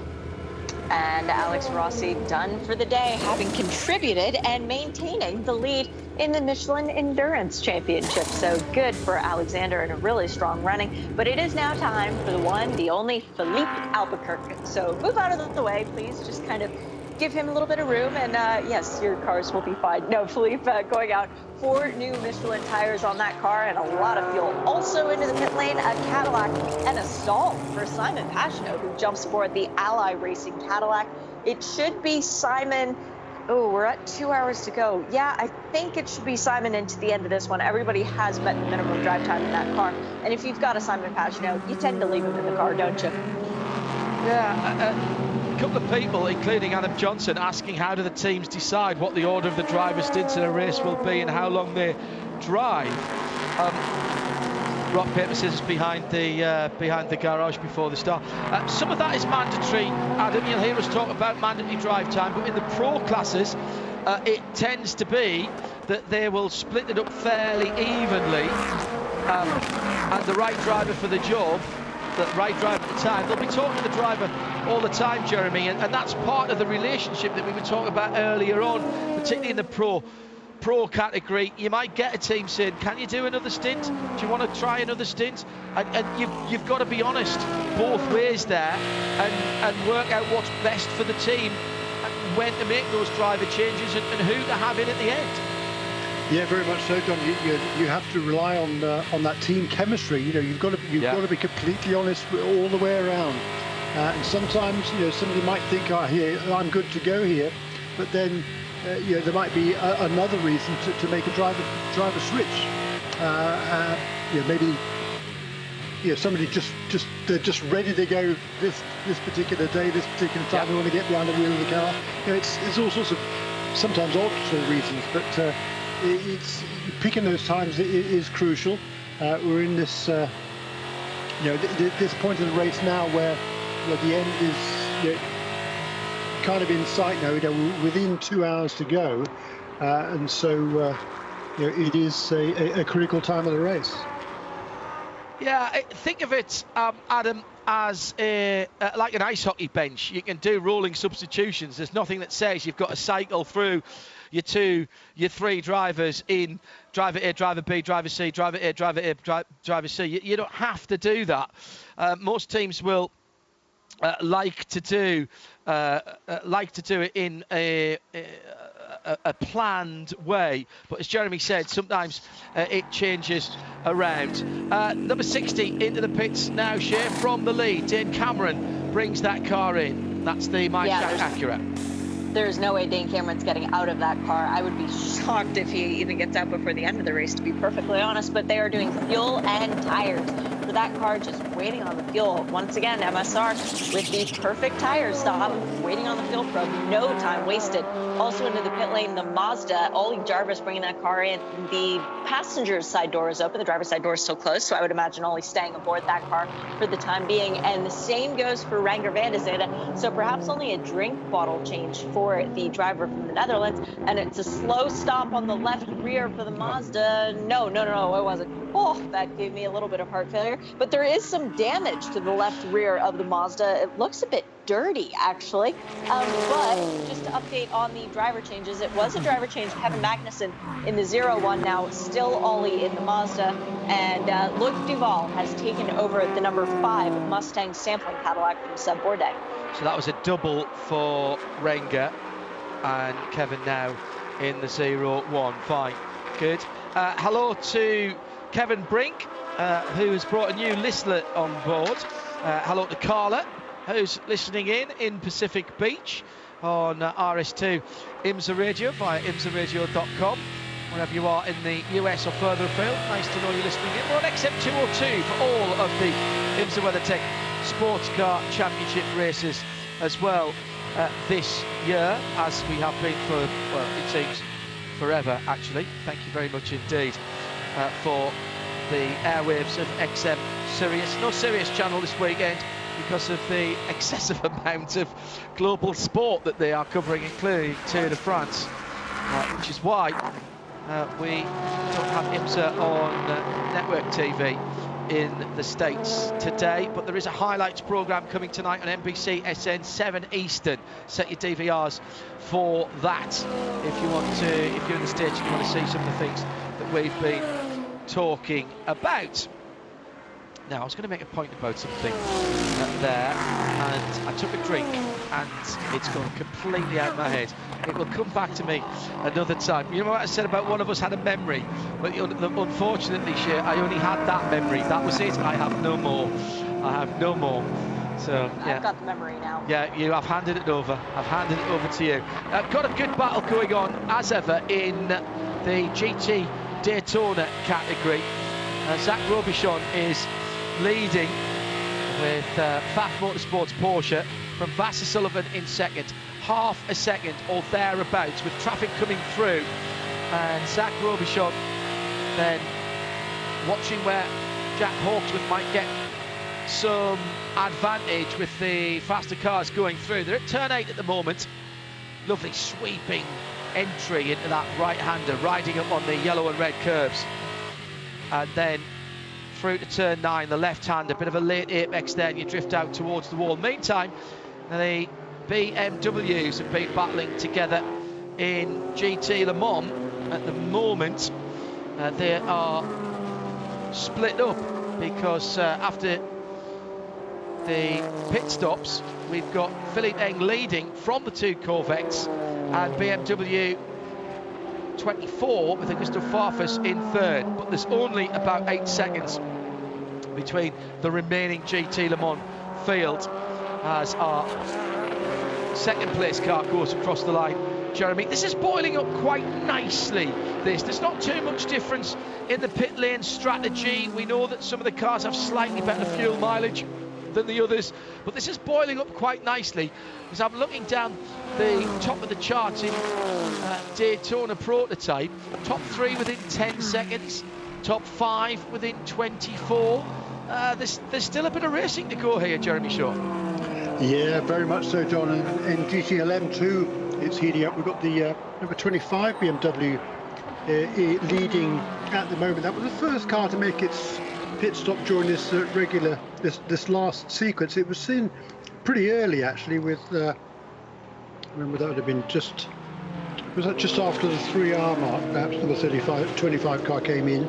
Anyhow, with the number 4 car went to a good bit longer than everybody else in GTLM, and that's come out now in 3rd position in the class. So it's number 25 BMW, then number 3 Corvette, then number 4 Corvette, then the number 24 BMW, but all of them covered by just over 8 seconds.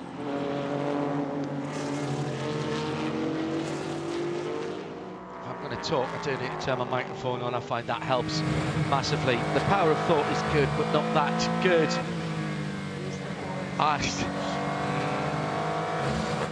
Yes, very good. Just to let you know, by the way, that we're back here on Thursday and Friday. We will have for you the WeatherTech SportsCar Championship and IMSA Michelin Pilot Challenge.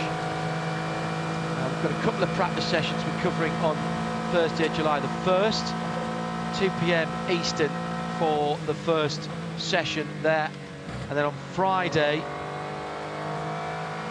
at 2:20 Eastern, Pilot Challenge race, normal length for that one, and a late start for the WeatherTech SportsCar Championship. 5:30 our Michelin countdown to green on Friday, with the race running through into the evening time. I think it'll be dark then, but it should be lovely light by the time we finish.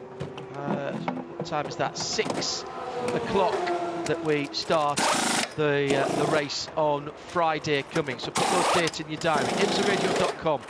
And that, if you scroll down to the bottom, the schedule's there, and you can quite easily see when we are on the air. Another pit stop for prototypes, Shea?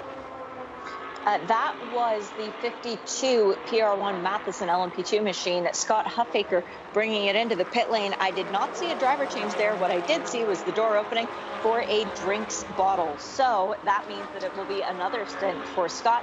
And then he'll probably hand over to Nick Jensen for the end of this race. Also on an outlap, Stephen Thomas listed once again against the number 11 machine. He did meet minimum drive time, but clearly he wants a little bit more. And ooh, is that a late pit entry cross for the Fast Motorsport Porsche? Ooh. Perhaps. I'll keep my eye on the Race Control channel, but that's Zach Robichon coming into the pits. His time is done. He can now hand over to Larry and give Lawrence Vantor a chance to bring this one home. And that means that Jack Hawksworth goes through into the lead. That was the leading car in GT Le Mans. Lawrence Vantor. By far, John, the last to make its round of pit stops this time around. Yeah, and so certainly should be able to get to the end from here with just one more stop, I think. Well, that was a full green flag run, and they ran. Stand by, caller. As my screen just won't scroll down. Hang on, I'll just kick-start it. No, it's been one of those days, hasn't it? It really has. They ran 30 laps there, or if you prefer, 56 minutes for Zachary Robichon. Vantor not moving. They're working on the left-hand side. I think they're doing something with the mirrors, but that car's been sitting for now 55 seconds. Too long. They're trying to get the window net to latch. The driver's net won't secure. Now it goes. Johnny Knotts gives the thumbs up, and Lawrence Vantor roars away. But that was at least 18 seconds too long of a pit stop. Oh, that stinks. And the reason they didn't pull away, you might think, well, why? You can just leave the window up. No, you can't. it's mandatory that that window net is there, whether your window is open or closed. Certainly can't open your window without it, but whether your window is open or closed, there's 2 nets inside the GT cars, one to the window side, one to the centre console side. They both have quick release buttons in case you have to get out in a hurry, and they both latch like almost like a seat belt. It's a round, looks like an oversized nail actually. It's about a 1/4 inch round plug, slot straight in to the receptacle, and then there's a quick release lever, normally a big red button as well, so that the driver can ping them all. Now, Shane, we talked a lot earlier this week about track limits warnings. There were plenty of them handed out. They were like confetti at one stage. We talked about why it's important for race control to do that and set their stall out early. We had a session this morning in warm-up where there were none handed out, so well done race control for making the puppies understand that they have to stay within the white lines. But it's starting to get a bit critical again now, particularly for one car, and a significant car at that. Yeah, the Australian puppy has just been booped on the nose. We were singing the praises of Aiden Reed, but he's just drawn the ire of race control. And it should be said, as you rightly point out, it's not just the driver, it is his car, but the driver behind the wheel of the car right now is the one that's garnered the attention.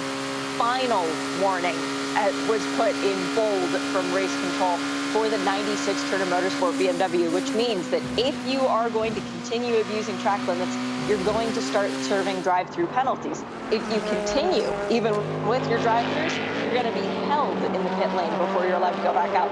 Now, the one thing I'm not sure about is if this is a final warning to that car, or if this is a final warning from race control in general, if they're just tired of having to issue these penalties for track limits. Yeah, we had a session stopped at Spa, red flag, because race control just got bored with doing it. So they just red flagged it and brought everybody in, and then had effectively had a drivers meeting. Alan Prosser says that fastness like a big headphone plug. Perfect, Alan. I'll pass you my headphones. Why don't you come and take that? Why didn't I think of that? Well done. That's a perfect description of the fastening of the net. Faf car back out on the track. It had been a decent stop until that point. Just the thought, no bam here for Lawrence and Earl, being split up in their duties as Porsche drivers this year. Looked like a fairly steady stop share until the issue with the window net. But they are going to be back together later in the year. Yeah, you say that they're split up for the year, but no, the WeatherTech Racing Porsche will have Bam Thor together with Coupe. So I'm calling it Bam Thormac, I think is what we should go with for that one. But yeah, the duo in 2 different cars for GTD to begin the year, and then ultimately forces outside of their control coming into play. But that window net just didn't want to stretch all the way. And a lot of these teams use bungee cords to try and get the window net to fall in the proper position. When you push the eject button, it looked like that bungee cord just wasn't stretching all the way that it normally does. I think extremely frustrating for the Canadian team. I think there was a slight knot in it, Jeremy, in the webbing. Yeah. I think so. With it, in that webbing, the eye, or not the eye, but the clip that goes in. The big headphone plug, as we're going to call it now. There you go. Thank you. Can get kind of caught in that webbing and just got it tangled up. I think just really one of those things that can happen. I think Shay was absolutely right. There was a bungee cord on there to keep it sort of where it should be, but not in the orientation that it should be. That was the problem for the outgoing driver there. Really unfortunate. Big push for the number 31 Wayland Cadillac. Mike Conway leaving nothing out there, so he drops 2 Michelins from the right hand side of his car onto what used to be grass but is rapidly becoming a little trench at the end of the curve, at the end of turn 6, the right hand side exit curve of turn 6, between he, Kamui Kobayashi and 1 or 2 others, Jeremy. They are literally ploughing their own furrow at the exit of turn 6. I'll get my code, sorry. Yeah. But that number 31 team, I mean, he really does need to get a move on, because without a full course caution, that car is not going to be in contention for a win. That drive-through penalty was very, very costly. The good news is, since this most recent round of pit stops, Mike Conway has been able to reduce the deficit to the car directly ahead of him. But it's still 14 seconds or more. It was as much as 25, but he's still a long way off the lead. He's a full minute off the lead, which is currently Dane Cameron, he's extended his lead. During that round of pit stops, the number 60 car came in only a couple of seconds ahead of the number 10. That gap is now 12 seconds. Top three in GT Le Mans heading into the inner loop. Philippe Eng in the red number 25 BMW. Then it's the Accelerate yellow Corvette in second place. That's the number 3 of pole sitting driver Antonio Garcia. Then the grey of Nick Tandy. Sure, Brittany's probably tuned in back in Bedfordshire. Hypersonic grey, third place car. I only say silver because I'm a Raiders girl and I love the colors silver and black. But it's not silver and black though, it's silver and yellow. Yeah, but there's black on the tires. Yeah, all right. You're getting as bad as me with the red, white and black cars, really. It really is. Top three together as they come out of turn number 9 into 10. Super quick entry to 10, and Eng goes all the way to the right-hand side, gets his right-hand side Michelin's on the white line before he turns it in. He's heading to pit lane, and the 2 Corvettes will sweep by. Now, that in terms of his stint with 1 hour and 38 minutes to go, that's very interesting. He's done 30 laps this time around. That's 53 minutes, Jeremy. So that's at least what we got. Yeah, that's just under 100 minutes. So he can do it with one more stop from here, Philippe Eng. It'll be Philippe Eng staying in the car, and no, it's Connor De Filippi taking over on that one. The driver who started the 25 BMW getting back aboard, which leads me to believe that John Edwards will be getting back aboard the 24 when that one comes down the pit lane. The 25, the red, black, and white one, just for you, full service on that car. Fuel tires waiting on the fuel probe to come out, and then Connor De Filippi will be sent to try and fend off those Corvettes. Yeah, I'm not sure if the BMW drivers have done all the same stints, actually. I'll have a look at that in a moment, but that'll be a double stint to the end then for... Go ahead. It's been starting driver for the BMWs, first stop, second driver gets in, does a double stint, next stop, third driver gets in, does a double stint, and now back to the starting drivers. So the starting drivers are going to finish off with probably a double. Correct. Yeah, all right. So Connor De Filippi then given the honour and responsibility of chasing the Corvettes down. They are on a somewhat different strategy. The Nick Tandy car is at 20 laps into its stint. That car has done 34 laps. There must have been some yellow in that. Yeah, there was only 2 laps. Wow. And Garcia is on his 26th lap at the moment. So expect another 4, possibly 5 from Garcia. 3 or 4, actually, I would say. Maybe as many as 10 from Nick Tandy before he's into the pit lane. That's going to, if Tandy can do another 10 laps, that's going to take him... Yeah, it's not going to help, is it? Still going to need one more. So they're all going to need one more before the end in GT Le Mans, Jeremy. 2 more for the two more, sorry, for the Corvettes. 1 more for the BM that's just stopped. Impressive that they'd got that 34-lap stint, though, out of the number 4 car. I'm not sure how they've done that. By far the longest stint. Tandy did a 34. Tom Milner did a 34-lap stint at the beginning, but we had some yellow. Tandy did a 30-lap stint with yellow in the second stint. That was 4 laps of yellow, and then 34-lap stint for Tom Milner with only 2 laps of yellow in the stint before the one that Tandy's in now. Who says a Corvette can't make mileage, eh? Right, Jeremy, coming down to 95 minutes to go. Cameron by 11 seconds, call it 12 seconds at the front of the field now. The 2 Acuras haven't had it all their own way out front, but they do seem to have the pace today, those 2 Acura DPIs. Yeah, they do. But so is the 01 car in particular, and I think the Mazda should be in with a shout here as well potentially. That's all of those cars are fast. Number 31 car is I think it's quick enough, but that penalty just was a big handicap. They got themselves out front, by the way. We didn't really talk about this at the time, I don't think, or maybe Shay did.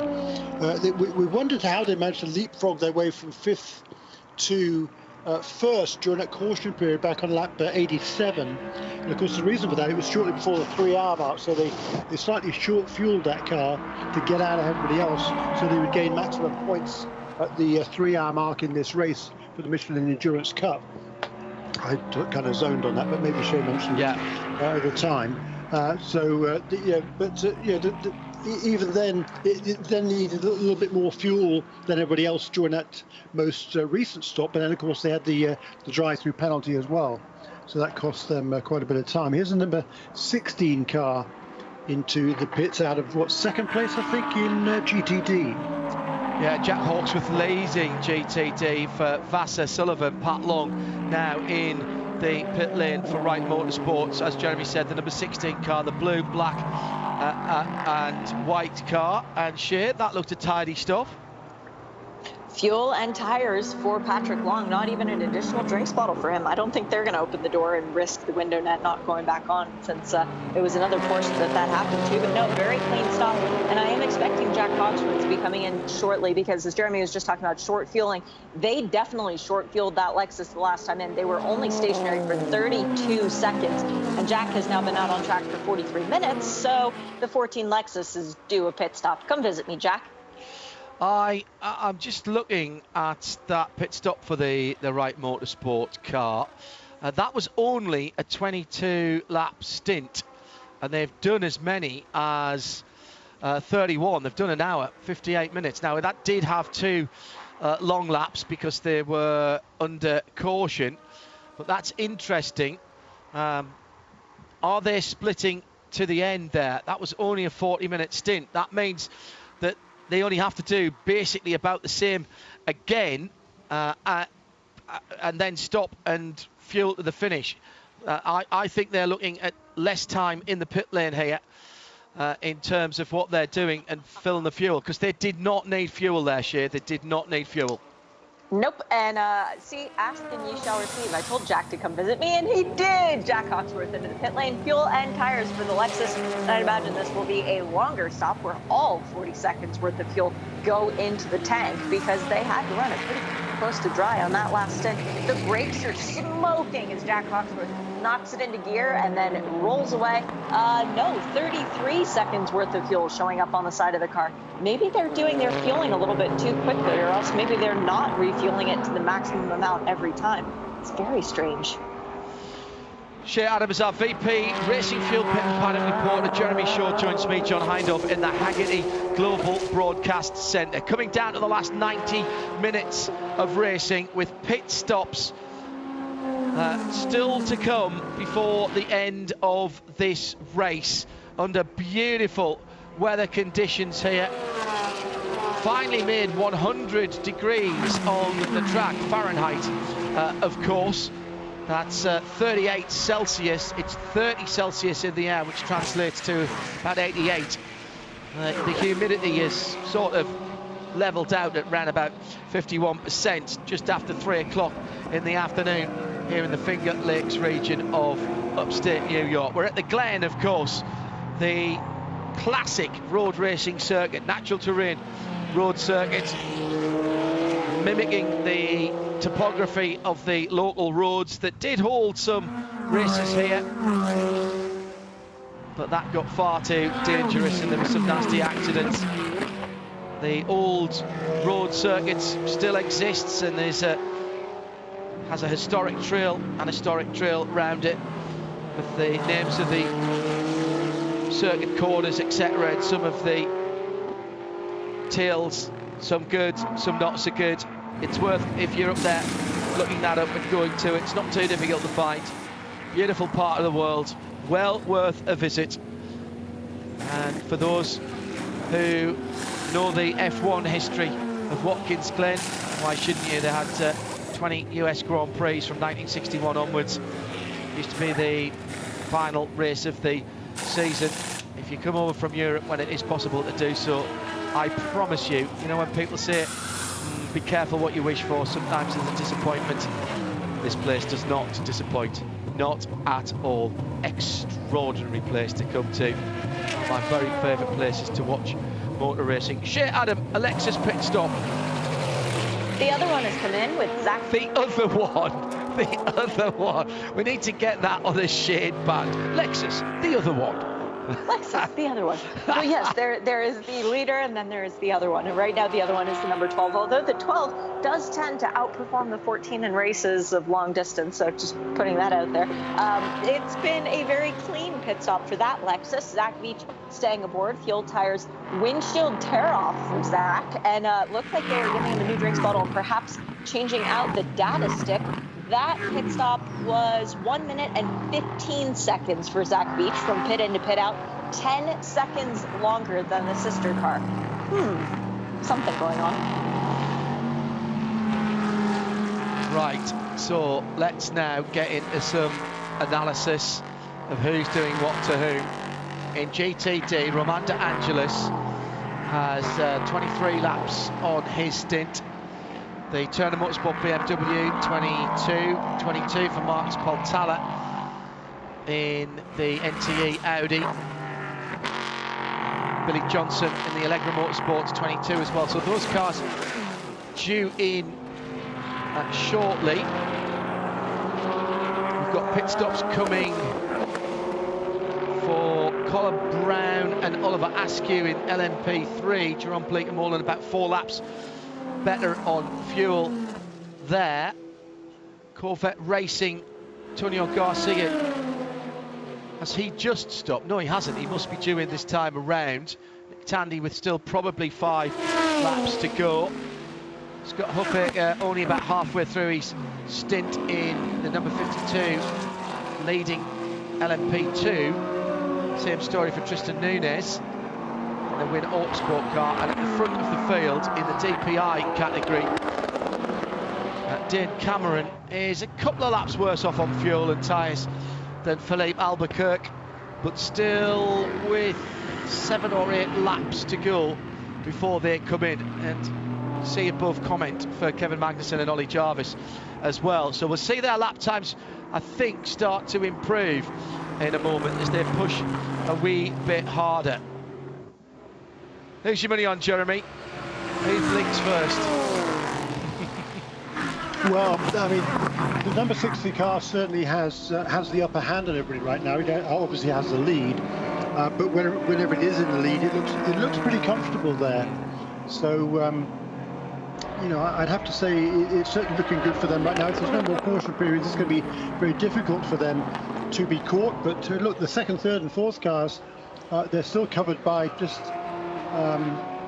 2 or 3 seconds or thereabouts, and you know, given the full course caution, they're right back in the game. Super battle, isn't it, though, in LMP2? You were just talking about it. Scott Huffaker back at the wheel now, number 52 car. Just 10 seconds between them. That's one of the biggest gaps is between number 52 and number 11 most of the way through this race. And again, 2 young drivers at the wheel of those two cars right now. It's 3 car. As we thought, into the pit lane for Corvette number 3, Shea. My spies in the pit lane are saying that it is so hot in Watkins Glen right now that even walking from the pits to the paddock, you get drenched in sweat. But Antonio Garcia doesn't know anything about that. He's staying in the car for another spin, and hopefully, as far as he's concerned, to the end of the race. Fuel and tires for Antonio as he goes back out to do what he does best, drive a race car, drive it very, very rapidly. Right,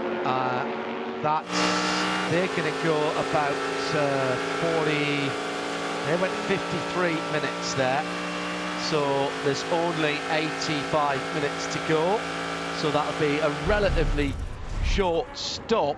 Or do you come in the moment that you can get to the end? New drinks bottle. Gives them a big window. It gives them a huge window, Jeremy. Yeah. Yes, that's a very good point. And what Jeremy means by that is that they have options. They are not struggling to get to the end on the fuel that they've got in or they're going to put in. They're not bound to come in at any particular time. Tandy's come in, and that's a wee bit early for Tandy, I reckon. But they're covering off their teammate and the other BMW. I think this is as much about track position as anything else. But what this will do is give them the opportunity, Jeremy, to do two different strategies. They either go long and fuel late and short, or they come in as soon as they are ready and brim fill it to get to the end and get their first stop, or their last stop rather, done first. Which is it's not the worst thing to do, is it, here?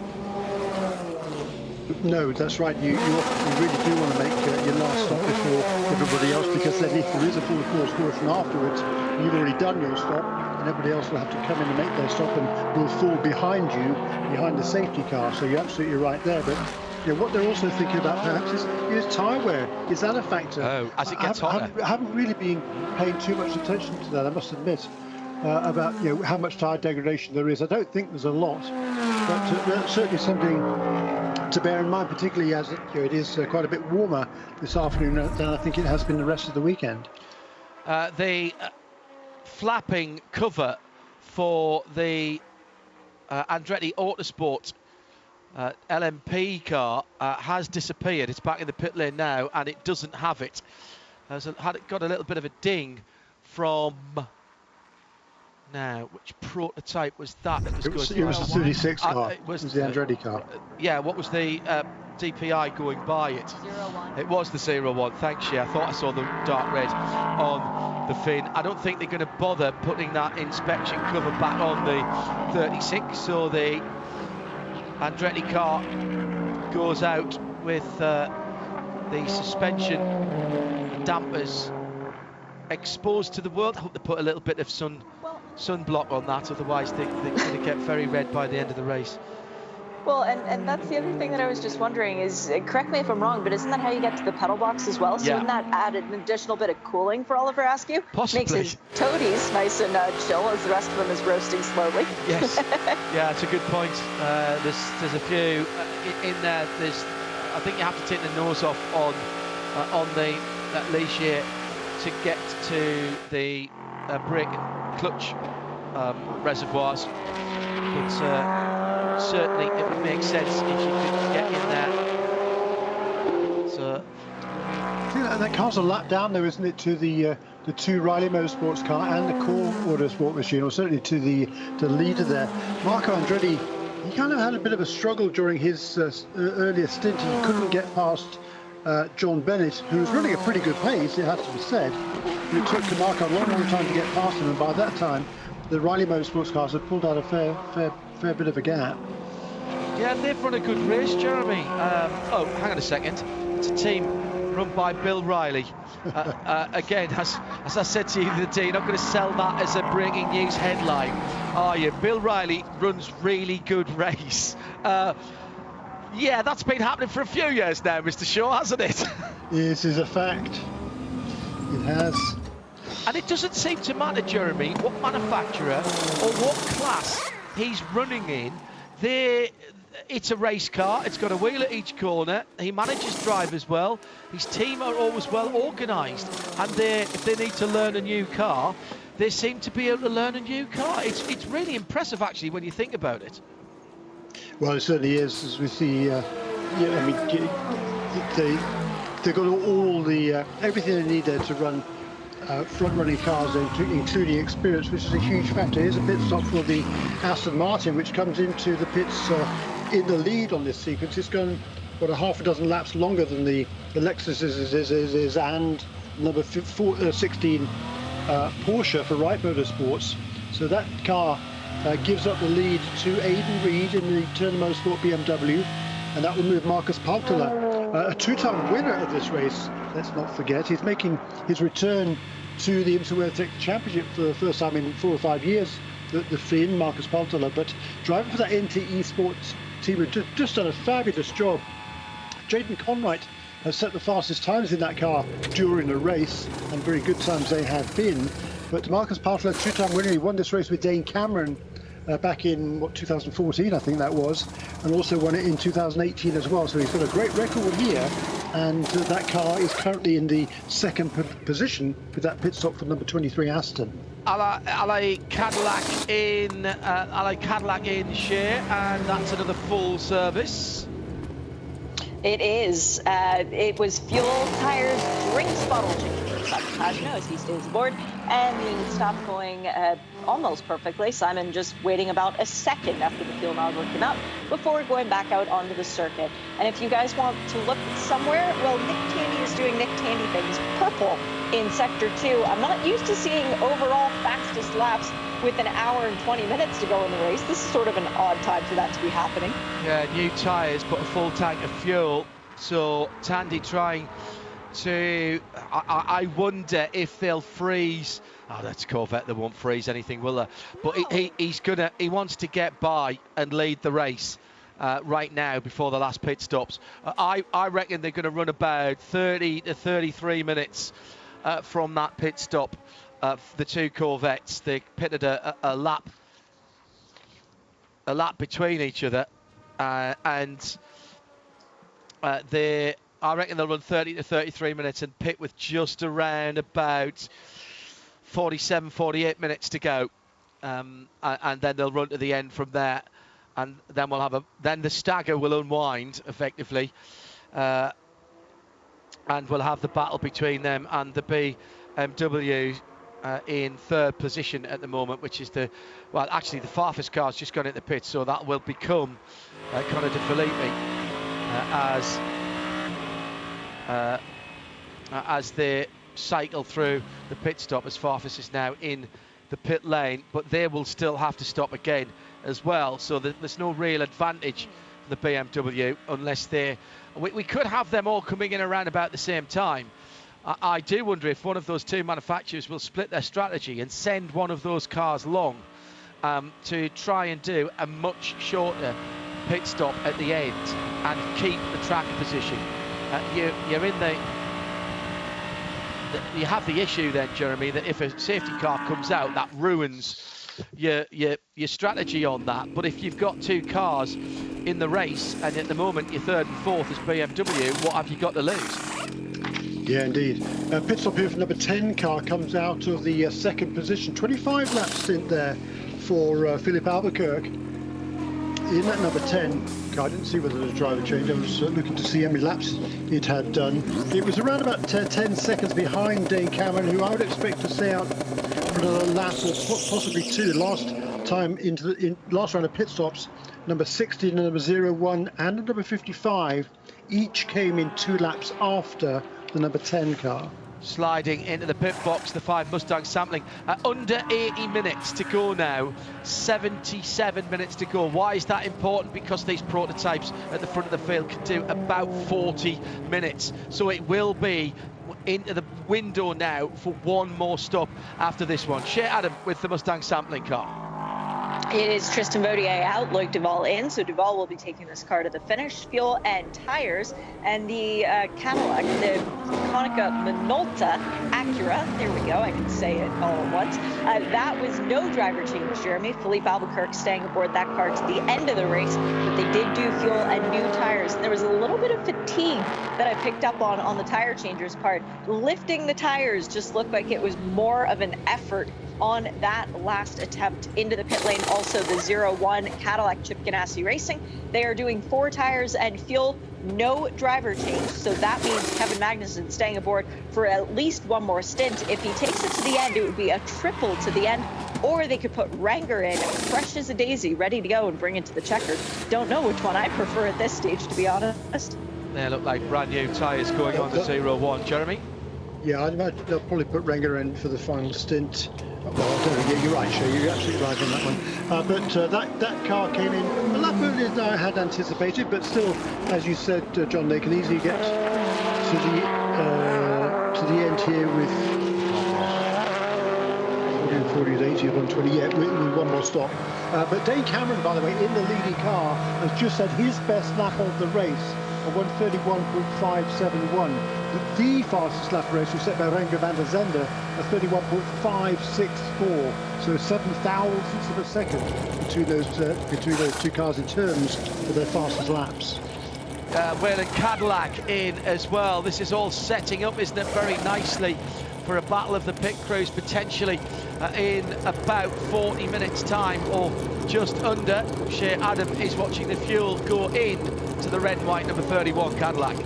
And you wouldn't bet it against the Whalen Engineering crew if it comes down to a pit lane battle. They know what they're doing. Fuel tires and release the Pipo as brand new Michelin's onto that car, and Pipo Derani back aboard. The Mazda is also into the pit lane. Oliver Jarvis bringing this car in. I expected to see him in to the end of the race, but we'll have to wait and see if perhaps they put Tinks back into the car. Driver's side door is open. Looks like there's a driver change going on. Yep, Ollie walking back over to the pit wall, which tells me that is orange on the helmet. Harry Tinkle is back behind the wheel once again, looking to try and make it 2 in a row for Mazda Motorsport at Watkins Glen, and 2 in a row for Harry and Jonathan. They were the drivers the last time around. Fuel and tires for that car as well. And who else did I see into the pit lane? Oh, Kat Legg in the Team Hardpoint EBM Porsche. She came down the pit lane. That team has done 1 fewer pit stop than the front runners in GTD. They're only on 5, whereas pretty much everyone else is on 6. So a good, quiet performance by them today. Just a little bit of remedial work going on to the left rear of that Mazda. We saw the little piece of bodywork behind the rear wheel was a little bit awry.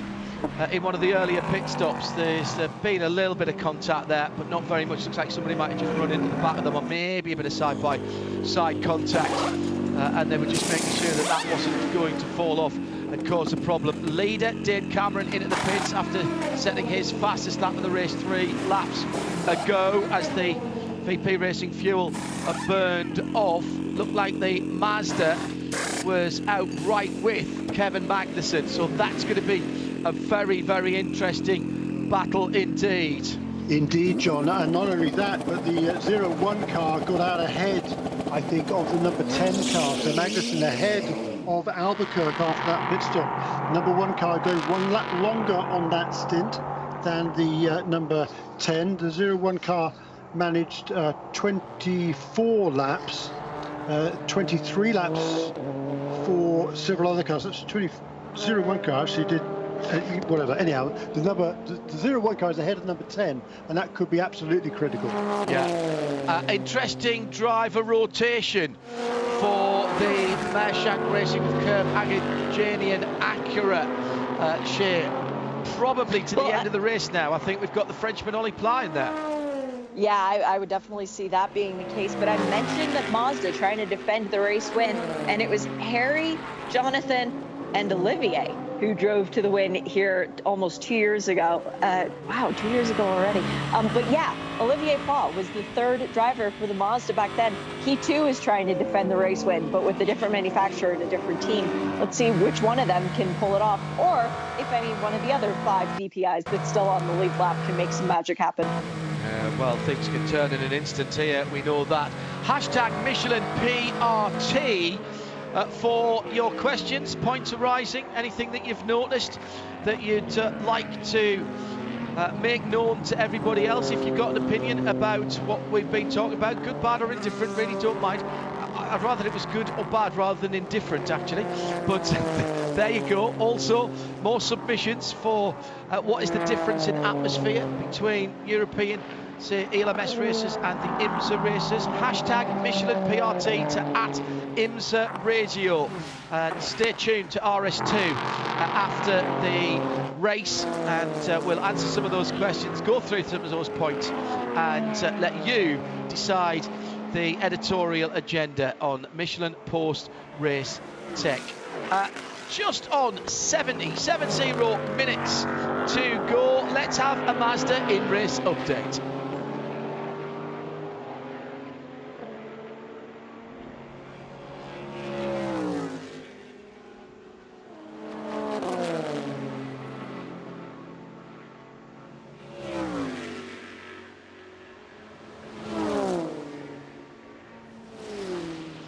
Right, 70 minutes to go. We'll start with GTD this time. It's Turner Motorsport by 23 seconds from NTE Sports Audi. That's the 96 from the 42.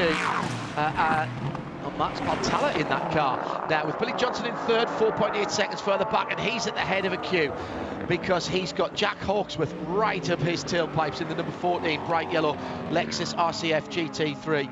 And then Wright Motorsports Pat Long. He's about 8 seconds further back and 6 ahead of the Lamborghini Huracan number 1 of Brian Sellers. That's your top 6 in GT Daytona. In LMP3, Jerome Blakemolin leads the Riley duo, number 91 by 20.2 seconds to his teammate Felipe Fraga in the number 74 car. Colin Brown is just on 100 seconds behind them, so right on the tail end of the lead lap in that class, because they're running about 1 minute and 41, so he's 1 minute and 37 back.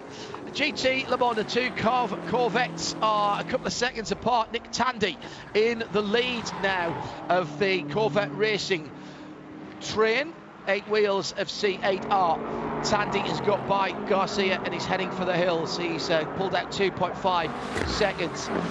And 3.6 further back is Connor De Philippi in the first of the BMWs, the number 25 car, then in third, 12.5 seconds ahead of his teammates, the number 34. In LMP2, PR1 Matheson Motorsports Orica with a healthy 1 minute and 15 second lead out of the rejoining number 11.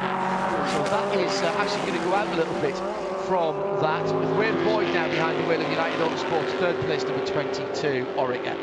In DPI, Ollie Pla by 14.5 seconds from the 0-1 of Kevin Magnussen. So that's Acura DPI from Cadillac DPI. Meyer Shank Racing, number 60, the pink and black car, just coming through to the end of another lap now, through to turn 11. And Kevin Magnussen, as I say, in second position. He's just on the shoot between 9 and 10 at the moment. Then it's Harry Tinkle, just 1.5 seconds back and charging. Took almost half a second out of Magnussen last time around in the white with red and blue stripes, Mazda number 55. He's got 1.8 seconds on Philippe Albuquerque, who is holding station at the moment in fourth position in the number 10. That is the Konica Minolta, the gloss black and blue car. And then it's 40 seconds back to fifth place, number 48, the Ally Cadillac, Simon Pagenaud at the wheel. 6 seconds between him and Loic Duval for Mustang Sampling, the dark grey and gold number 5. Pipo Durrani, somewhat hamstrung at the moment, has got pace in that car. Stuck in traffic at the moment, and some 12.5 seconds further back in seventh position, suffered with the pit lane speeding penalty when Mike Conway, I think, was driving the car, and that took them out of the lead, remember. They're now 1 minute and 16 seconds away from the lead. That's the situation with 1 hour and 7 minutes to go in the Sahlen 6 Hours of the Glen on IMSA Radio and IMSA TV.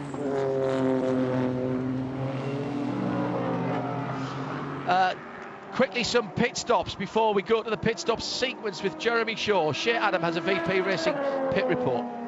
We've just seen the 28 Allegra Motorsport Mercedes into the pit lane. Daniel Morad taking that car back over, fuel and tires for them. And the 42 NTE Motorsport Audi into the pit lane. Marcus Paltla not getting out of that car. Fuel and new tires going on, waiting for the tire stop to be done. They still have yet to change the right rear. Fuel nozzle should come out here soon, but the tire change is going to take a little bit too long for them. Let's wait and see if they're able to get it done. Not a very clean stop for this car. Oh, wheel spinning on the jacks before the car dropped down. That's a drive-through penalty. 42 just took themselves out of contention. Jeremy Shaw, pit stop rotation, or the sequence at least. Tell me what you know and what you reckon. Yeah, talking of rotations, that was an uncharacteristic error there for Marcus Paltla. But yeah, big changes during this round of pit stops. Number 60, no change there. That comes out with a very handy lead, actually extended a little bit from 10 to 15 seconds now. But in second place, it's now the 01 car who leapfrogged ahead of the number 10, as did the number 55 during this round of pit stops. The number 60 car did a lap longer than everybody else, 26 laps on that last stint of fuel. That's going to put him in even better shape for the final pit stop of the day. It'll be one lap later than the number 55, which is strong. He's now in third place, is Harry Tinkle, in that Mazda, and just a second or so behind Kevin Magnussen. That's going to be a really good scrap all the way through the end of this race. And Philip Albuquerque he doesn't seem to have quite had the pace, to be perfectly honest, as his two teammates in this race. Maybe that's an illusion to me, but the other guys weren't losing any ground, and he has done. Plus, they lost time during that round of pit stops. Don't really know why. Yeah, odd one that, isn't it? Really is. Two Corvettes then, leading out in GT Le Mans. Nick Tandy had stretched out for 2.5 seconds. He's been pulled back in traffic to just on half a second. Heads through the toe of the boot to turn 7. Beautiful uphill sweeping right-hand corner. Point the car at the sky. Through comes Pete Motorani in the 31 Red White Wheeler Engineering Cadillac, putting another lap on the GT Le Mans leaders. Turn 8, much trickier than it looks. Turn 8, difficult to pick a braking point, and then the camera seems to help till about halfway through the corner. Turn 9, and Tandy is being held up by the Allegra Motorsports GT Le Mans car, and that's what was slowing him down a wee bit. Got through now, and he's onto the front straight. Completes another lap with just over 63 minutes to go, and more pit lane callers. GTD leader in from Turner Motorsport, and answering the drive-through is the Audi, and there's been an incident at turn 1, and it's not a small one. Lost on the exit at turn 1, spearing across the track into the right-hand side. Full course caution, 63 minutes to go. Turner Motorsport have got their pit stop done. They might be able to go to the end from here. It'll be close if there's a long clear-up. That could be a massive, massive stroke of luck for the 96 car. Everybody else will have to pack up. The AMR safety vehicle, one of the Cayenne GTS's, the 01 car, already at the machine. Oh my goodness me, that's a big incident. Everybody having to slow down. I'm very pleased to say, by the way, everybody is slowing down. It's the Tower Motorsport number 8 car, by the way, that has gone in. The driver's door is open, and it's Gabby Aubry that's behind the wheel of that car, the very affable Frenchman. He's out, head in hands. I think he knows he's made a mistake. He's healthy enough to vault the 3-layer guardrail on driver's right, and he doesn't want to be talked to, seen, or anything else. Talking to the AMR safety crew. Debris all over the road at the exit of turn 1. That, Jeremy, looks to me, and we haven't had the opportunity to see what happened, but that looks to me very much like the classic over the curbs at turn 1, and the car snaps round and then bites, spears you into the arm core on the opposite side of the track. If it's not, it's a bounce off the left-hand side, and the impact's been so big that it's bounced him all the way across to the right. But whatever, that's been a big impact there at the exit of turn 1 for Gabby Aubry. Yeah, it really has, and of course we don't know if there's any other cars involved, because that guardrail on the left-hand side of the track is a long way off the racing surface, particularly when the drivers are told not to use that runoff gear. They are enforcing the track limits, being the red and yellow curbing and the white line at the exit of turn 1. There's a distant view. It was the curb. It was the curb. Lost it. Went inside first. Yeah. And into the outside. Ouch.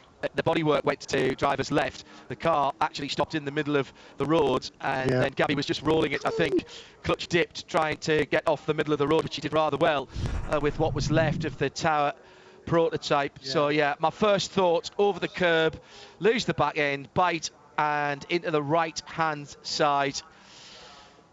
He's over the other side of the Armco. He's out of the car, out of the Tower Motorsport machine. This is going to be a decently long clear up as we move into the final hour of racing of the Sahlen 6 Hours of the Glen, which starts now live on IMSA Radio and IMSA TV. Thanks very much indeed to all of our volunteers at the Glen. Great work all over the weekend with a number of incidents that have had to be dealt with quickly, calmly and professionally. And whether you're wearing white, blue, orange, high-vis, holding a flag, driving a flatbed, have a stethoscope around your neck or whatever, or in fact even if you're just helping people park cars or find somewhere to stand, all of our volunteers deserve our great thanks. The motor racing world owes you a debt of gratitude every time we go to work, so thank you very much indeed to all of you here at the Glen this weekend. Indeed, many of you I know back in Europe have been marshalling today the Orange Army around various parts of the UK, and I know a lot of you will be listening. Thank you very much indeed for your hard work and professionalism. The Haggerty Global Broadcast Centre has Jeremy Shaw and me, John Hindhaugh, in it this weekend. We'll be back here on Thursday and Friday for the next round of the IMSA WeatherTech SportsCar Championship, Mission and Pilot Challenge and the IMSA Prototype Challenge, and then we're off in the 16th and 17th of July up to the North East and the North East Grand Prix for the WeatherTech SportsCar Championship, the Mission and Pilot Challenge, an all-GT event at Lime Rock Park. Very different to here, just 1.5 miles.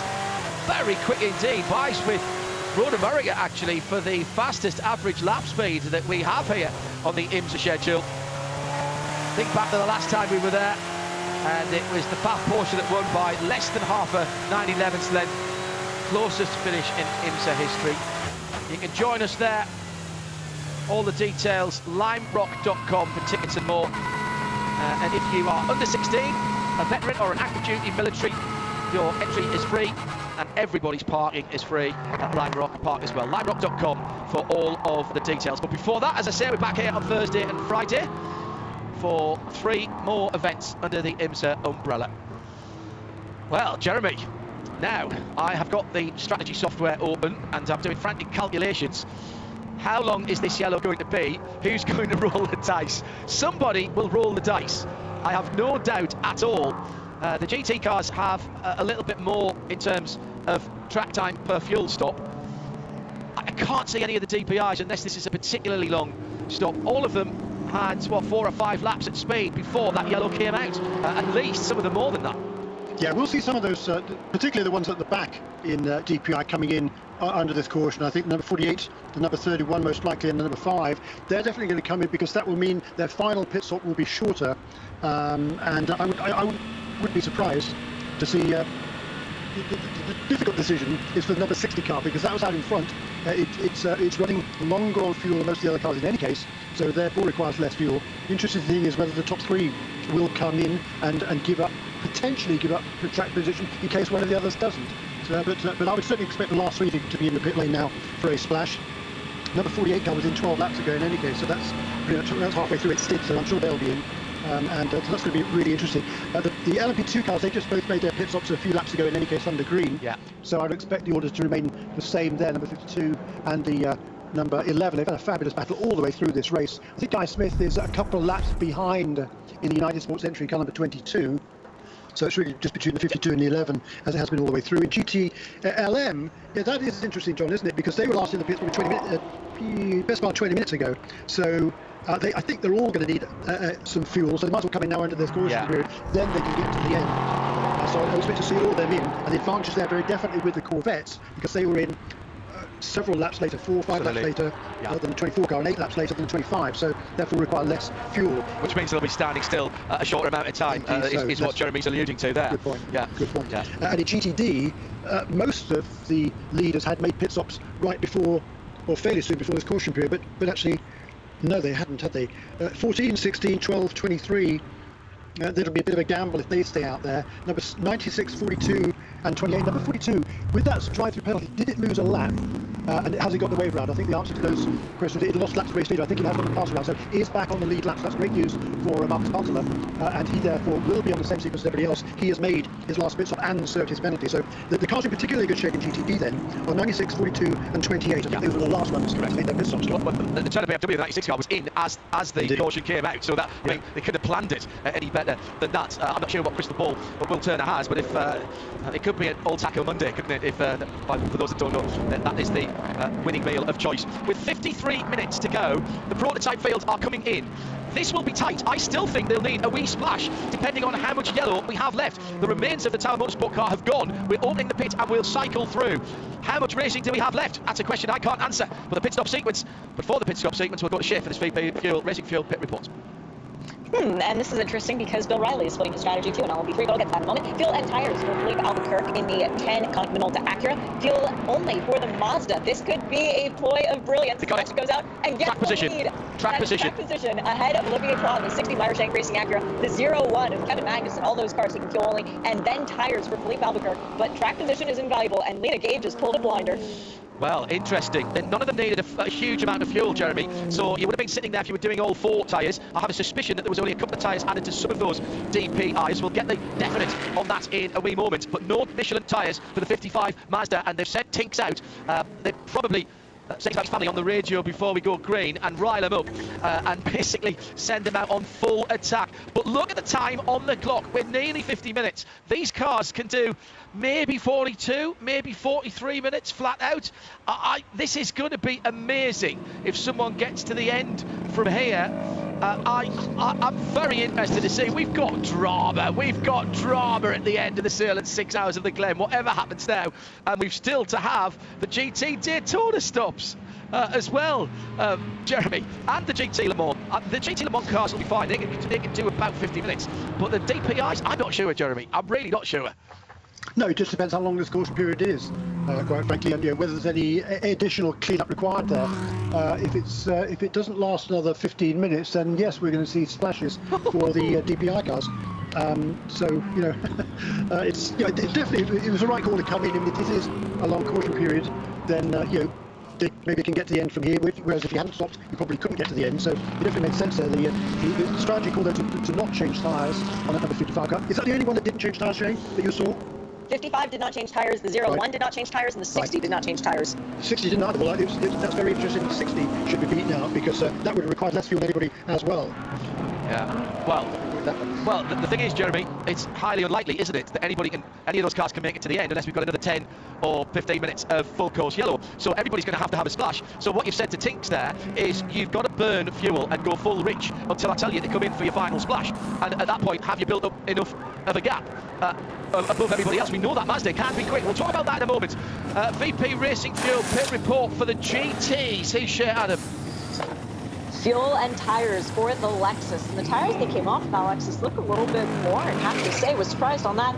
Fuel only for the Aston Martin, the heart of racing. Red light at the end of pit lane. Was on.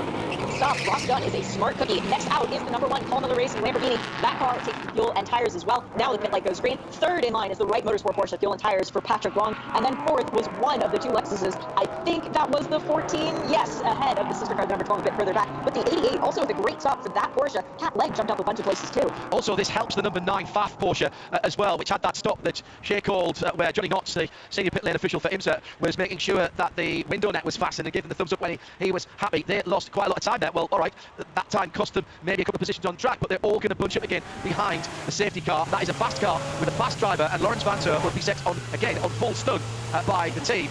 We'll wait till it all shakes out. And how quick. Final wave by is happening now.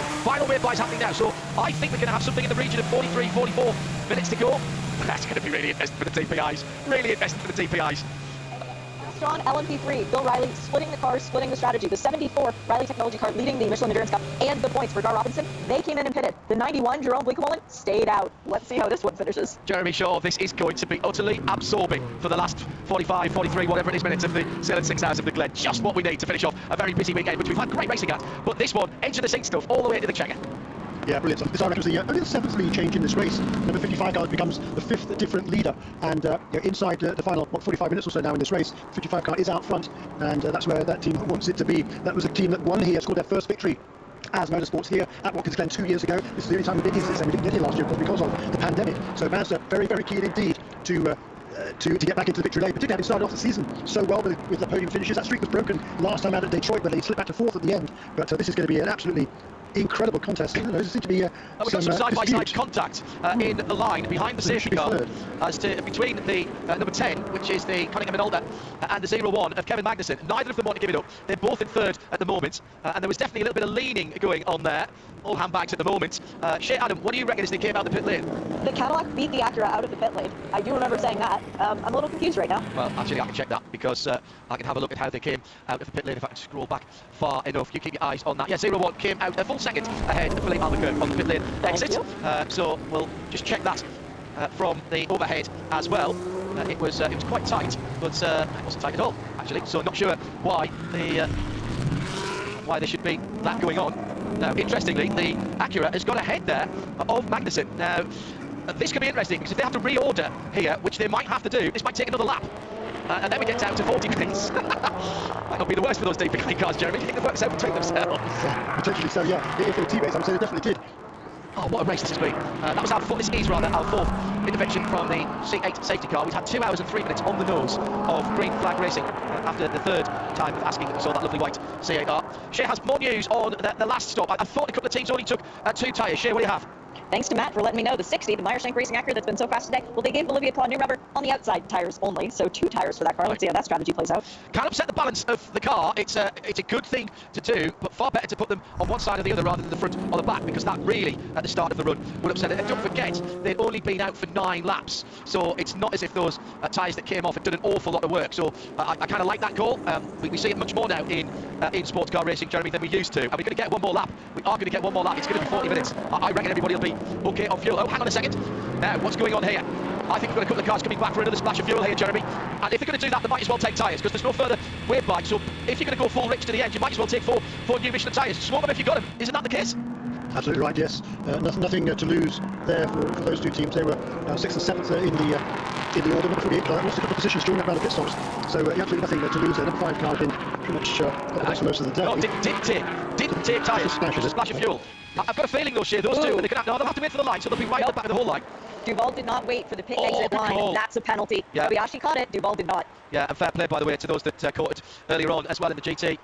Corey G says, wasn't that a passion for caution for position by Wayne Taylor Racing? I love them, but what the heck just happened? Does that have penalties attached? I would say yes, but it's not my call. So Duval, red lights on, drives straight out the pit lane. Oh, just stopped by Kobayashi, just about got it pulled up. Somebody was screaming on the radio to him there, weren't they? Stop! Sorry, stop. Camry, stop. I've just gotten a text message that will make GTLM fans around the world very happy. The order has been given. Corvette, you are allowed to race. Do not hit each other. See, I told you they'd say it again and again, but they just said it again. Yeah. Wow. Well, that's an extraordinary error from the Mustang sampling driver and the team in some respects. I also saw some overtaking going on there as well, and I'm not sure if you do that, you get to go back and do the split either. So no clue what's going on here. Let's see what happens. And I can't answer the question about the 10 and the 01 because there's no doubt in my mind, both on the data and on the visuals, that Kevin Magnussen beat Philippe Albuquerque out of the pit lane. But that's not how they're lined up for the start. Magnussen might just leave him there, of course, and if there's a penalty, then what will happen there is that car will be taken out of contention because it will have to be a drive-through. But no doubt at all that Lloyd Duval blew the red light on the exit. Kobayashi has got his front wheels over the line, but he hasn't left the pit lane. I think he's fine. I can't say the same. Another lap of caution. Now, figure out that 10 and 01, I would guess. And in comes the 31. Yeah. So Durrani now is coming in for a splash of fuel. Now, again, let's say if they just splash, you're going to get held with the red light. So a splash of fuel, if you haven't got brand new tyres on it, stick brand new tyres on it, surely. If you've got them left. If you have them. That's the point, Jeremy. Yeah, that is the point. No tyres off the wall. It will be just some fuel for the Whalen car. Clean everything off. And there he goes. People go that way. Go that way, yes. Down the hill. I'm presuming we're getting that penalty called on the Mustang sampling car, but we'll wait to have that officially confirmed. Shea? Mikkel Jensen in the 52, and is that really Stephen Thomas in the 11? I thought it was Tristan Nunez in the 11. Both down the pit lane for a splash and dash, so both of those LMP2 cars are good to the checkered now. The prototype class split has happened. We've still got cars coming through, so is that why we're still under yellow? Because the prototype class split wasn't completed because we had cars down the pit lane. Well, that's interesting. It's an interesting way of prolonging the yellow. Good news for those guys to rejoin the back of the pack. Yeah, Shea? To rejoin the back of the pack. I think they were resetting it. It's now showing the 0-1 of Kevin Magnussen ahead of the 10 of Philippe Albuquerque, so I think it took that extra lap. Yeah, two extra laps. Absolutely agree. Harry Tinkle is almost in the passenger compartment of the Corvette. The lights are out. The lights are out. It's going to be a 36 and a half minutes dash for the checkered flag, to the checkered flag of the Sahlen 6 Hours of the Glen. If you've just joined us now, oh my goodness, your timing is about perfect. It has been the whole of the race leading up to this last gap dash. How hard can the cars at the front of the field that did not stop for extra fuel, how hard can they push? There's plenty out there that have got fuel to the end. They'll be able to go full rich. We know that the 60 has got 2 new tyres, sitting in second position for Maishank Racing in the Acura. Here comes Harry Tinkle. Where's your money now? Those of you in the grandstands, get on the edge of your seat because you're going to be there for the next 37 and a half minutes. We're back to green flag racing. Tinkle weaving left and right down the front straight to clean up and warm up his Michelin slicks. Gets through turn 1. Immediate challenge for third position off the track from the number 10, Philippe Albuquerque. He won't be allowed to keep that even if he gets it. He's made up a position off the track. That won't stand. The team might as well tell him to lift off for a moment and let them go back ahead of them. The problem is it's so tight there. If he does that, he might lose a position. But Lloyd Duval's got a penalty coming anyway in the black or dark grey, should I say. And gold car, Shea Adam. It's here, stop plus 60 for out of it for running the pit exit. Yeah, out of it. So the Allied Cadillac and the 31 Whelen Engineering Cadillac will both make up positions. Great restart, Jeremy Shaw from Harry Tinkle. Did exactly what he had to do. Yeah, superb. Now though, he's got definitely all got to save fuel. There's only 35 minutes or so remaining in this race, but it's not going to be flat out to the end from here. I don't think they're going to have to save some fuel. So management is going to be important there, and the Mazda has that track position. That generally is key.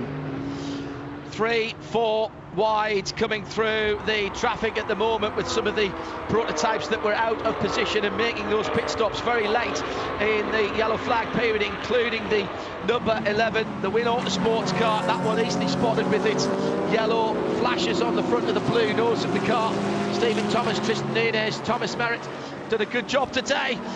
Bit of dirt thrown up on the exit of turn number 9 as everyone is jostling for position further back. Tinkle's across the line and has a full 1 second lead over Ollie Pla. Doesn't sound like a lot, but this is not just a drive through for the number 5. This is a stop and 60-second hold for blowing the pit lane light. The 2 Corvettes have got a great restart. Where are the BMWs? Mired in the GT Daytona traffic.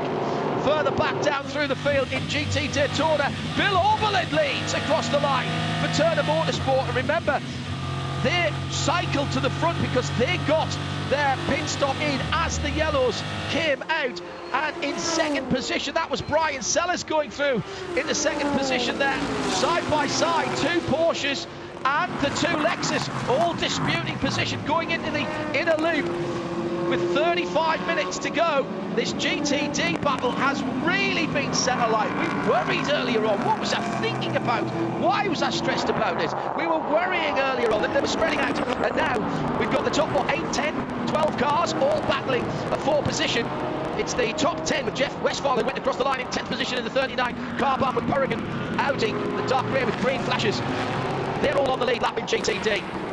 BMW still trying to fight their way through. Bill Oberlin is in between the two GT Le Mans BMWs. Nobody's told him, Jeremy Shaw, that he's not driving a GT Le Mans BMW anymore. He's still got the pace as Oberlin, hasn't he? He has indeed. Fantastic effort there. And Bryce Sellers, he managed to find a way past Max Palter. I think it turned 1 on that lap. So he's up into second place. Palter is he still in third? It's awfully tight, isn't it? That whole gaggle of cars in GTD are just sorting themselves out. But the right all up into the lead. He's led by a pretty handy margin at the end of that last lap. 30 odd minutes plus, of course, where you are on the track. If you've just gone through with a second to go, you've got another 3.4 miles. So add a potential extra lap onto this. And I think critical, perhaps not critical, but certainly worrying for the cars that didn't do the extra splash at the front of the field. Harry Tinkle setting himself a pace, 1:33.4 for the top 3 cars last time around. They can go quicker than that. By the way, the damage on the left rear of the Mazda, that bit's finally fallen off, so there's no worry about that rattling and causing that car to get the big ball flag and have to be pulled in. It's just not there anymore, so there'll be a little less downforce on the left rear. Don't tell Harry that. He'll just drive around it. That's what Harry does. But well, this time a 32.9 for the leader, 33 flat for Ollie Blah. Blah with 2 new tyres. Tinkle on the tyres that he has had on for 9 fast laps, or thereabouts, 7 fast laps, excuse me, before the yellow flag came out. 2 Corvettes at the moment, a Tandy versus Garcia. Being told, race, don't crash. Yeah, we've heard that one before. Actually, we've seen it at Daytona, actually, last 30-minute battles at Daytona. We've seen great last battles, last half an hour, sometimes last lap battles between Corvettes. Nick Tandy, his daughter Ava is 7 years old today. I'm sure she's been allowed to stay up a little bit later down in Bedfordshire, in the centre of England, just after 9 o'clock over there. And Dad doing a great job at the moment at the head of the field. Really good time for Nick Tandy and JTR, Joe Tandy Racing. Team principal there, they notched up their 100th win in competition recently in their just over 15-year history. And I'm sure the team, who affectionately call Nick, and I mean affectionately, just call him Boss, they'll be tuned in as well. Hi fellas, congrats on everything you've achieved, and the Boss is doing a good job at the moment. Tracked down Antonio Garcia before the yellow came out, got ahead, pulled out a 2.5 second lead, lost it, but he's there again now at the front of the field with half an hour to go. Magnificent stuff. Don't forget, we want your points of rising, observations, questions, rants, whatever. Hashtag Michelin post Michelin PRT. Hashtag Michelin PRT at IMSA Radio, please. And we'll have a chat about that in the post-race show. Garcia fades to the left-hand side in turn 10. Not a real overtaking spot there. Tinkle is checking out 1.4 seconds, relatively speaking. He's checking out from Ollie Clark. That's the key word there, isn't it? Relatively speaking, absolutely right. But tell you what, the Corvette's not checking out because John Edwards is hanging right with them there in the 3rd position. He's only got 3 or 4 car lengths behind the 2 Corvettes. They battle for position. Colin D. Felipe has gone back to the movement now, a couple of seconds back, but there's still got just under 30 minutes remaining in this race. Yeah, the Corvettes racing each other. I don't think are helping. And considering the BMW had to come through GT traffic down the inside, Garcia goes through in the lead, up to second. The BMW into the inner loop. That was a bold move by Garcia, and the BMW had huge speed with the double toe on the back straight into the inner loop. My goodness, what a pass that was! Garcia takes off now. Is there a problem for Tandy, or did he just not get the run out of the top of the hill at turn 4? And he's going to be under pressure any second now by Conor De Felipe. Top 4 within 3 seconds in GT Le Mans. Garcia lights the afterburners, heads for home with 29 minutes to go. Corvette, BMW number 24, Corvette number 4, BMW number 25. 3:24, 4:25. That's how it stands at the moment in GT Le Mans. What a move by the King of Spain, Antonio Garcia, Jeremy. Yeah, that was a good move, wasn't it? For the lead of this race, and that's it was super tight. I mean, they weren't far away from being 3 abreast there. It was a really bold move also by the BMW there. John Edwards really got his elbows out there to move up into 2nd place. Beautiful reading of the situation by John Edwards. Got in behind the yellow Corvette and used that toe from that car. Major issues being reported, Shea Adam, from the Corvette. What do you have? Now all in the rear of that car, so there is trouble afoot for Nick Tandy. 28 minutes to go. Let's see if the car can make it to the end of the race. Is that just the temps not up on the car not sticking? That would be certainly cause for concern with this much time left in the tank. In GTD, Bill Oberlin has a 2-second lead from Brian Sellers. Paul Miller Racing, overnight engine change in the Lamborghini #1, and then 4 seconds back to Marcus Paltala for NTE Sport. They're coming back from penalties, of course, for that car. Wheel rotation in the pit lane. Then Ross Gunn, another good run for Harder Racing Team, and Aston Martin's right with Paltala as the leaders are carving their way through traffic. 1.7 in the front of the field, off the track for the 0-1, and the car grinding out for Kevin Magnussen as he's right up behind Ollie Clark. Now this is great news for Mazda and for Harry Tinkle, because Clark is having to drive looking in his mirrors, can't take the best racing line up into turn 7 and the toe of the boot. Magnificent stuff as the battles continue down towards turn 7. This is second place we're talking about here, and the Mazda is putting a bit of room. It's up to 2.7 seconds all of a sudden as Clark and Magnussen strap between themselves. Not too far back, Philippe Albuquerque down to the 2.5, and Durrani's right with him now as well. So that's 4th and 5th together as they carve their way through traffic. Oh my goodness, this looks like the onboard footage from a police chase through rush hour traffic. Fantastic stuff from all of these drivers. Save the best until last, but only letting the leaders go through. Brian Sellers does the same thing through turn 1 and up the hill at turn 2. What a marvellous run this has been at the front of the field. Nearly 3 seconds for Tinkle now. Now Tinkle will be talking to lead again on the pit wall. The fuel number is what's going to, I think, is what's going to count right now. Not the 3 seconds. He's got that 3 seconds. So now, how can they get the 26 minutes to the end? Magnificent stuff. Turner, of all of the bad luck they've had down through the years and some this season as well, Jeremy, they can't honestly say they planned this strategy, but they were in the pits at the right time, and the right man to deliver on that is Bill Oberlin, and he's got the lead in GTD right now. Yeah, and he's going to be hard battle pass, and he's got a lead of 2.5 seconds over the second place car, which is Brian Sellers. He's pulled away now from Marcus Paltala in third, and the rest of the pack behind him. The Mazda on that last lap, Harry Tinkle just did a great job of getting through some really stiff traffic through the inner loop, and then the next couple of corners, which was critical to allowing him to gain a little bit of breathing space now over that pursuing Olivier Pla Acura. Marshank Racing don't win this, they pretty much dominated the event. Yeah, out-fumbled at the last pit stop there, Jeremy. Never second-guess the gate. Leader on top 4, Multimatic, and with Ollie Jarvis and Harry Tinkle, along with the endurance driver added J-Bomb, Jonathan Bomarito. There was no doubt about the pace of that car. They've taken the chance when the yellow flag came out, with just on the hour to go, and they've turned that into an opportunity. Can they stretch the fuel to the end now? Hashtag Michelin PRT at IMSA Radio. What a cracker this has been. And we're back with the short form of the IMSA WeatherTech SportsCar Championship. That race live on Friday. Also Michelin Pilot Challenge and IMSA Prototype Challenge all on Friday, with the practice and qualifying on Thursday if you're going to come to the Glen in person. Cracking 3 series short weekend. The 2 Corvettes then split now by the BMW. Tandy under pressure from Conor De Filippi, might not even be on the podium here. Has the fastest lap of the race in that car, but that's might be all he gets. The leader in the 55, Harry Tinkle on the back straight, heading down towards the inner loop, and he's got the battling GT Daytonas, check that, GT Le Mans cars in front of him. Almost a touch a few moments ago at the bottom of the hill. It's one of the United Autosport cars, either the 2 or the 22. And it looks like Colin Brown is trying to get to the head of the P3 field. He split the 2 Rileys, which were looking fairly comfortable. Passes has already passed Jerome Bleekemolen, and it's Felipe Fraga now, just 2 seconds ahead of him, Jeremy. That's exactly right, John, and Jerome Bleekemolen, he led at the restart. Fraga's the guy on the move. Not only that, Fraga set a new fastest lap of the race in LMP3 just 2 or 3 laps ago as well.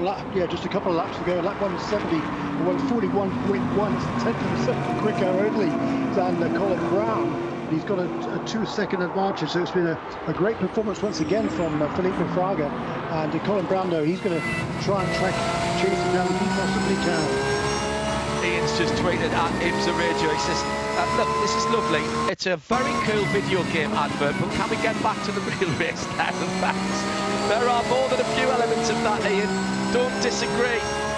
Pfaff, Porsche, sitting in behind the Porsche of Wright Motorsports. Meantime, Tandy maximum defence at the moment through turn 1. And the 25 BMW of Conor De Filippi had to go outside of track limits there to try and get round Tandy up to the top of the hill at turn 4.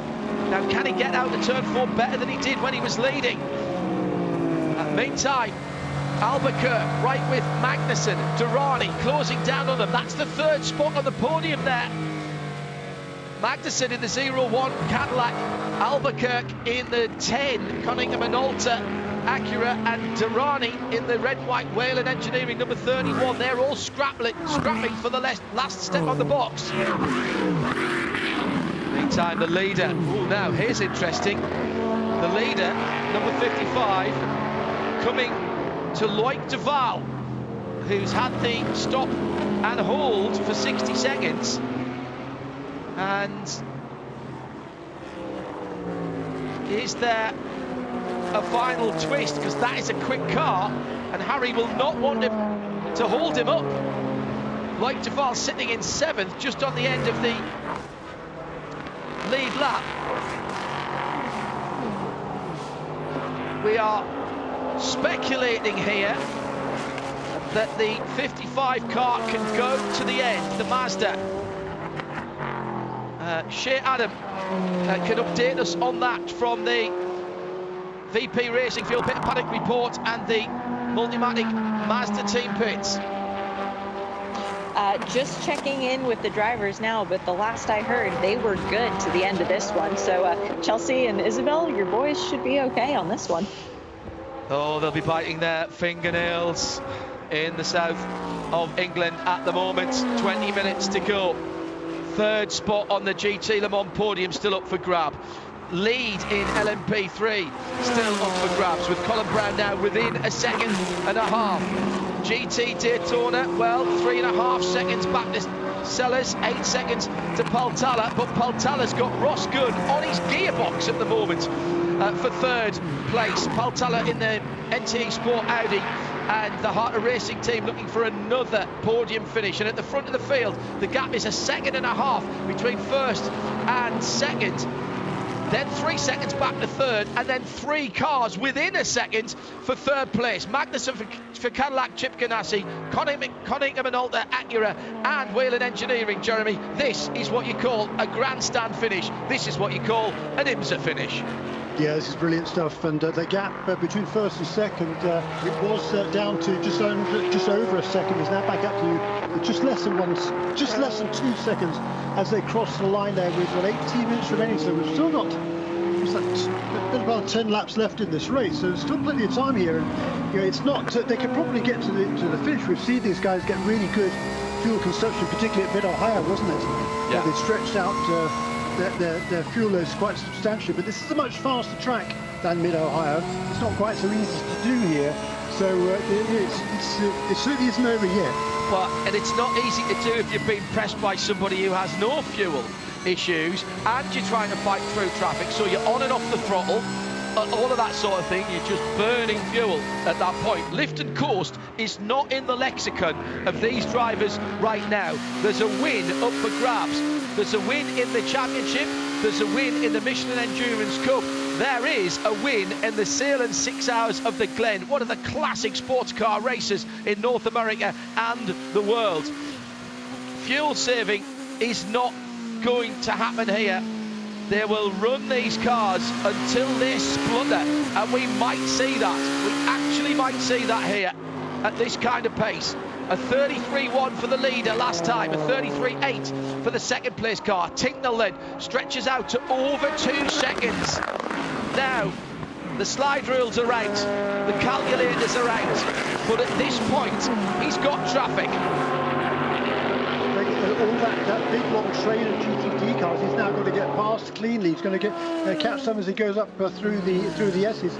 He's going to catch him actually at a pretty good place. I think they should be quick enough through the S's so he can just blast past them. Yeah, a couple of on the outside of the final part of the S's, now onto the straight towards the inner loop.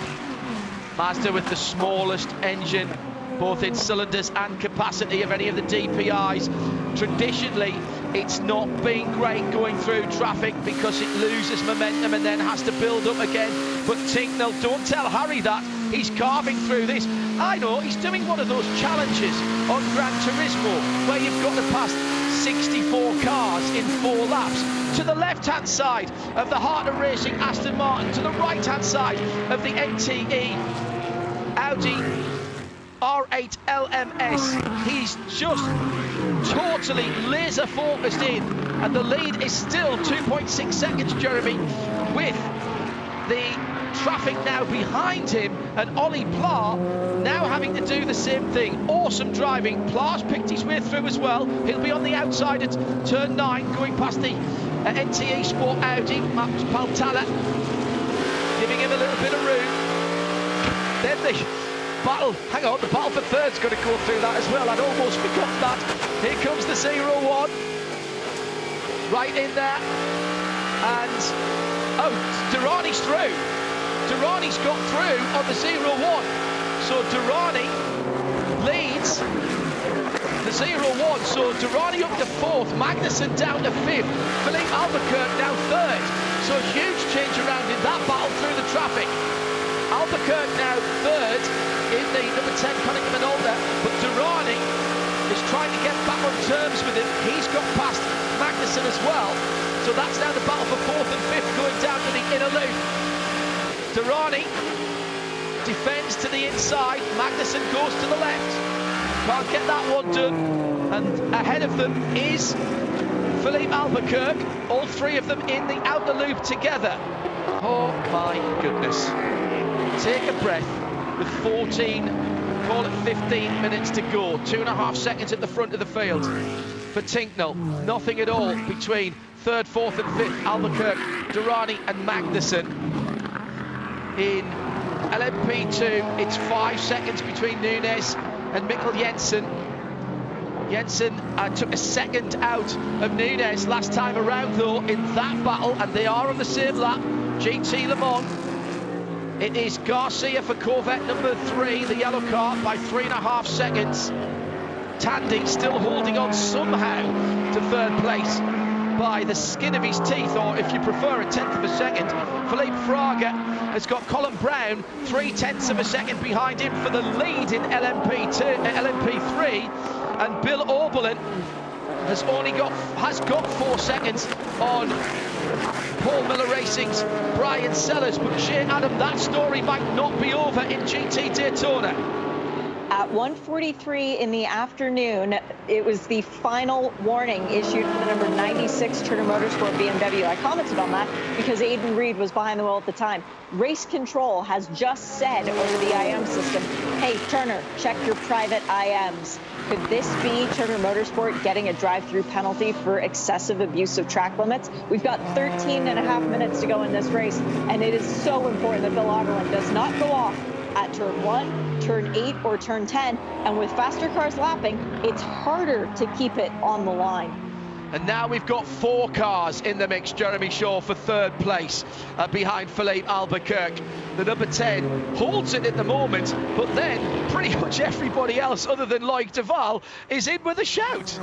Yeah, that's right. I think Kamui Kobayashi there, he got a little bit of traffic in the early part of the lap, so dropped back just a little bit, but he's still not far out of it, and we know how much of a charger Kamui Kobayashi can be, so he's still very sights. Yeah, they had a potentially, they thought they had a podium finish at Sebring. Unfortunately, Simon Pagenaud was, a minute, I think, over the drive limit time. He drove 4 hours and 1 minute out of 6 consecutive hours during that race. The limit was 4 hours, so they got penalised to put to the whole back of the pack, which was very unfortunate for that team. But it's been a good, strong run here, particularly in the later stages for the number 48 team. 12 minutes to go. And Philippe Albuquerque, for a moment, looks back, and there must have been a moment there as he was looking at his mirrors that he thought he'd dropped Pipo Durrani. It's not the case. He's still in there. GT Daytona, that's still very much up for grabs. The riding number 74 goes through the battle with Fafcar. Lawrence Vantor up into 8th position. He's got Pat Long ahead of him, then Jack Hawksworth then Daniel Morad, that's up to 5th position, and they're all only a second and a half apart. Not between them, the whole lot. Right up to Daniel Morad and Marcus Paltala in 4th position. Paltala 2.5 seconds away from 3rd. Ross Gunn now 7 seconds away from 2nd place. Brian Sellers, who's 3.5 from Bill Oberlin. And last time around, Ross Gunn did the fastest lap of the race for that Heart of Racing Aston Martin. Whew. And at the LMP3 head of the field, still Colin Brown right with Felipe Fraga. It's dropped away to 0.8 of a second. It was a 1/10.5 the last time I looked, so there is a little bit of fight in Felipe Fraga. He's picked up his pace just a tiny bit, but Colin Brown is fighting back. So all classes have a podium position at least still up for grabs. Down towards turn number 8, and Colin is right with him. There's one car to the NTE Sport. Audi again going through turn 8. Fantastic drive.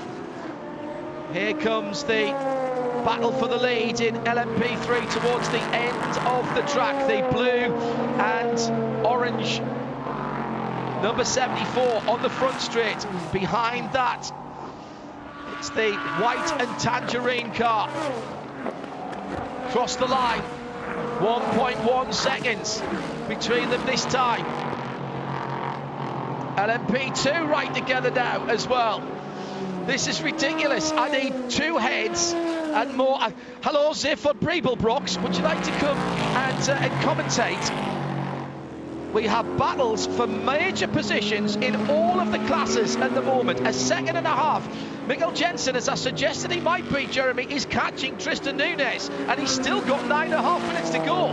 We've got time here to have proper finishes in all 5 classes. Yeah, we certainly have. There's been a tremendous motor race, I think, pretty much from start to finish. And Olivier Pla now, he's certainly on the move. His last 2 laps have been quicker than Harry Tinkle. 1.6 seconds to gap now. 3 laps to go, it was 3.6. I've just taken a deep breath because I might not get another one. 9 minutes to go. IMSA Radio and TV together live across the US on XM 202.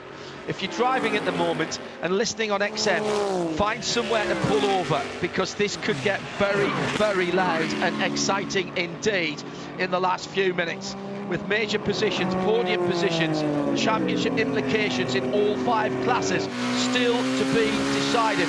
Fractions of a second between cars that are battling for the win in category. 5 different classes on the circuit at the same time, and we've got 5 proper races at the front of the field.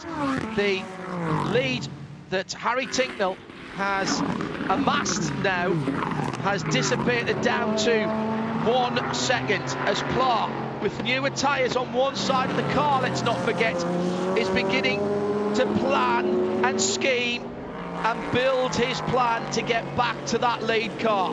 Pla has not got back to Loic Duval, so that hasn't been a factor in trying to put that car under pressure. What he has got in front of him now is a battle for 3rd place in GT Le Mans. He goes past the BMW of Conor De Filippi on the front straight, the red, white and black car. He'll get down the inside of Nick Tandy into turn 1, but Pla will not. And so there's a breathing space again for Harry Tinknell. Pla has to go through in turn 2 and does. So that gap that was 0.6 across the line, Jeremy, eases out just a little bit.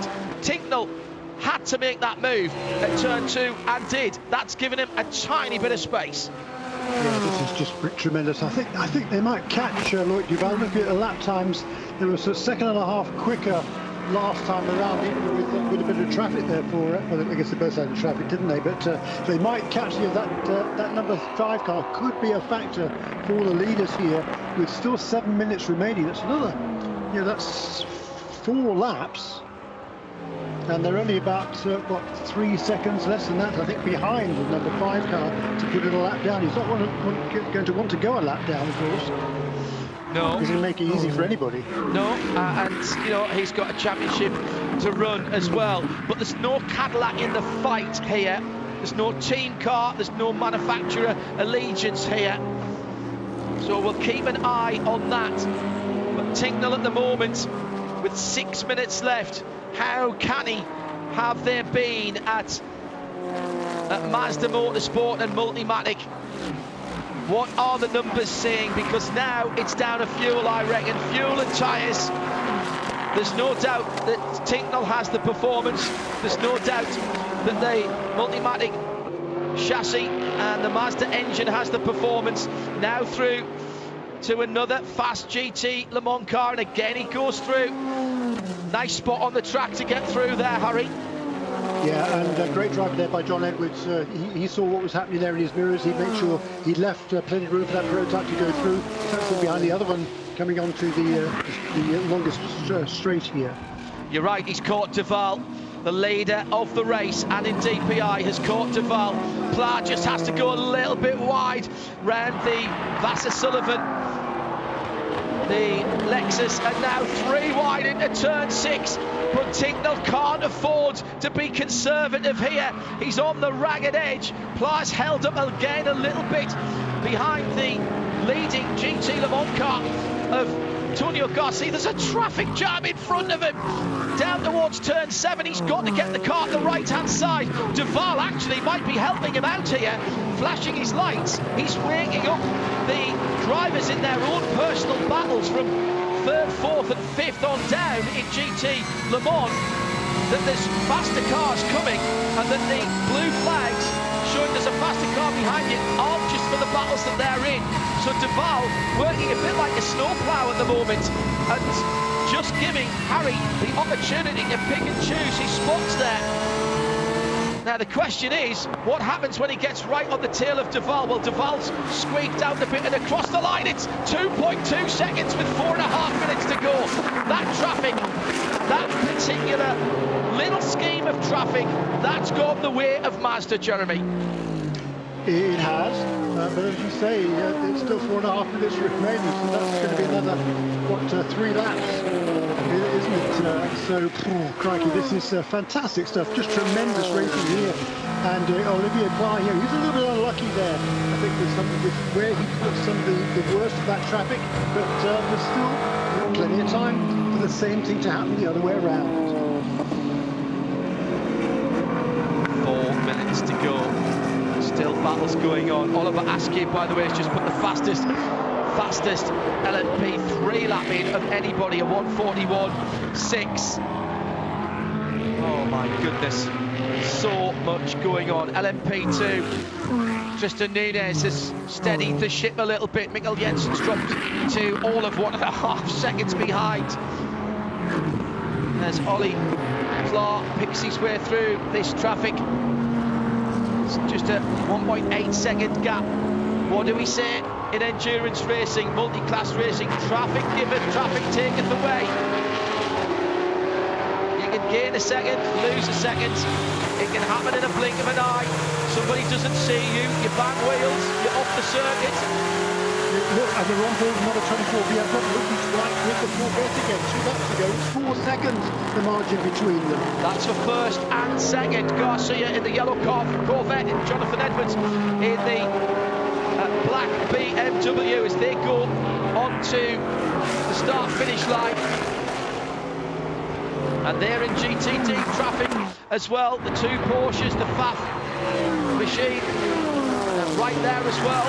At the front of the field, Bill Oberlin desperately wanting to stay within the white lines. He's holding on to that 4-second lead from Brian Sellers in 2nd place. 96 blue and yellow BMW from red, white and black number 1 Lamborghini from Aston Martin Vantage. Ross Gunn in 3rd position. Those are the biggest gaps in the top 3, 4 seconds and 7 seconds. I don't think there's 4 seconds and 7 seconds between any of the other top 3s, to be honest. Quite extraordinary at the moment. 0.2 of a second. John Edwards now behind Antonio Garcia in GT Le Mans. Colin Brown has dropped a little bit, 1.7 seconds. As Felipe Fraga has maybe timed this to perfection with his Michelin tyres. What performance has anybody got left now? Mazda lead by under a second. Coming round with 1:40 to go. It will not be white flag this time around. Or will it? No, it's not. It is. It's white flag, but only just by about a couple of seconds. 3.4 miles to go. Wow, that was right on the edge. The white flag was held down. The countdown clock, they're doing 31s. The best lap they've done is a 31. They're doing 33s at the moment. It was about 1 minute 28, 1 minute 29. So absolutely correct showing of the white flag. 3 miles now. Traffic. Pla still trying to get on terms. Tinkle still hasn't got past Lloyd Duval. He's right with them now. He's going to have to make a decision here. Goes round the outside, sweeps round the outside, and then to the inside of one of the P3 cars. That's the Riley, I think, as they go through the outer loop and into turn 6. Lloyd Duval, that was very fair driving by Lloyd Duval. Stayed to the inside with the leaders coming, and he'll pull to the right again, coming out of the toe of the boot on this, the final lap. Under 2 miles now to go. Lloyd Duval, chapeau, really fair driving. They'll be disappointed. Blew the pit lane, red light, that's took him out of potentially being in this battle because he had more fuel and would have been able to turn it up to the max. The last time we were at the Sahlen 6 hours of the Glen, it started what we called the summer of Mazda. We're in the autumn of Mazda's IMSA career in DPI, but they win again at the Glen. Harry Tinkle takes it to the line and off right at the end for the 0-1. Kevin Magnussen out of 5th position. It's Tinkle, Pla, Albuquerque. So Mazda, Acura, Bill Power in GT Daytona. Turner BMW win GT Daytona from Paul Miller Racing, who replaced an engine overnight to take second. And Harter Racing Team on the podium again in 3rd with Ross Gunn bringing that one home. Corvette and Antonio Garcia get the checkered flag by just 0.8 of a second ahead of Edwards, and Conor De Filippi has gone through into 3rd. So Nick Tandy couldn't hold on for Corvette. And in LMP2 by a second, Tristan Nunes brings the Win Autosport number 11 car home. What a weekend it's been for them. All kinds of spins and issues for Mikkel Jensen and the rest of the PR1 Matheson Motorsports number 52. Guy Smith in 3rd for United Autosports. Yeah, Magnussen doesn't finish, so it will be Kobayashi and the Allied Cadillac in 4th, Durrani and the rest of the Whelen Engineering team in 5th position. So Fraga held off Brown in LMP3. Riley caught Riley in the top 3 there, and Mazda have won. I'll say it again, Mazda have won.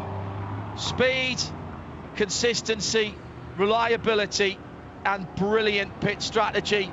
They took track position at the last pit stop, not tyres, and left it to Harry Tinkle to convert all the hard work that had been done beforehand by the team, by Jonathan Bomarito and by Ollie Jarvis. The 55 Mazda wins the Sahlen's 6 hours of the Glen. Jeremy Shaw, I think it's run out of fuel. It's run out of fuel on the slowing down lap. So has Pipo Durrani. Oh my goodness, how close was it? That's how close it was. Tinks is out of fuel on the slowing down lap. If he's got his team, I wonder if he's got his phone with him. Can we give him a ring? We've got also a drive through for Kamui Kobayashi, I think, that will take him out of 4th place. I wondered whether that was why Magnussen ended up in the gravel trap, because they were battling for that position on the previous lap. Yeah, Magnussen had been told to hit a fuel number and he was taken out at turn 8. The 0-1 car was struggling, and the Chip Ganassi car was struggling on fuel, and Magnussen hit from behind by Kobayashi. So they'll both drop down. Pipo Derani and Whelen Engineering then will move up to 4th position. So even after the end of the race, we've still got drama. Kevin Magnussen, with all the good Magnussen family hair, comes from his mother's genes, he told me on Wednesday. Harry Tinkle has never been happier out of fuel on a racetrack, sitting on the side of the car, punching the air with delight and waiting to be picked up. Special K out of the car, helmet already off, unhappy I'm sure. Might get back 5th position. It depends what penalty they assess to Kobayashi. It was a drive through.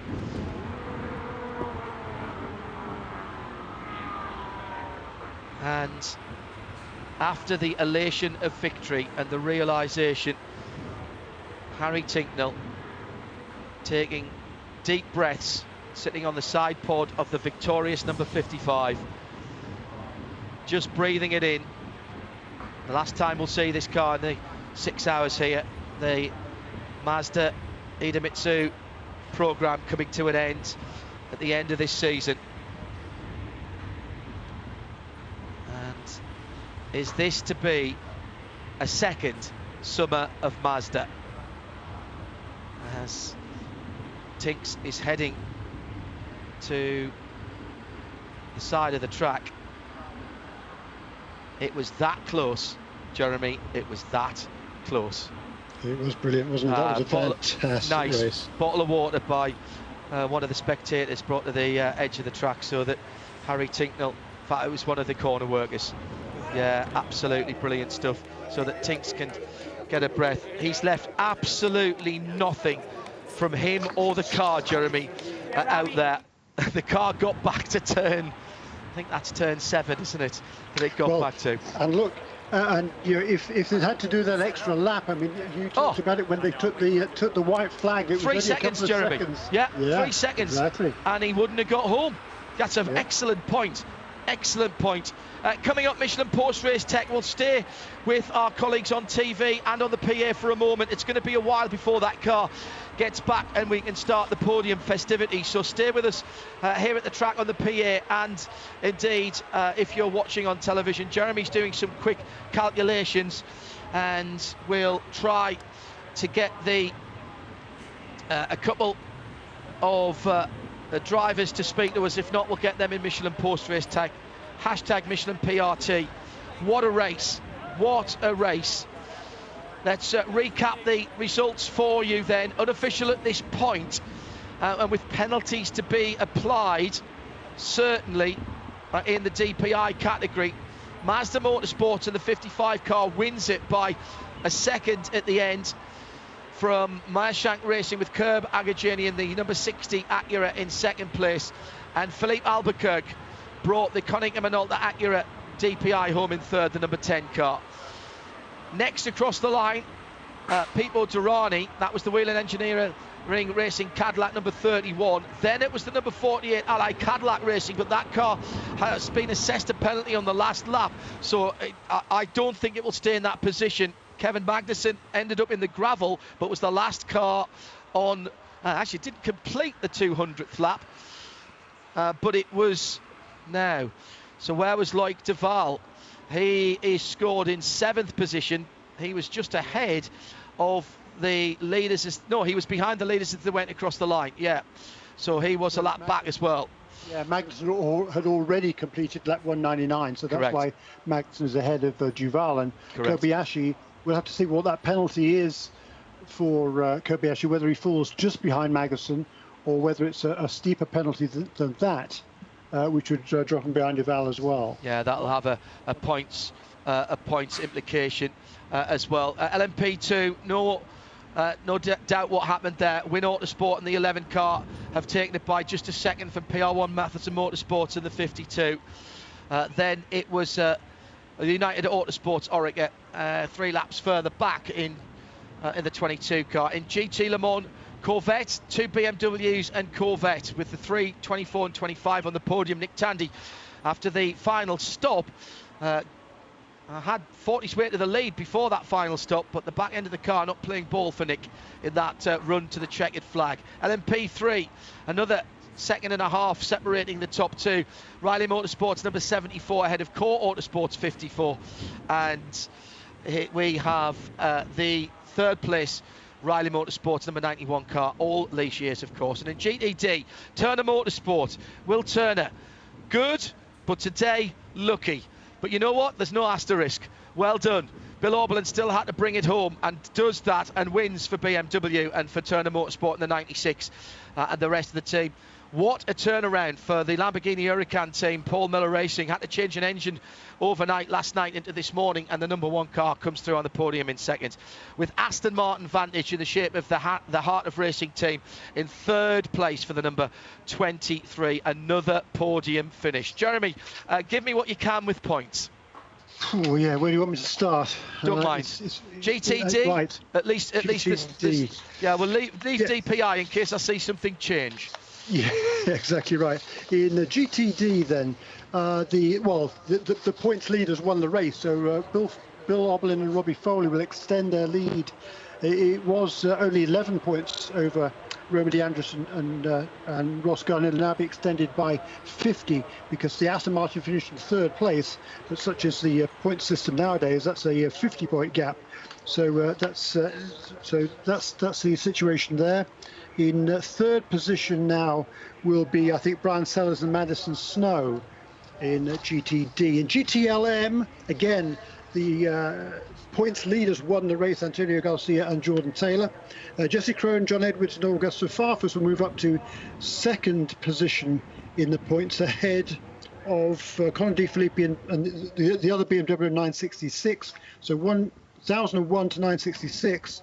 Tommy Miller and Nick Tandy back in fourth on 959. LMP3, again, the top 3 points scorers finished in the 1, 2, 3 position. So Garth Robinson will extend his lead in the championship over Jonathan Bennett and Colin Brannett. Was 20 points in Labby, 50 points. Jim Cox and Dylan Murray, they finished in third place, so will fall another 20 points back. In LMP2, the points leaders, Ben Keating, Michael Jensen, Scott Huffaker, they'll have 734 points. Stephen Thomas, Tristan Nunes and Thomas Merrill will jump from fourth to second on 700, so 34 points behind. John Ferrano and Gabby Aubrey will be in third place. Overall, the Ricky Taylor and Philip Albuquerque, they will still lead, but the gap that was 79 or whatever, it's awfully difficult to figure. I can't figure these numbers out, they're too big. But it's now just a 31-point margin between Taylor and Albuquerque over Jarvis and Harry Tinknell. Oh, brilliant stuff. Shay, can you give me a very quick Michelin Endurance points update before we head to the Michelin Post-Race Tech Show?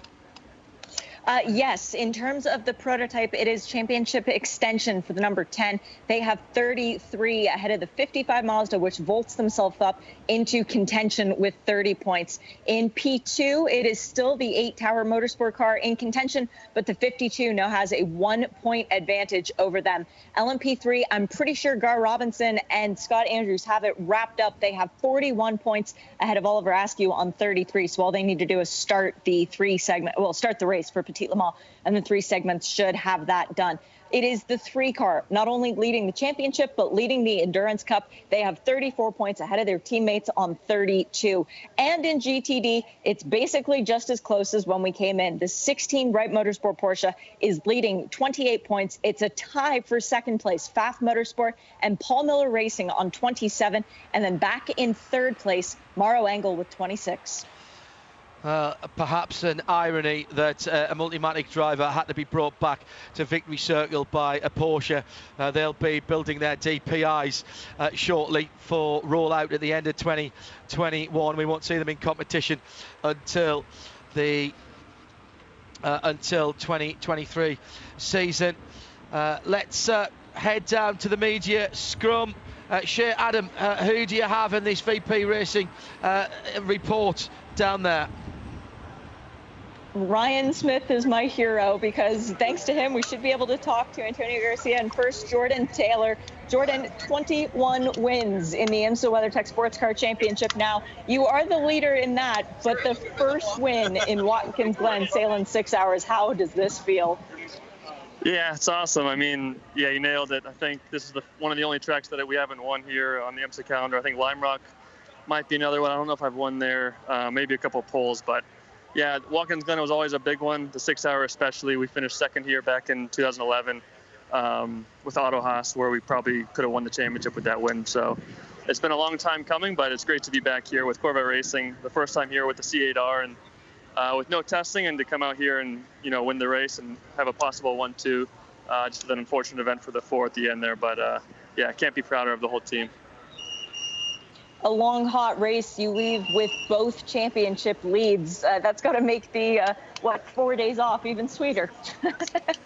Yeah, it definitely makes it nicer. It's good to have a couple of days to rest on it, you know, have the guys go through the data and see where we can improve for next week. But it's going to be another fight next week, and we'll try to maximize the points again.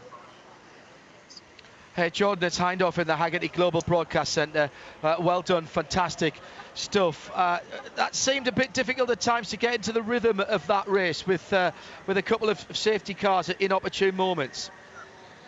Yeah, it was definitely an odd race, especially with how, you know, the LMP3s cycle to the front of the GT packs every time, and then we kind of have to drive through that. And then you saw at the end with a couple laps to go how we caught, you know, a big GTD pack mixed with LMP3s, and you mix in the prototypes and the GTLMs coming through, and it was mayhem. So it was crazy, but at the same time, that's part of IMSA. That's what makes this series great. That's what makes sports car racing amazing. And thankfully, Antonio, you know, kept his head cool and brought it home.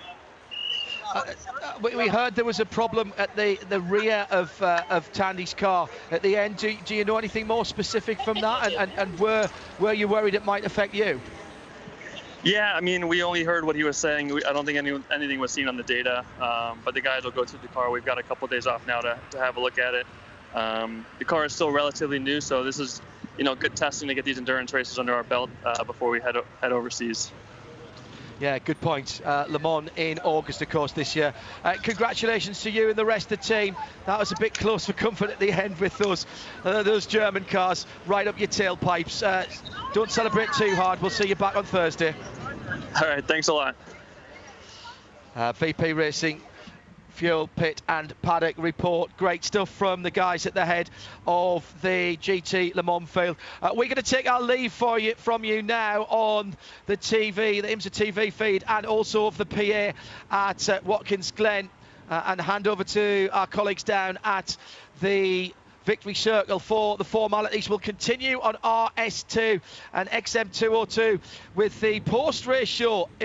That's Michelin post-race tech, hashtag Michelin PRT, if you want to take part in that. But it'd be remiss of me not to thank everybody who's played such a big part. NASCAR Productions up in Charlotte for giving us the pictures to see all the way around the track. Tyler Norling and the IMSA technical team on site. And of course, our technical team in London for getting the radio to the world. Brilliant work by everybody. Shea Adam, Jeremy Shaw and me, John Hindhoff, signing off for a minute. We'll take a breath and be back with Michelin post-race tech next on IMSA Radio.